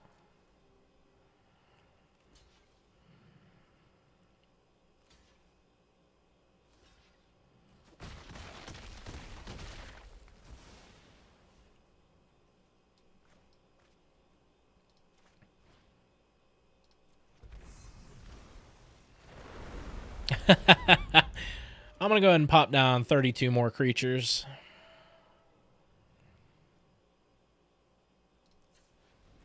They all count as lands. Oh, no, they don't. Just 2. Well, end turn. So you got 4 in the air. Hey, I'm out of bronze. Gang's all here. Hey, victory. Ranked up into silver, tier 4. All right. Well, brother, thanks for hanging out tonight. Once, like I said to James earlier in the stream, if you happen to watch back and see the conversation, once this fucking quarantine is gone, and, we're late night, so I can use the F word. Once this quarantine is done, we need to hang out on a real level. You need to come over here, play some Magic, watch TV, stream with me, something. Because if this quarantine has taught me anything, it's like, yeah, I am an introvert. But I'm not the introvert I thought I was. Like, I'm an introvert for about a month, and then it starts getting to me. And you kind of appreciate the people that are out there a little bit more, so. But, yeah, I'm sleepy. Pleasure hanging with you, though, brother. So, Andy reminded me tonight that it is important that I get on and stream. It's been a hell of a week for me. So, I will endeavor to be on here more often. He literally already has shows scheduled, which is awesome. We bought a capture card tonight, and I'm going to be streaming River City Ransom. That's a pretty good way of putting it with me as well. I'm actually going to be, once we get our capture card installed, I'm going to be on Switch streaming the original NES River City Ransom, because that is my favorite NES game of all time. We may even just do a full playthrough, because I can literally just burn through that game in like 2 hours. Like, I could do a full stream and just like blow through the whole freaking game. Because I adore that game. That game was the coolest game to me when I was a kid. Going to the mall and buying food, and that it ups your attributes and makes you punch harder and kick harder. There's a new River City Ransom. It's called like River City Girls, and you're the girlfriends that you have to go rescue your boyfriends instead of the other way around like in the original. And the River City Girls is exceptionally hard. It is difficult. Fun, but it is difficult. Yeah, I don't play my Switch enough. My friend Christina does Animal Crossing streams. I don't know that I've got enough input for Animal Crossing to do a full stream. Man, I'm all gooey. I worked on the car today, so I'm gross looking. But she does Animal Crossing, and the thing is, like, she did Animal Crossing and Fall Guys. That was like her thing. And then when we started streaming Magic, I was like, oh man, Fall Guys would be good content. So I started streaming Fall Guys. And then like I bought our digital design from the same designer she bought hers from. We just changed the colors.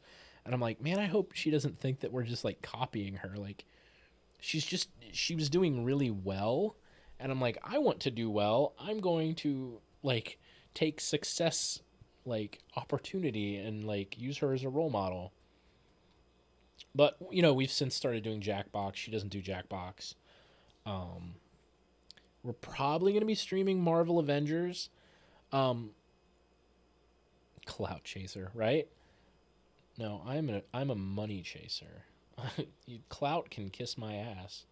I want as many people to subscribe to me and like my stuff. And like, I have a friend who literally is a partner on here, and this is her job. This is what she does.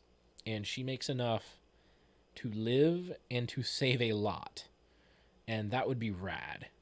I mean, I know I'm not hot, but I think my content's funny enough, especially when me and Andy are streaming together.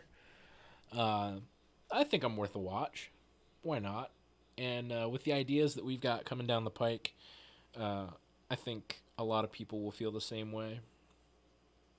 So, just gotta take it a little seriously and get on here a little more often.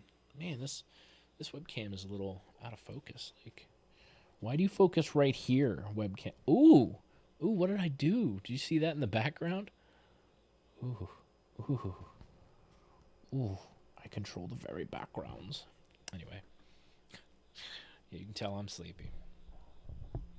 But yeah, like with the other show ideas that we've got coming up, I'm probably gonna do a tutorial for Magic, and you know, once it starts being safe to game together again, we're probably gonna do kind of what Loading Ready Run does with tabletop gaming, and actually set up, instead of just kind of desk and like the background, we'll actually set up some studio lighting over in the other room in the basement here. We've got a bar and a game room. Our basement's pretty rad.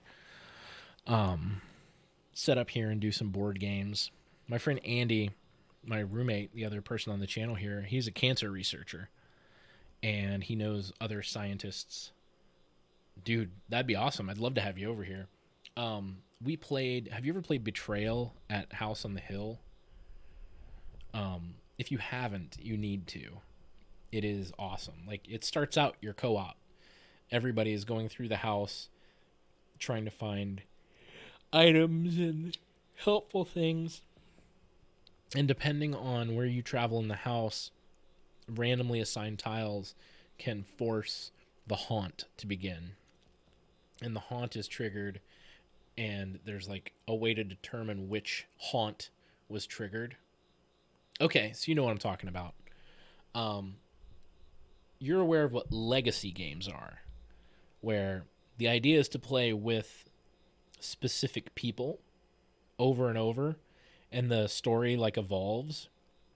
Dude, we played Betrayal Legacy, and we started at like the beginning of the year, and we were really regular about it. Like once every couple weeks, we would play like 2 or 3 more chapters. Well, we got to like chapter 11, and in chapter 11, spoiler alert, some pretty bad shit happens. Like, you realize this curse that's been following you is farther reaching, and it reaches into like your descendants and stuff like that. And that's the weekend that quarantine started. So we didn't play for like 3 months, right? And we were like, somebody made the joke in our game chat. We're like, oh my God, we did this. Like, the curse that we unleashed, we have to get together and play the last 2 chapters. Otherwise, this damn thing's never going to end. It was basically like all those jokes of everybody going, has anybody tried yelling Jumanji to see if they can get 2020 to end? it was that kind of moment where we're like, oh crap, this happened, and it was like this unleashed like pestilence curse. Return the slab. Yes, it's how it felt. It was really funny. So then we finally got together, um, after restrictions had died down, and we were masked and everything. But we had the gaming group come over, and we finished the game. And it was funny because we actually managed in the last game to come out with the best outcome, like the best possible outcome. But our characters still met kind of an unsavory end. But like, again, no spoilers. The goal that you'd had all along was still completed. It was just at like great cost. And we had promised ourselves that no matter what the outcomes were, we don't read the other outcomes, we don't read the other haunts. We just have our game. But we were watching Loading Ready Run, and they had the same game, and of course, it diverged around like chapter 2, but sometimes the stories would circle back into each other.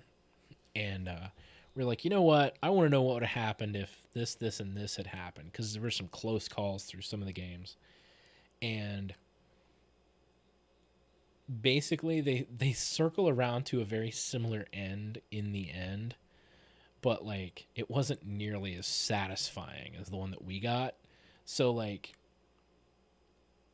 we all had this moment of like, this was neat. It was like playing through a D&D campaign and like getting to the end of one, which, God, I think the last time I actually got to an end of a tabletop gaming campaign, like D&D or like Star Wars, was probably like 16 years ago. Ever since then, every time somebody's tried to fire one up, you get like 2 or 3 games in and like somebody quits or somebody gets a new job or somebody's schedule goes haywire and you're just like hanging, right? But like finishing this like quest line through this board game like was this like bonding moment for our gaming group. It was pretty rad. And we were like, wow, that was really something. We're like, well, we didn't solve coronavirus, but we had a damn good gaming campaign. It was pretty funny. Both in rifts. Nice. Uh, so I'll tell you the dumbest campaign I ever completed, and then I'll go to bed because this, now we're on topic. So it was a Star Wars D20 campaign, and my friend Matt, who I haven't seen in years, Matt decided he wanted to make an Ewok character. And the thing about making like Wookiee and Ewok characters is they flat out can't speak English. So you run into, you might meet someone that doesn't speak Ewok or doesn't speak Shiriwook, and you have to figure out how to communicate with them or have someone that does. And he was like, if I take like penalties in other stats, can I learn to speak English to kind of lessen that penalty? Because none of the rest of our group had taken any points to learn how to speak Ewok, because who the fuck speaks Ewok? So I'm like, yeah, that's fine.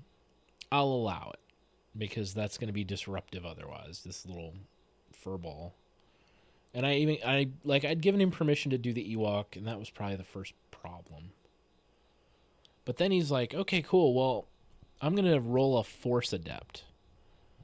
I'm like, you're rolling a Force Adept Ewok? He's like, yeah. And I'm like, Force Adepts are weird because they're not subject to the same rules as like Jedi Consulars or Jedi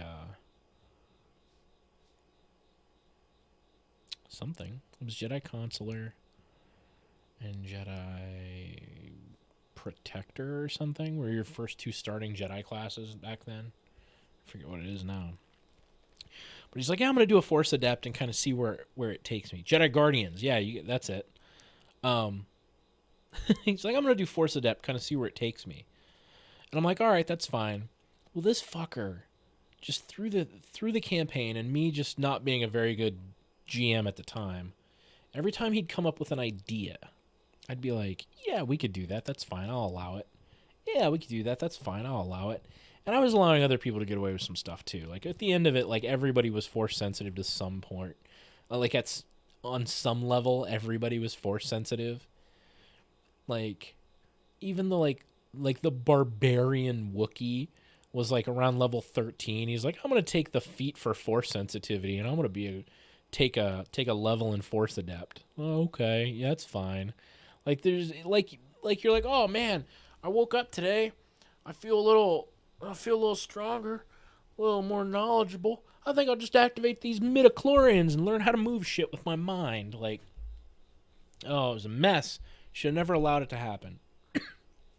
But then we were doing one campaign that I'd already written out, and I forgot that like at one point in the campaign, holocrons show up, and like you can get holocrons, and if you're force sensitive, you can learn from these holocrons. So this dumbass Ewok, not a dumbass, he kept min-maxing.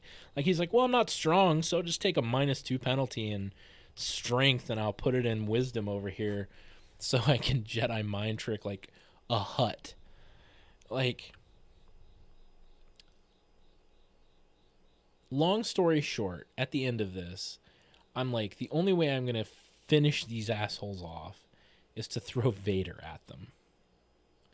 And then if that doesn't work, I'll throw literally the Emperor at them. But these jackasses had hoarded weapons and hoarded things they'd fought and killed people over. They were just rampaging through the galaxy, basically. And I put them up against Vader, and they're like, rules question, are you going by all of the like force sensitive like perks and all that Vader has? And I'm like, yeah, I'm just playing him from the book. I'm like, okay. Well, I'm going to run back to the ship, and I'm going to grab the 2 rifles that we took off those Tusken Raiders. I'm like, okay. He's like, all right. How long does that take? And I'm like, well, your ship's right there. You just run in and like do a search check because you got a bunch of shit in there. He's like, all right, cool. Ace is the search check. Yeah, basically murder hobos. Exactly. Like at one point, the Wookiee was named Ted, and he would pee on stormtroopers after he killed them. And he was like, okay, well, at the end of one fight, he's like, all right, well, Ted pees on this one, this one, this one, and this one. And he like shows them on the map. Well, my friend Rob, he's like, Ted didn't kill that one. Why is he peeing on it? And Marshall goes, oh, well, Ted says he's sorry he peed on that one. And we laughed for like 20 minutes. And then Marshall wound up like getting like a bumper sticker or like a sticker for his kit because he was a 501st member, and it just said, Ted says he's sorry he peed on that one. It was the funniest thing because nobody knew what it meant, but they were like, I don't know what that's about, but that has to be hilarious. Ted says he's sorry he peed on that one. Yeah, his name was Ted the Wookiee. Stupid. But at the end of this, okay, they go grab these slug throwers, which are just rifles, out of their ship, and they're like facing Vader down with them. And I'm like, all right, whatever. He's like, all right, well, I take a shot at Vader with it, and I'm going to put an extra force point in to like buff my throw. I'm like, okay. He's like, does 19 hit Vader? And I'm like, yeah, but he's got deflect, so he gets like +8 to his defense, and then he deflects it back at you. And he goes, no. Deflect only works on energy weapons. This is a literal rifle, a slug thrower that the Tuskens use. And I'm like, oh, you son of a bitch. So he literally just shot Vader in the face and killed him. Just shot him in the face. That's how he beat Vader. He shot him in the face.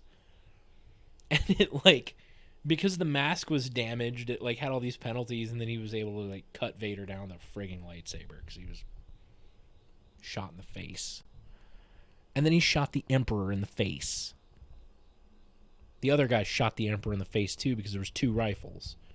Unreal. So at the end of this, basically, he's like rolling the Emperor for loot, right? And the Emperor has like the Emperor's holocron.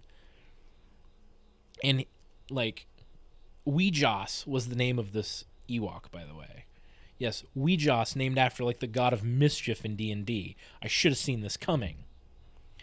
But Weejoss picks up the holocron and starts like staring into it and getting all of the like knowledge of the Emperor, right? And our friend Jason, who's been playing kind of a barbarian, he only took force sensitivity so that he could learn lightsabers, so that he could be like a barbarian with a lightsaber. He's standing behind Weejoss as Weejoss is basically staring into this holocron, like getting all this Sith knowledge, right? And Jason like looks at me across the table and he goes, "So what's Matt doing right now?" And I was like, "Well, you see him and he's staring into this thing and he's just completely enraptured in this crystal as this like light is coming out of it and just penetrating his mind." And Jason goes, "So he can't see me what I'm doing?" I'm like, "No." And Matt's like, wait a minute, what are you doing?" And Jason's like, "I'm just going to turn on my lightsaber and kill him. Cuz this is out of hand. I'm just going to murder him." And Matt's like, "You can't do that." I turn around and I stop him. I'm like, "Your character doesn't know this is happening. Your character is wrapped up in this Sith holocron that he just pulled out of the Emperor's ass." And he's like, "No, that's bullshit." And we're like, "No, it's not bullshit. This is like, you're distracted. He's behind you. He has you at a complete loss. You're fully enraptured in this Sith holocron. This is a coup de grace." And like Jason like has to roll for it still, but like you're at like all these negative penalties and all this, and Matt's like, "This is total bullshit." And I'm like, "All right, fine. I'll allow you like a reflex save. Do you want to do a reflex save or like a willpower save? What save do you think is most appropriate for you to notice that he's about to cut you in half?" And he's like, "I think it'd be willpower so that, you know, I can like break my concentration on the Sith thing and defend myself." I'm like, "All right, I'll allow you a willpower save." And he botches it. Just a flat out critical fail. And I was like, "Nope. You are fully wrapped up in this Sith holocron, just like drooling out of the side of your mouth because you're getting all this nummy tasty info and all these Sith secrets, the secret of Darth Plagueis. All of this is just penetrating your mind. You are effectively the ultimate Sith overlord in the universe right now. Like all these years and millennia of Sith knowledge is just pumping through your head." And as I'm saying this, Jason rolls and he rolls a crit. Like a perfect 20. It was wonderful. He's like, "Good, I fucking kill him." Just the Ewok just falls to pieces. And then Jason's like, "So now I pick up the thing and look at it." So Jason does the thing and he's like, "I'll take all the knowledge." He takes it, and Jason's girlfriend goes, "Can he do, is this happening with him now?" And I'm like, "Yeah." Jason's like, "Yeah, but I've got this huge willpower save bonus, because he had some big stupid race, but they had a willpower bonus." And he's like, "I get this willpower bonus, though. I'll see her coming." I'm like, "All right, we'll throw." And he rolls a 2. So, like, it wasn't even enough to break the concentration. And Sahara, his girlfriend, was like, I don't even want to get close to him. I'm just going to shoot him with this rifle that he dropped." So he got shot with the rifle that he helped the Ewok shoot Vader and the Emperor with. She basically went into this ship, saw her friends murder Vader and the Emperor, and then drop their guns, find this crystal and start staring at it. The one murders the other one, picks up the crystal, starts staring at it, and she's like, "You know what?" Blows him away, doesn't even pick up the crystal, sets the ship self-destruct, gets back to the ship, flies away. End of campaign. The ship explodes behind them, destroying the holocron and all of the Sith knowledge with it. And then we have the Rise of Skywalker.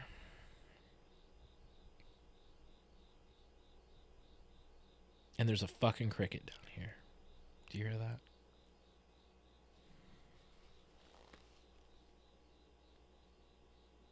Maybe he's not. Maybe he's outside. You had a character stand trial for crimes against the living. Oh, that's nice. You built power armor and custom missiles that fired nuclear payloads. Nice. I have never played in the Rifts universe, but I have tons of Rifts and GURPS source books. Because I think... Is Rifts the one where they licensed a bunch of different stuff? Like, I had a Teenage Mutant Ninja Turtles. Nah, fuck those people. Kaboom. Well, that's like the end of Lonesome Road on Fallout New Vegas. Palladium Games, that's the one. They had Ninjas and Super Spies. And then the Ninja Turtles. And if you put those two together... Yes, the Robotech one too. I forgot about that one. And they like crossed over, I remember. Because my one friend had Teenage Mutant Ninja Turtles, Ninjas and Super Spies together. So when you were creating your character with the two source books, you could basically pick any like animal. And even down to like, you could be like a mutant clam. And like you had like defense bonuses and stuff like that. But like, you could pick any animal, and then you could pick any like martial art and like other disciplines and stuff. And you could make like a super, super tailored and fair mutant character that you would then play within the universe. 3 different systems in the Palladium verse. Okay.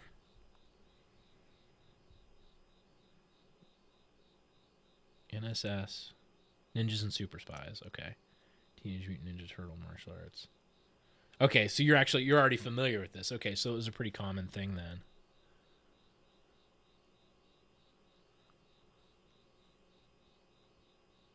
Or are those the 3? Ninjas, Super Spies. Oh, and fantasy. Okay, cool. Yeah, like he basically told me like, oh, and then the modern. Okay. Oh, I see. Okay, so the last 3 comments were the three universes. Okay. But yeah, it was really cool because he had me roll up some characters because he was going to run a campaign, and we never got around to it. But I had a Triceratops character that was like a master of sumo, and I mean, it cracked me up just imagining like a Triceratops, like, and then like come at you with his freaking horns. And then there was like a mouse that was like a master of Jeet Kune Do. Of course, it was like a little person and a mouse, and they were super fast. It was like this little miniature mouse Bruce Lee. It was great. Never got to play it, but it was such a cool concept.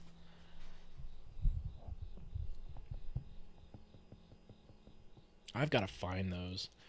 Because the thing was, like, their character creation was just out of this world good. Like, if you wanted, like, a weird character trait, it was probably in one of those source books. Like, I remember there was a source book that was even going over, like, you know, your character has an anxiety disorder. Or, like, different flaws that your characters could have. It was really cool. I gotta find all those.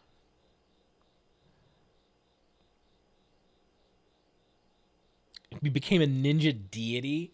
That's cool. That is cool. He had actual followers. Nice. Nice. Well, brother, I'm coming up on 5 hours, and that's a ridiculous time to stream. My, like, average is probably just tanking right now, because I'm pretty sure it's just you and me BSing in a chat room. It's like chat roulette without the dicks. Man. My, my conversation is just not going to get me in the Wizards Creator Program. It was good to hang out with you, man. I always appreciate you coming by. And like I said, once all this BS in the world stops. We need to hang out more, because I my friend Eric, he shows up every now and then to come play Magic with us. And the whole time I lived over on the southeast side with Rob. Now, mind you, I lived with Rob in 2011. I moved in with Alyssa mid 2012, moved out of her place November of 2013, and I lived with Rob until last year. So that, what, 8 years?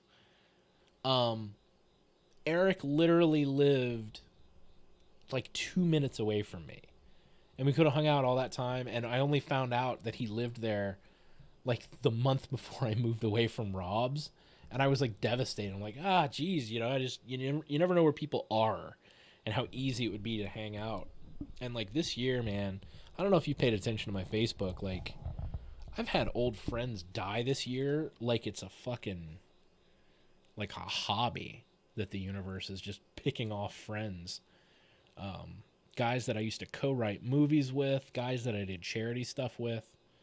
And it's kind of made me realize, like, it has been a roller coaster. It's a pretty crazy year. I mean, my fiance left me in June. My haunt group fell apart. It's been rough. And now my damn car. So I don't know. It's kind of made me appreciate the people that you really want to hang with, and you've always been one of those. So, and it's weird. Like, you've always been there. like you've always been on the other end of the digital, like, space.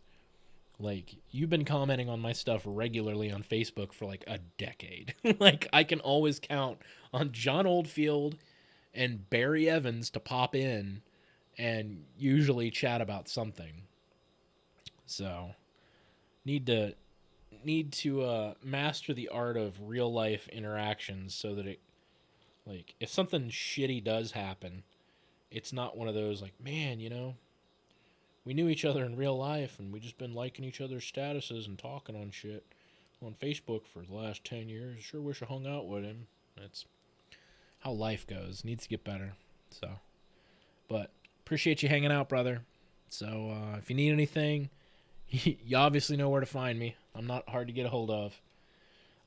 I'll be a little less mobile, possibly, for the next, week or two. I just saw his update the other day. Yeah, no shit, right? How many times have you seen that?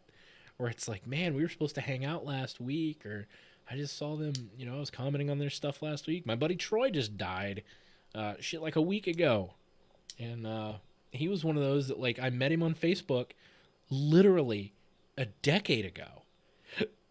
He's from Columbus, or maybe Dayton, but I was going to drive to Pittsburgh last week. And he just died of, like, I think he had cancer or some shit.